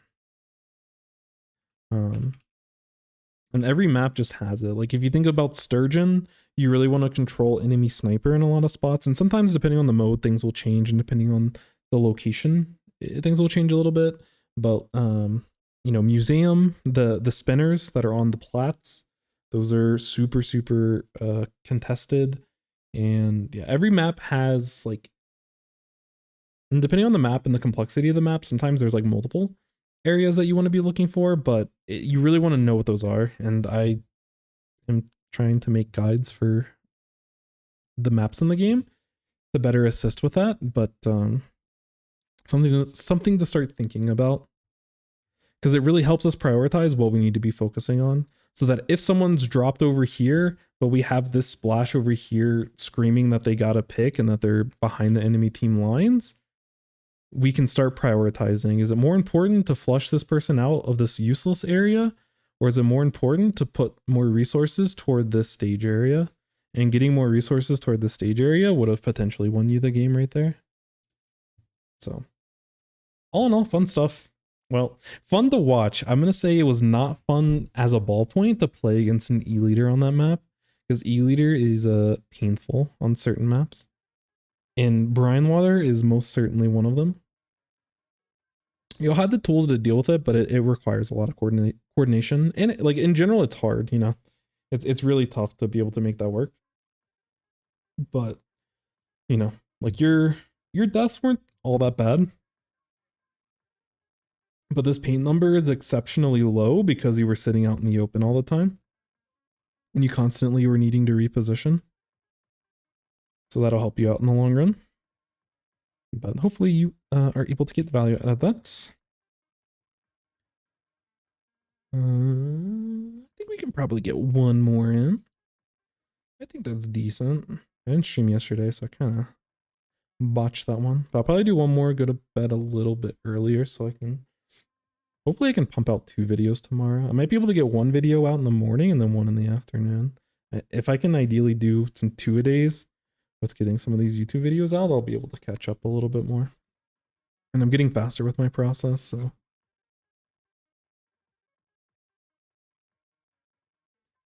we will get there. Anyways. Next is... I think Reno from Lyre, which is a high-level competitive team. I think they're in between what would be considered mid-level and like high-level. They're not a top team by any means, but they are definitely at a higher they're at a higher level than we are. We may have the chance to upset them, but they're a very good team. I don't know if they play as much, or at least I haven't seen them as much. Glugas, that's kind of dope. But these are really good players. I've been farmed by Reno's Glugas many of times in Splatoon 2 and Splatoon 3. Oh man. All right, let me get some of this stuff updated real quick. Okay, yeah, they're playing against a team that their team name is Decay. They're like a newer form team, but most of their team is very high level and have been around like the +3 area, like the mid to high. Like I would say both teams are like pretty equally skilled. But I've seen the team they're playing against, Decay. I've seen them participating in a lot of tournaments recently. And I could have potentially missed them, but I haven't necessarily seen Lyre. I think that's how you pronounce their team name. I don't think I've seen them in as many tournaments recently. So it's cool to see them playing. I didn't even know that they were still playing at this point. So this is a treat to watch. This is some high level stuff that we're about to indulge in. And I need to get better at ink blot. So this is hopefully this is something that we're able to, oops, let's put Reno. Just gonna put their team in parentheses. I don't want to offend anyone, so I'm not going to put like divs, but they're probably like div 2, div 3 kind of area, probably closer to div 2, I would guess. But again, I haven't seen them play in a while, but I know that they're very, very, very strong. So hopefully that works. Alrighty, so we're looking at team comps. Both teams play some interesting interesting ways. Like they have like some style to them. I think I don't know if it's pronounced Reno or Rhino. I think it's Reno, but if I pronounce, I'm gonna go with Reno, and if I mispronounce it, please correct me at some point. But I don't think you're here, so it wouldn't be during this this scrim. So apologize if I get any of these pronunciations wrong. So yeah, with Gloogas, we do have a Booyah Bomb, and we have like some aggression. And I would expect from our Gloogas to be able to play around their walls really well and take space really well. Gloogas do a really good job. So like on offense, we might even see them drop at the beginning. I don't know what their opening is going to be, but a lot of times I'll see Gloogas drop and they'll like move forward this way. They'll get a wall down, like their splash wall, and they'll like roll into it. And they're like rolling and they have shots with their, those are Glooga shots. They're able to do it safely from behind a wall. And I know that their mechanics are going to be super, super good on Gloogas. So that's what I'll be looking for, is them playing safely behind the walls, or them playing safely at a distance. You know, something like a splash. Most of these, I actually do not know. I'd have to ask X-Ray what he thinks about the Glooga Tetra matchup. I feel like Tetra is a little bit more mobile. Glooga has more range, I'm almost certain. But Tetra, I feel like on average, it feels like a skill matchup, honestly.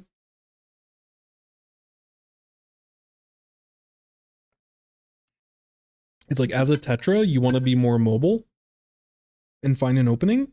But as a Glooga, you want to like be able to sit behind your wall and play around your range. But it definitely feels like a skill matchup. And then obviously leader is a leader matchup. But we're able to play with missiles. This is probably an adaptation in the scrim because they Johan likes to play a lot of leader, and missiles are a good counter specifically for the leader. We've played against a lot of teams that will immediately switch. We'll play them in a tournament and we'll be, you know, Sun's on our team, who's like a really good leader player. We'll like win game 1 and then they immediately switch to missiles, and we're in trouble. We're in pain. So they do have like an answer. They have to make sure they can follow up, but you know, they have the resources with the Stamper, with the Gloogas, and with the Crab to be able to follow up with missiles. So they definitely have the tools to deal with them, but there is a lot of potential aggression from Gloogas and from the brush. Yo, Timo Sharp, thank you so much for the follow. Wait, did I turn off something? Well, let me try this again. Wait a second. Maybe that's why it didn't show up before. Can we no, we can't replay it. I don't think it showed up on my screen. I think I turned it off accidentally. Before we keep going, I want to double check this because I think I fixed it, but it's important for me to test before we get too into it. But how you doing, Demo? Hopefully all is well. We're doing where's the, oh, right here. Okay, let's try this one again. Emoji. Not that one.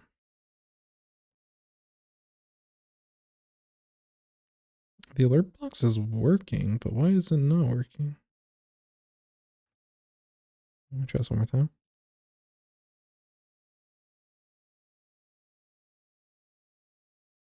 Alright, if this doesn't work, I'll have to go back and fix it. I don't think I made any changes to the alert box, but Let's see if this does something. We're gonna try it one more time. I'm so sorry. There we go. And this was the one from before. I just had to restart it. I don't know what happened. Technical difficulties. Sometimes you just start it and unstart it and we're chilling. Wait, did that one not go through? Okay, there you go. It's just late. Okay. Now we're back on queue. I was about to say, I remember the follow before and I didn't hear it. So we're back to it. We're chilling. We're back to existing. So yeah, it's very technical for us to be able to deal with the leader and like their aggression. Another thing about the K specifically is their brush, who goes by like Moxie or Junkie. They play super ratty, but like very, very smart. They're probably one of the scariest Octobrushes that will catch you off guard in a lot of moments. So I would expect them in a lot of spots to play it a little bit slower and look for those opportunities. Yo, what's up? Oh, why did I say yo, what's up when I said that? Doing well, found your channel and recommended. Nice. Do you do coaching and gameplay for X? Yeah. So I do any kind of coaching. If you're playing, if you're C rank and you're just starting out with the game, I can give you some advice and try to, point you in the right direction. If you are, A rank or S rank trying to get into X, you are in the right place. If you're, 2100 in X rank and you're trying to get to 2500, you're in the right place. And if you do anything competitive, I'm more than happy to assist with that as well. So any kind of gameplay, I have my toes dipped into a lot of different areas. But yeah, feel free to, you're more than welcome to submit a code. I try to manage the queue and everything in Discord. So if you join the Discord and go into the VOD submissions channel, there are some rules with some information about there's some information about like, what your rank is, like maybe what your max rank is, the type of match, if it was X rank or series, what rank you're trying to achieve, and just give us a little bit of information. If you went into the game and you had a hard time in the match, there's like a spot for you to provide additional information. So, if you were uncomfortable, like positioning in the game, if you had a really hard time playing against like an enemy machine or an enemy leader, providing any of that information ahead of time can make sure that I'm specifically addressing anything that you're looking for specifically. But yeah, anyone's welcome to do it. Right now there is a little bit of a queue. There's like, we're actually getting close to it. There's 2 more after this. So this is probably going to be the last one for the night, but we will be doing more hopefully tomorrow. So if you do want to get some gameplay reviewed, just provide the replay code and I should be able to get to it pretty fast. Yeah, absolutely. If you have any other questions or if you have any issues, please let me know. So yeah, both teams are looking for potentially aggressive plays. So the way that they position and like the fights they take and who they take against fights is going to be really important. This is a very technical. Both these comps are relatively hard to execute in unison. There's a lot of things you have to juggle, and there aren't necessarily easy ways for us to get value. But yeah, I do think Tetris is going to be a little bit of a pain for them, and we do have crab and missiles. I think for our team over here, which we're watching the Glugas, but I think as a team, us playing around missiles is going to be pretty important. So anyways, I want to go to there. Yeah, as I mentioned, a lot of times Gluga likes to play around this left side. Ooh, that's tough. Nice, this is awesome. That play is really sick. And this is some really good, like, high level play. So a lot of times, I'll try to give some feedback, but I also want to make sure I'm highlighting really heads up plays from these players, especially for some of the newer players either getting into comp or newer players in Splatoon in general. These are some things that you can kind of think about. It takes a long time to really be able to implement it, but there's some things that you can think about in terms of like your own improvement and little ways that you can play around stuff. So the first thing that I want to highlight here is the fact that we're just sitting here a lot of times. And I'm actually interested in why they didn't go for it. Maybe it's a little bit less safe because like maybe leader gets set up in time, but a lot of times I'll see them like, again, throw the splash wall here and then they'll like roll into it. And so they're still safe behind the wall, but they can take more space. Realistically, it's probably back here. But instead of playing the far left, maybe because they were playing with a stamper as well, but I guess maybe they were scared about early Tetra. I don't know. They're not here, so I can only speculate. But they're sitting at the very top of this wall to get information. They see where the leader is. They see where people are dropping. And I think there's someone else that's like coming over here potentially. But you know, you can get a good vantage point about what's going on because you're at this point. We can't really go for the wall play because leader's already set up currently, and that can change, you know, moment to moment. But we're sitting and waiting for a potential opportunity. And then after the shot, now that they like when they know the leader's focusing on their stamper, they use that as an opportunity to jump out. Oh, they got splatted in the whole thing. I was about to say, I thought they got sniped. And so now they're kind of stuck. So in this kind of scenario, you can potentially back up. Like if you jumped out in this situation, I wouldn't blame anyone. But this is a really smart play from the Gloogas. They're sitting here, which I don't know. Leader might actually be able to hit them. Leader may be able to hit them.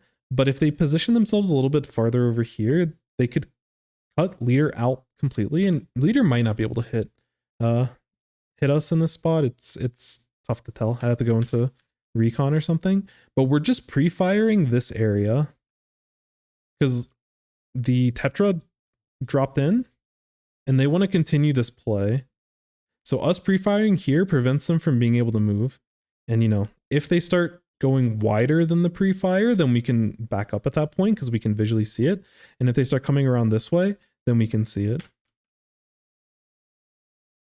And if we shoot here for a little bit and then they don't show up, eventually we want to stop because there's a chance that, you know, they could come up from over here and then roll down and catch us off guard. But I love us hitting, you know, going for the pre-fire, just a couple of shots in this spot because the time they understand the timing windows and they're able to get a free pick out of it. So instead of backing up and giving up left stack and most of mid for free, we're now in like a pretty decent spot.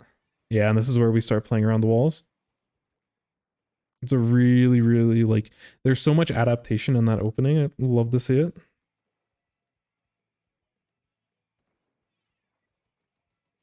Yep. Yeah, and they're able to play very, very safely. Yeah, that's just like, they're still playing around this wall and are able to isolate the Tetra. It's just so good. I don't know if the Tetra should have actually gone in there, but it's so good. And now we're able to take bats and now the enemy team is uncomfortable. So assuming that there's a 3v2 in mid, I feel like the rest of their team is able to, you know, take tower and be able to push pretty easily. But now I think our goal is to just kind of survive in bats until the rest of our team can start pushing up. Or if we have other specials, you know, maybe we can push in with missiles. But we already have so much control. We should be able to take the first checkpoint for free. So we kind of just want to chill in their bats for a while. Bomb's unfortunate. I think otherwise we're playing that really well, but they put a lot of pressure onto that left side. So we're unable to get the checkpoint, but we're still in control. So I think we, you know, rightfully we should still be looking for picks in this kind of scenario. And as we start using missiles, we get a little bit overwhelmed. I think we get a little bit too close to,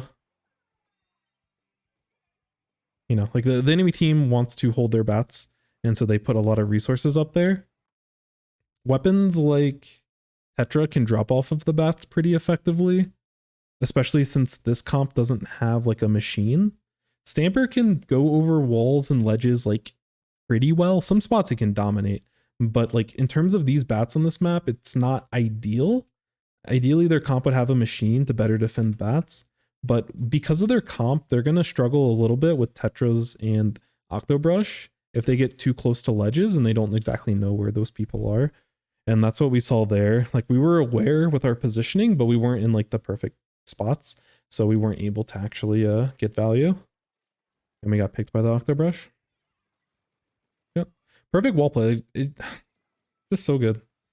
We were able to cut off the person up here. We're a little bit lucky that this person doesn't splat us, but you know, we're doing a great job of cutting off angles of, you know, like very perceived threats and, you know, where threats would likely be.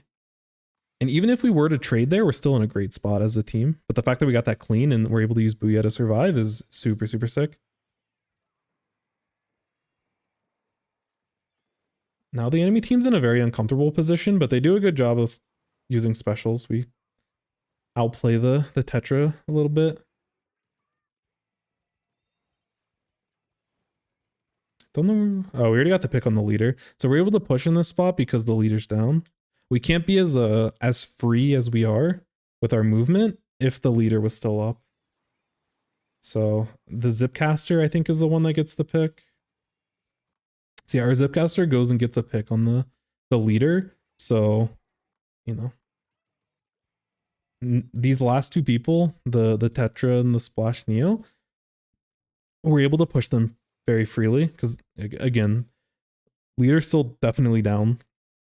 So our timing window of getting sniped is at least another couple of seconds. So we can continue to push these people.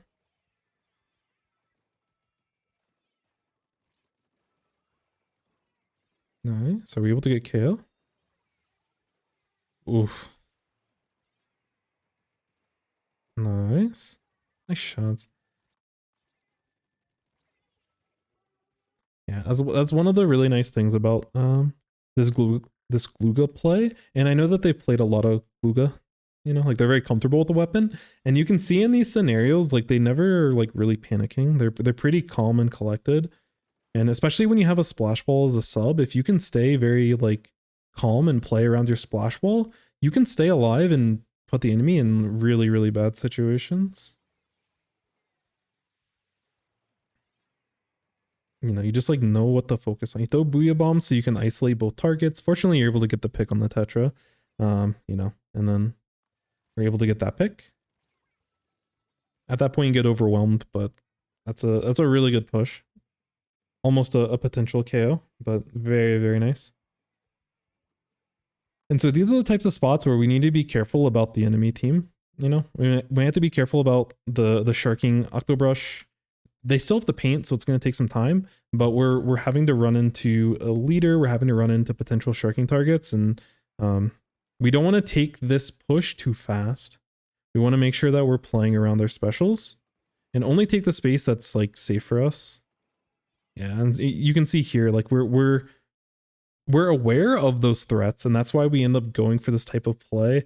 It's a little bit of a gamble, but because we can potentially get punished when we initially go for the, like, I think this is okay, but this right here, and then we roll back, this is a potential gamble, but it's calculated. We have a play in mind. We're trying to bait them into showing themselves, and that's why we're able to get this wall and play around it. And we actually get the Octobrush to bite. Now they're stuck, so they have to jump. So yeah, like a little bit of a risk of like moving in and then rolling back. If the I don't know where the Octobrush was positioned exactly. They might have still been moving in. I'm actually interested.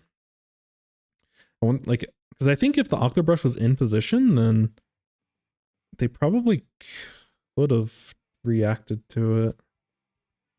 Yeah, they were still moving back. And then they actually were trying to follow up on their Tetra. But either way, very mobile and giving themselves enough space. They took a little bit of risk with it, but they gave themselves enough space to get their wall set up out, which is where Glooga's is very, very comfortable. So I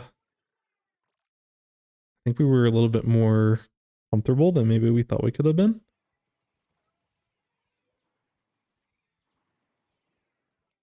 So yeah, they jump out. Okay, yeah, there was like maybe a frame or two that we could have seen that they were there, but that's again, that's a heads up play from the Splash Neo there. And again, this is like this is the way that Decay really likes to play. They play super, like they take a ton of off angles, and they have a very ratty nature to them. And the fact that you have to get paint in spots that a lot of other teams you wouldn't have to worry about, because there's a chance that, you know, there's a chance there's Splash Neo sitting here and is ready to take a fight with you if you keep trying to push forward with your 2 picks that you had. And they're able to slow down the momentum, because we played against Decay a little bit in the past, and yeah, they that type of play is really effective at slowing down momentum. And especially when you're down by as much as they are currently, you want to find an opportunity to really, you know, catch the enemy off guard. Because if the splash goes down in that spot over here and the rest of the team's pushing up, like they already made it to 3, so it doesn't really matter. But it does provide us an opportunity to still hold mid, even though it's a 2v4. And they were able to outplay a second person there, so we'll see how this goes. We're gonna have to play this really slow, and if the rest of our team is getting splatted while we're going for this, yeah.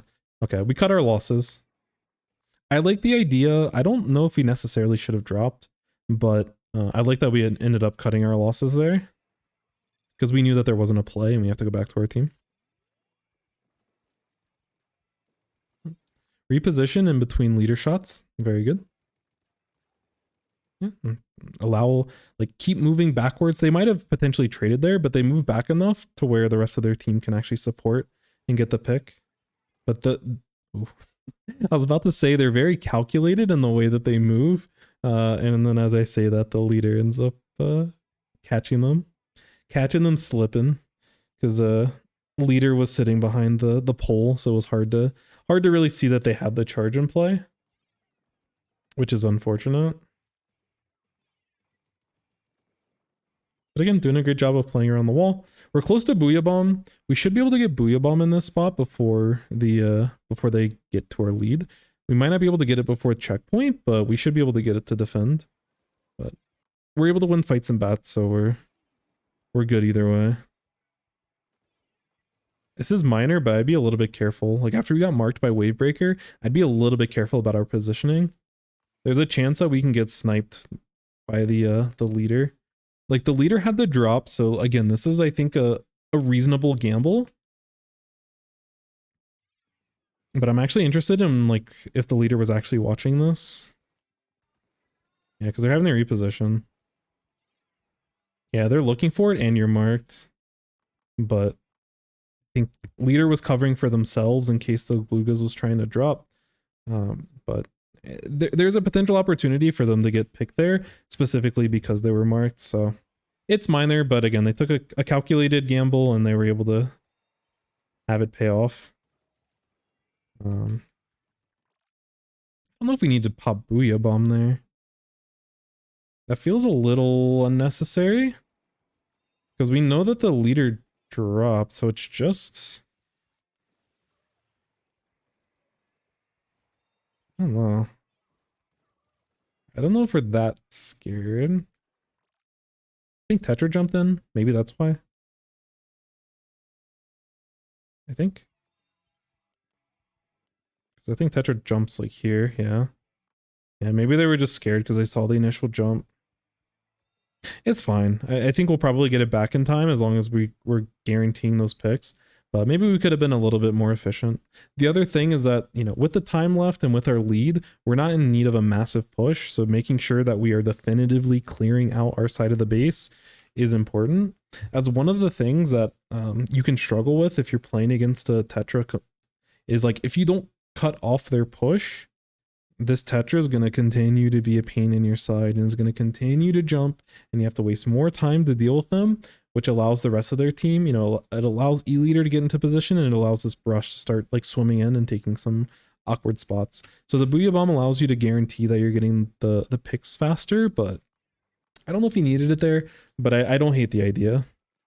Again, still just doing a wonderful job of playing around cover and playing around their walls. Oof. Just tagging them.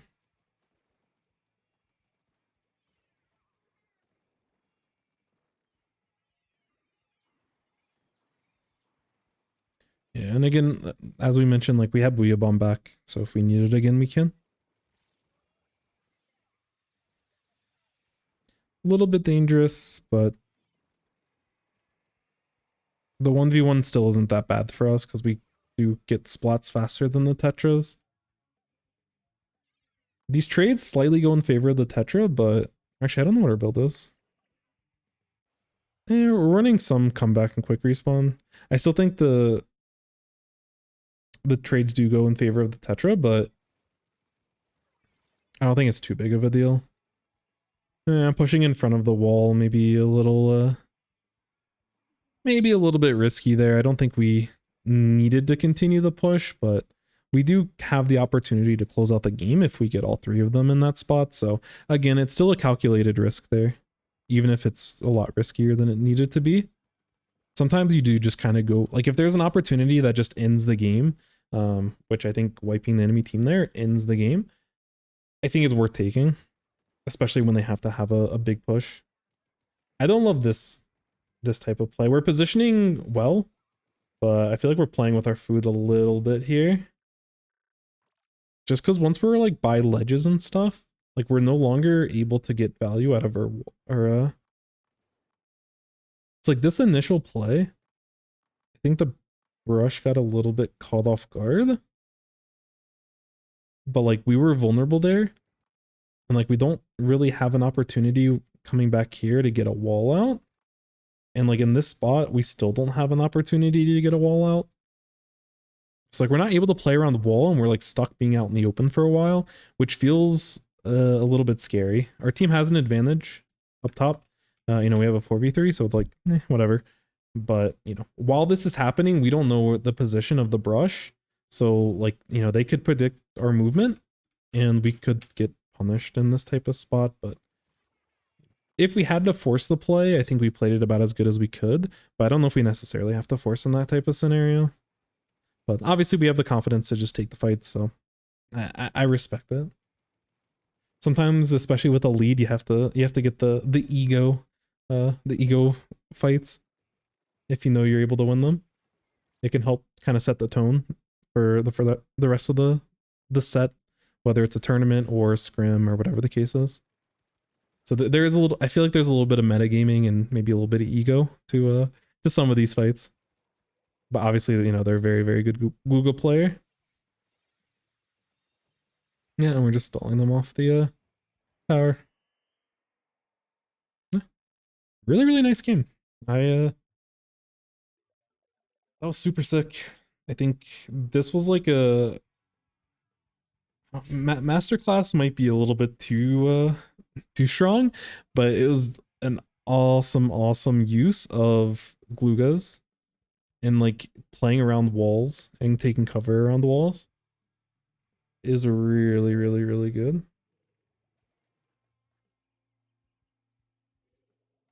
Ooh, so in terms of things that we want to improve,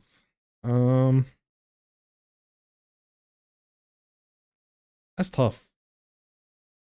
I think some of our, and it's hard, like I don't think there's anything massive that like we're really missing here. And you know, it really is a game of inches against a lot of when it's two teams of this level, they're not like top tier, but they're like a little bit under, and then this is probably like I'm probably like down here kind of thing. Like they're up there. But I would say I don't really know how to categorize it, but I think in certain cases some of our risks were maybe too much of a gamble in certain scenarios. So like at the beginning, there's an example of a good risk and a not so good risk. So we end up sitting here and we're sitting on top of this wall, and our stamper gets sniped by the charger. And then we roll back because we're in a bad situation. We end up rolling back here and pre-firing this spot. And like, I love this idea, but I do think we're potentially, it's not super highly likely, but I could be wrong. I do think that we were slightly able to get sniped by the, I guess we can just check. Let's just check. 'Cause I actually don't know. But I feel like the leader probably could have gotten an angle on them. Like, I love the idea. Because like, if we position properly there, which if we did, then I'm wrong. But if we, that's a nice shot. Okay, so yeah, the way that we're positioning here, the leader is more focused toward mid. I think if the leader pokes out a little bit farther to the left and was focusing on us, like on their plot, then we do potentially get sniped. But we take a gamble. It is calculated. So like that one I'm less worried about. But there was a couple of spots later on where we take, how do I want to phrase this? The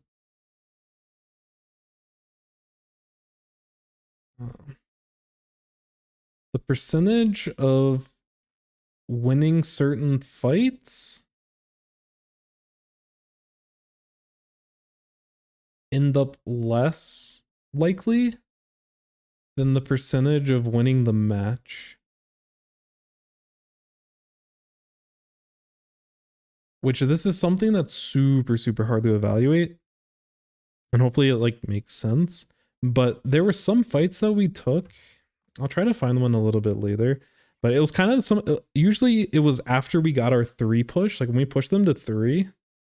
I feel like we were taking some ego fights later on in the game, which it potentially opens up opportunities for the enemy team to get back into the game. There were a couple of spots, I think this is one of them, where a little bit later, where the Neo Splash is sitting here and like hits us. In that type of spot, there's nothing we can do. Unless you like know that these people are going to be playing that type of play style and you're able to sniff it out early.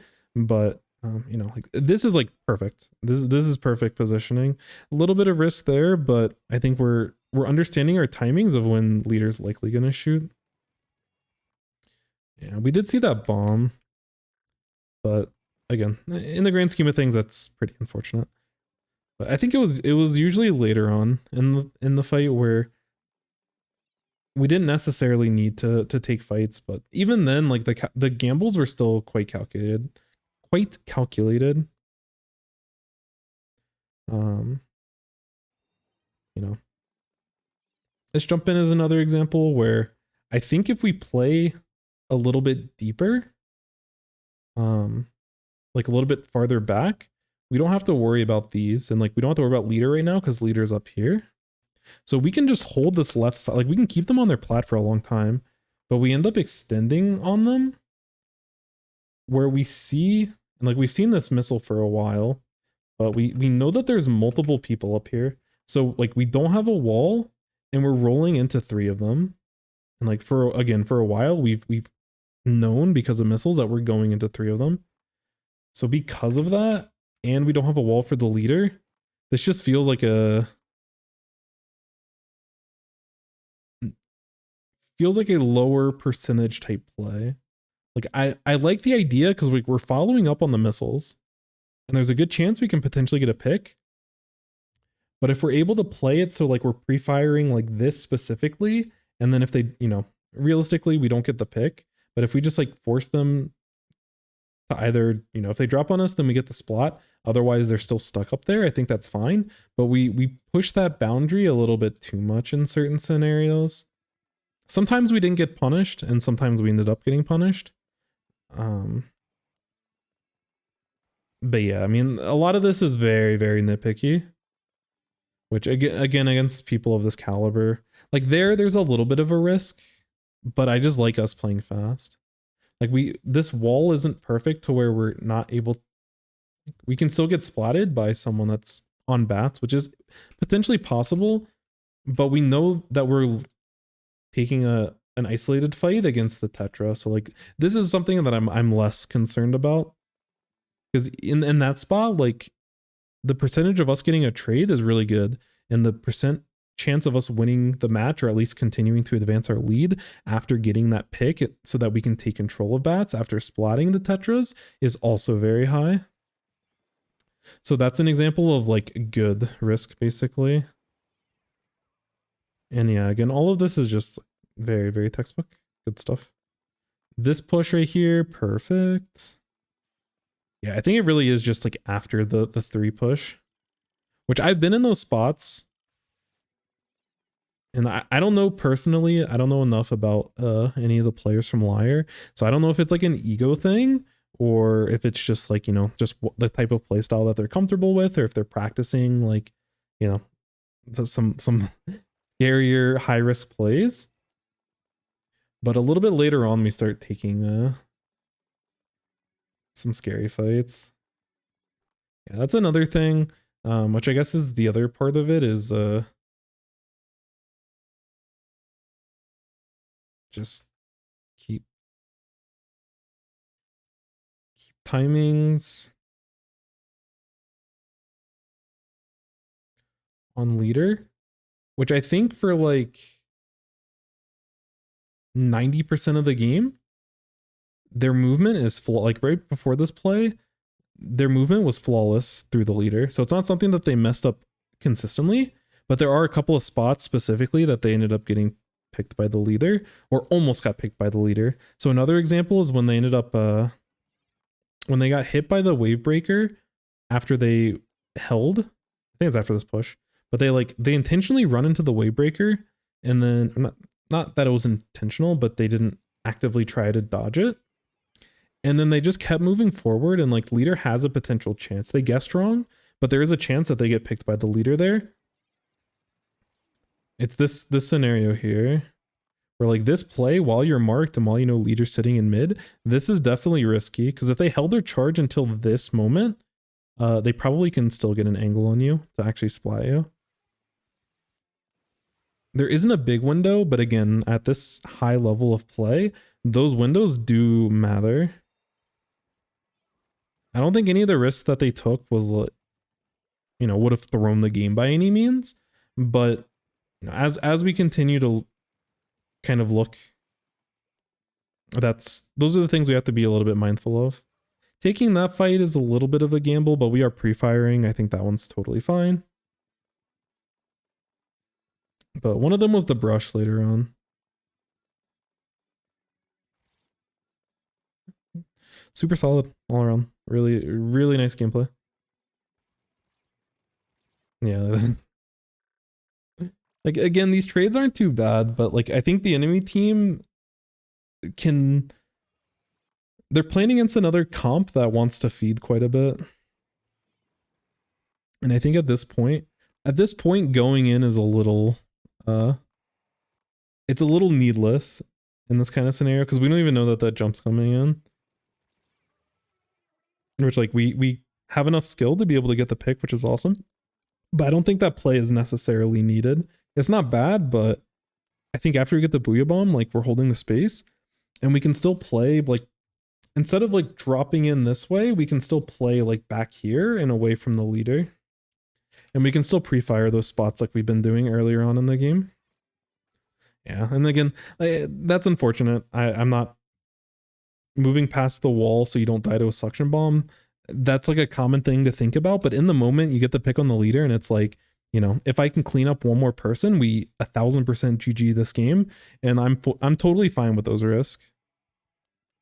Because the risk when they go down and the Glooga goes down, like you're not threatening the overall chance of you winning the game. But the gamble of actually, you know, there's a decent gamble of them cleaning up the rest of that play. And if they do get that, then we're super chilling. Yeah, like this is an ego play. It's just like there's certain spots where they leave themselves potentially vulnerable. This play I think is a little bit risky, but they're playing with their teammates, so I don't blame it. And they're able to play like by the wall Their positioning is, or their spacing is really good. There is one part I don't fully remember. I'd have to re-look at it. But at the start of the enemy push, we drop to the left side and we kind of sit. And we ended up jumping out because we couldn't find something. I don't know if we had to drop at the beginning of it all. Like, I don't know if the drop was even necessary. But I need to go back and look. Yeah, that play was sick. I love the rollback for all of that. This is where we die to the Splash Neo. And then I think we drop after this is the play that I was looking at. Because like Tetra's down. We are potentially like seeing someone here, but I don't know what causes us to like. Oh, okay. I'm more accepting of this play because they're expecting this person to come around this way, and that's why they're like kind of answering. But the Splash Neo was the one that ends up taking the tower, but they were, I guess, thinking that maybe the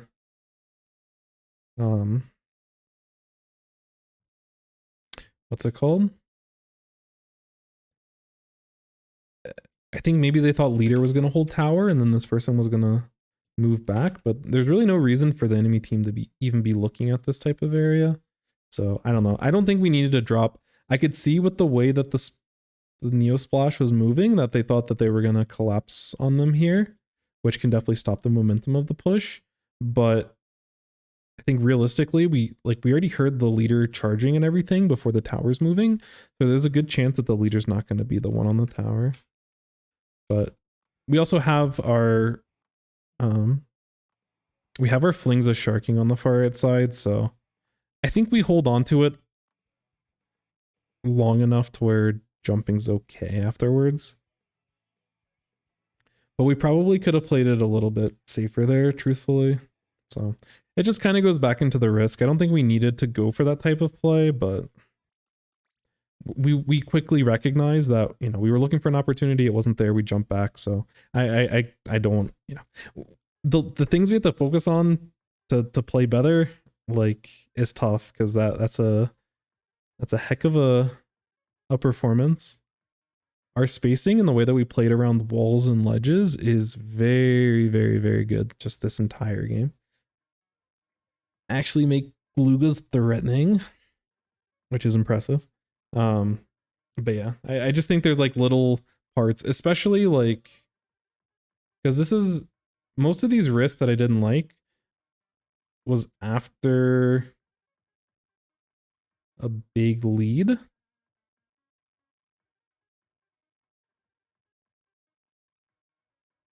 I think is when number one happened with the risk. And I don't know if that is like too much confidence or too much ego, or if you're trying to play into the idea that the enemy team is, you know, going to be taking more risk because they need a big push themselves. So it'd be interesting to get their perspective on like the mental side of like some of the decisions that they made, and you know, what they're specifically looking for. I don't think any of them were so out of place that you're throwing the game because of them. I think for the most part, in that respect, we played the game near flawlessly. I think any time that there was like an opening for us to get splatted, and there was only a handful of times that whole game, we were taking calculated risk. It's not like, oh, I just was neglecting something. There was a couple times a leader, and that's unfortunate. But again, like 90% of the time, our plays were playing through e-leader timings in a way that, you know, a lot of players don't often do. So yeah, overall, the really good play. There's not a ton that I can really say to help, except for, you know, maybe just making sure that we're taking stuff seriously after we have a big lead, because it is tough. The mental of when your team is winning and you have a massive lead, because it'll happen in Rainmaker too, where like if you're playing against a team and you push it to like 1, and then it's like either we KO or we can't advance the game anymore. Like we can't get any more points. So like we just have to like play solid, and we're just stalling. And if you get your push early in the match, like what happened here, it's like, okay, for the next 3 minutes, like we can't really score anymore. So we just kind of have to like waste time. for the next while, and I think we were making ourselves more prone to errors, and I don't think we're necessarily taking the game as seriously after we had the big risk, which, you know, it only takes 1 or 2 bad deaths to put us in a spot where they're potentially threatening KO. And you'll watch a lot of really good teams do this as well sometimes, where they don't have the discipline to play a full match all the way through without ego plays if they get an early lead. So that was the only thing I'd be potentially scared of. I don't, just because like little openings can open up the game when you're playing against top level teams. But all in all, this game was like 99% flawless. That was a really fun Glooga game to watch. So again, thank you so much for the review. I really appreciate it. Especially watching like higher level teams. Like I'm able to get some information, and I'm able to learn quite a bit as well. So yeah, great play. I think, and again, as a team, I think y'all like played important positions and like used your specials for very specific reasons. And, you know, when you use missiles, the rest of your team was ready to follow up on it, which was awesome.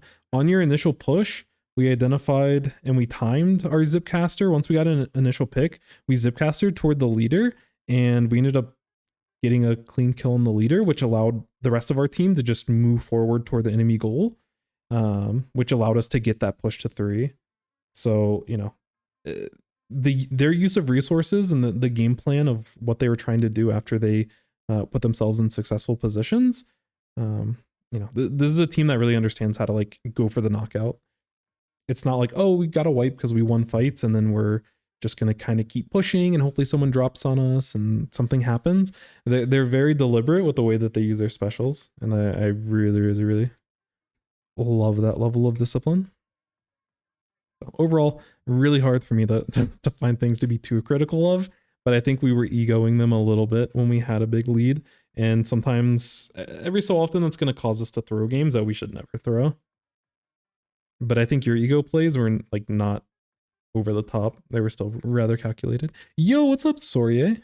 Sorye, hopefully I pronounced that. Sorye? Please correct my pronunciation. But welcome in. Are you looking for gameplay to watch? Sorai?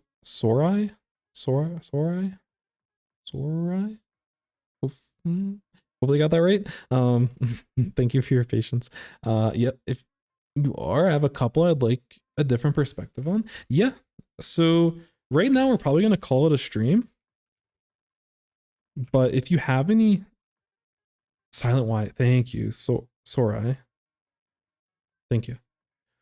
So for anyone that's in the stream, if y'all want to submit a replay, and you can do it during the stream, you can do it anytime after. I like to manage them through Discord because it's just the easiest way for me to keep track of everything. But feel free to join the Discord. And in the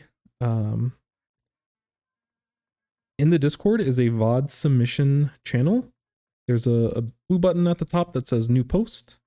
And all you have to do is post in your replay code. In the rules, there's a little bit of a template with the replay code and some other information that I would like for people to put in there if they don't mind. But if y'all are able to do that, I'm kind of going systematically, you know, whoever throws their reviews in first are the ones that I'll go over. And right now there's only, looks like there's 3 for tomorrow. Depending on our time, we can probably get through 3, maybe 4, depending on when I can get the stream started. So if anyone puts in a replay now, we probably can get 1 more for tomorrow. And I think in general, we are, that's usually how it is, where like there'll be like an overflow of a couple of them. And yeah, so like we usually have a full session for the day, but usually like the next day we'll have openings. So, you know, over time, there may be more of a demand, but right now I've, for the most part, have been able to keep up with them. There's been a couple days that have been a little bit slower, and then a day like today, there's a little bit of an overflow. So, you know, it's available to anyone. Anyone's able to submit any type of replay, not turf war, please, but, you know, any sort of like scrim that you did, tournament, open, a series, regardless. If you want some feedback, I am happy to do so. Submitted the replay. When do you usually stream? So I usually stream at around this hour. I started maybe 30 minutes earlier than I normally would. But I stream most evenings. I'm still trying to get a consistent schedule, but with some IRL stuff and with some of the team stuff, like today I streamed one of the scrims that we did. But depending on, like, some days there's tournaments and sometimes we have other stuff going on where I may or may not stream it. So sometimes it can change a little bit, but for the most part, we will stream around this time most evenings. I'm trying to get at least into a habit of doing 5 streams a week is what I'm hoping for. At least 4 or 5, and if we can do 6 or every day of the week, that's totally fine. But we recently moved, so there's still a little bit of housekeeping that I need to do with some IRL stuff that can sometimes grief certain days. So, but yeah, all the reviews that we do are live on stream.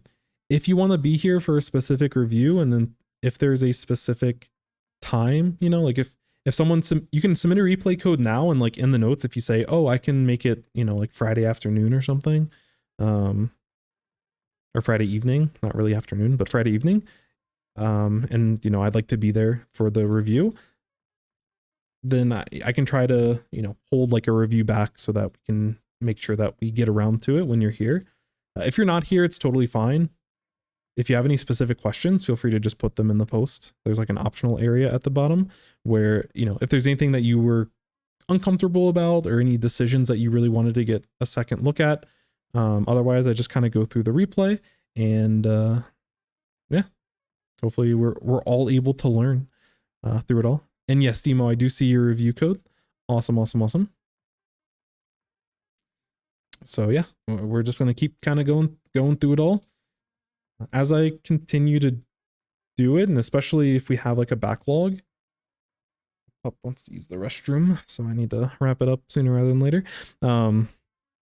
But in these types of, if we have a backlog and I know that like there's an e-leader review that we're going to do like the next day, I can try to pull in my teammates or maybe some other people in the community. I feel like that'd be a fun thing over time, is to like look over gameplay and get some other perspectives from people that are like, so I have a good understanding of the game, but like we were looking at some ballpoint gameplay from Vapor, and there are certain things that I couldn't fully articulate because I don't play the weapon all that much, but there's certain things that definitely feel off. But having another perspective, especially for players that are like, because Vapor has like a more successful like competitive career, so like there's a lot of decisions that they're probably smarter than me about, or like better than me about. So there's certain, like at a certain level, as people play better, it's like the same thing with Reno here, where like they played it and their positioning and like the opportunities they were going for were so like well thought out and well calculated that it sometimes can be hard to find like big glaring issues with certain gameplay.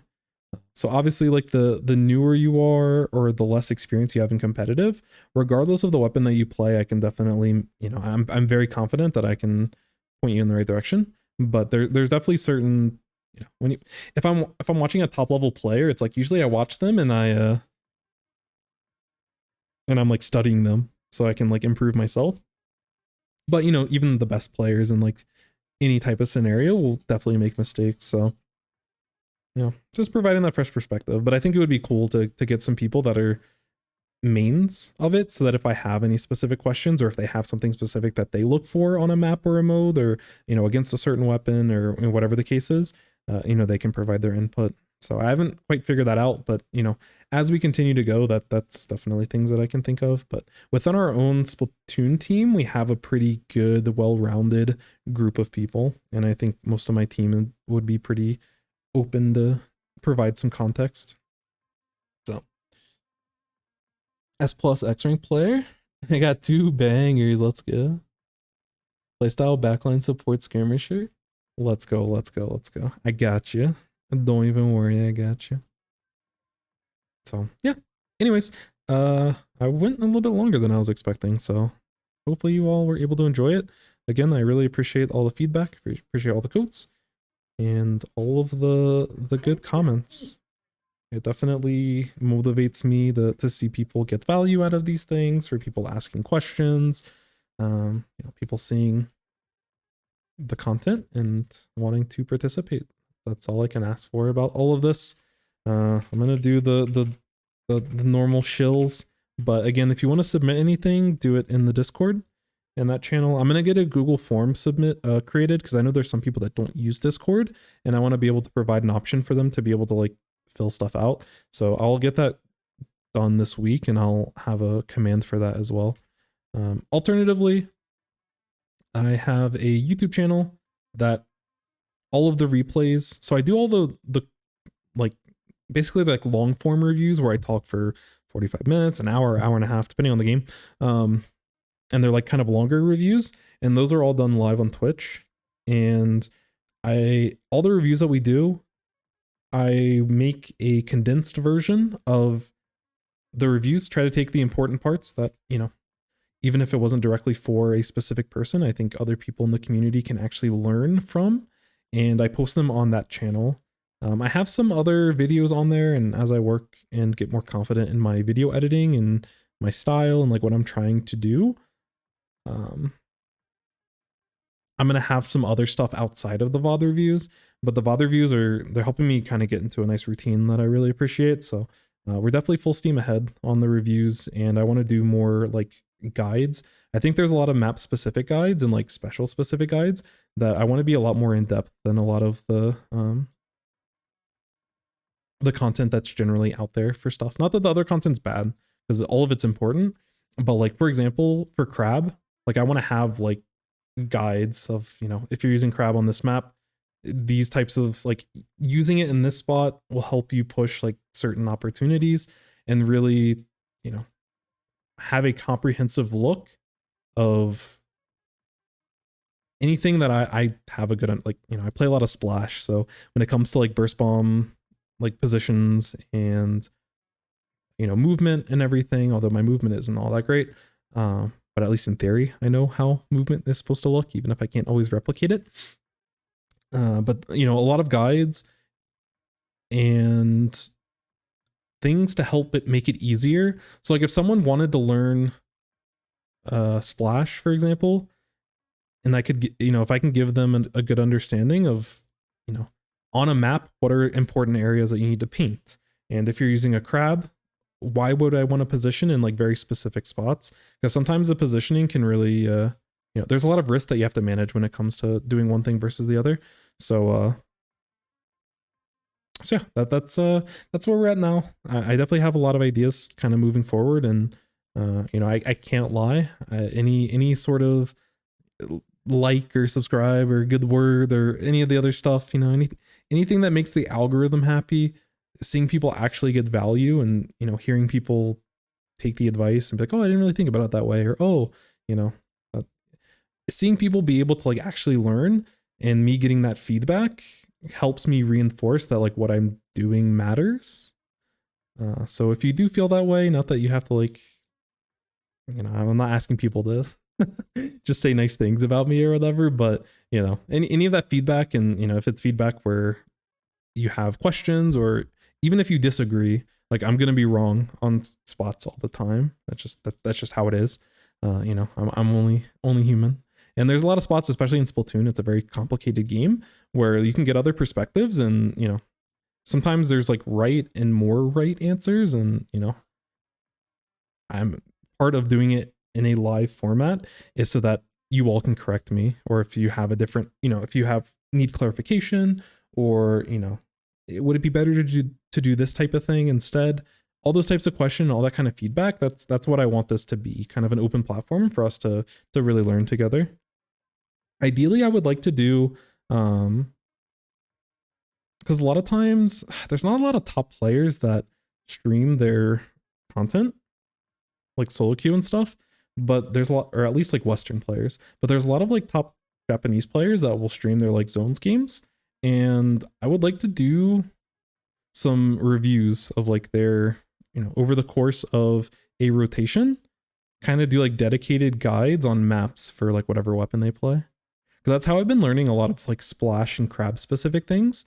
Is I watch a player like Melon, who's like one of the best Japanese splash players, but they play a lot of different weapons. But it would be nice, instead of it's just me watching it and just kind of absorbing it, it would be cool if I like were either to do it live or do it during a just for a video. I'm still trying to figure out the structure, but if they play Mahi Mahi zones and they play Undertow zones for a rotation, as I'm watching their gameplay, anything that I notice in terms of like where they're positioning for bombs or they're positioning for crabs and like how they're pushing, anything that I can document to take from it, I think it'd be a cool learning experience for others to take as well. Is your team doing any tryouts at the moment? No. I think we're at a spot right now that we are pretty comfortable, I would say. If there is anything, like if you're looking for a team, I can definitely point you into a direction of, because there's other teams that are looking, and there's definitely like a lot of players that I know that are free agents. So if you're looking for teams, I can point you in the right direction. I can get you servers to keep track of things. There are Twitters that retweet all of the, whenever there's free agents or whenever there's teams that post any sort of post on Twitter, it'll retweet them all. So you can keep up with it that way. There's a lot of ways for you to be able to find them, but if you need help finding those resources, I'm more than happy to do that. But currently our team is good. There's some days where we can't get our full team together, and that's always a little bit sad, but we're hanging in there. It's been fun nonetheless.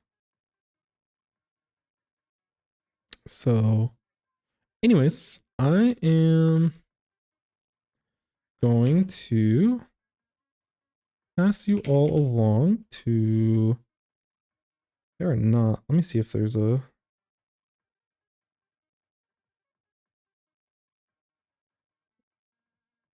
yo, what's up? Is it filet cream?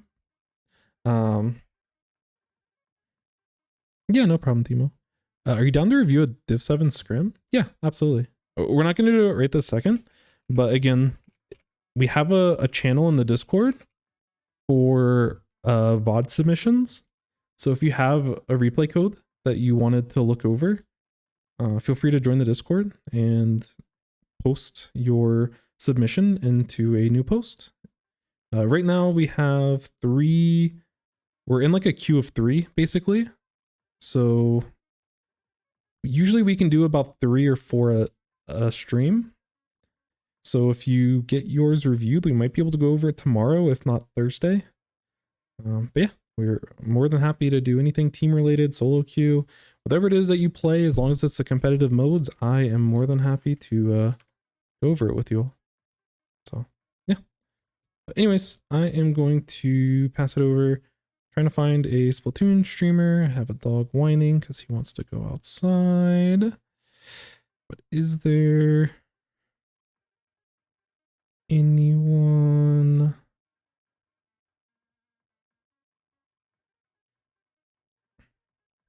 Oh wait, Sir Skit is streaming. What the? I don't even have Sir Skit followed. GG's. Have a good night. Alright, we'll raid Sir Skit. Sir Skit is a very, very strong, I like to play a lot of Blaster. Right now they're playing Mario Party, but they are a competitive Splatoon gamer and very, very chill. Very awesome person in the community. And yeah, recently had some, I think dropped 30 splats on a, there was a LAN over the weekend. And they got like 30 splats during the LAN. So definitely give them a look and you can learn quite a bit from them. Anyways, have a good night, everyone. Much appreciated. And we will get back to more solo queue, more reviews, more team stuff. Kind of give you a slice of life in terms of my competitive endeavors. Yeah, have a good night, everyone. And I will catch y'all, should be tomorrow. I don't know if I'm streaming SOS. We'll see how it goes. But otherwise we'll be doing stuff afterwards. So take care.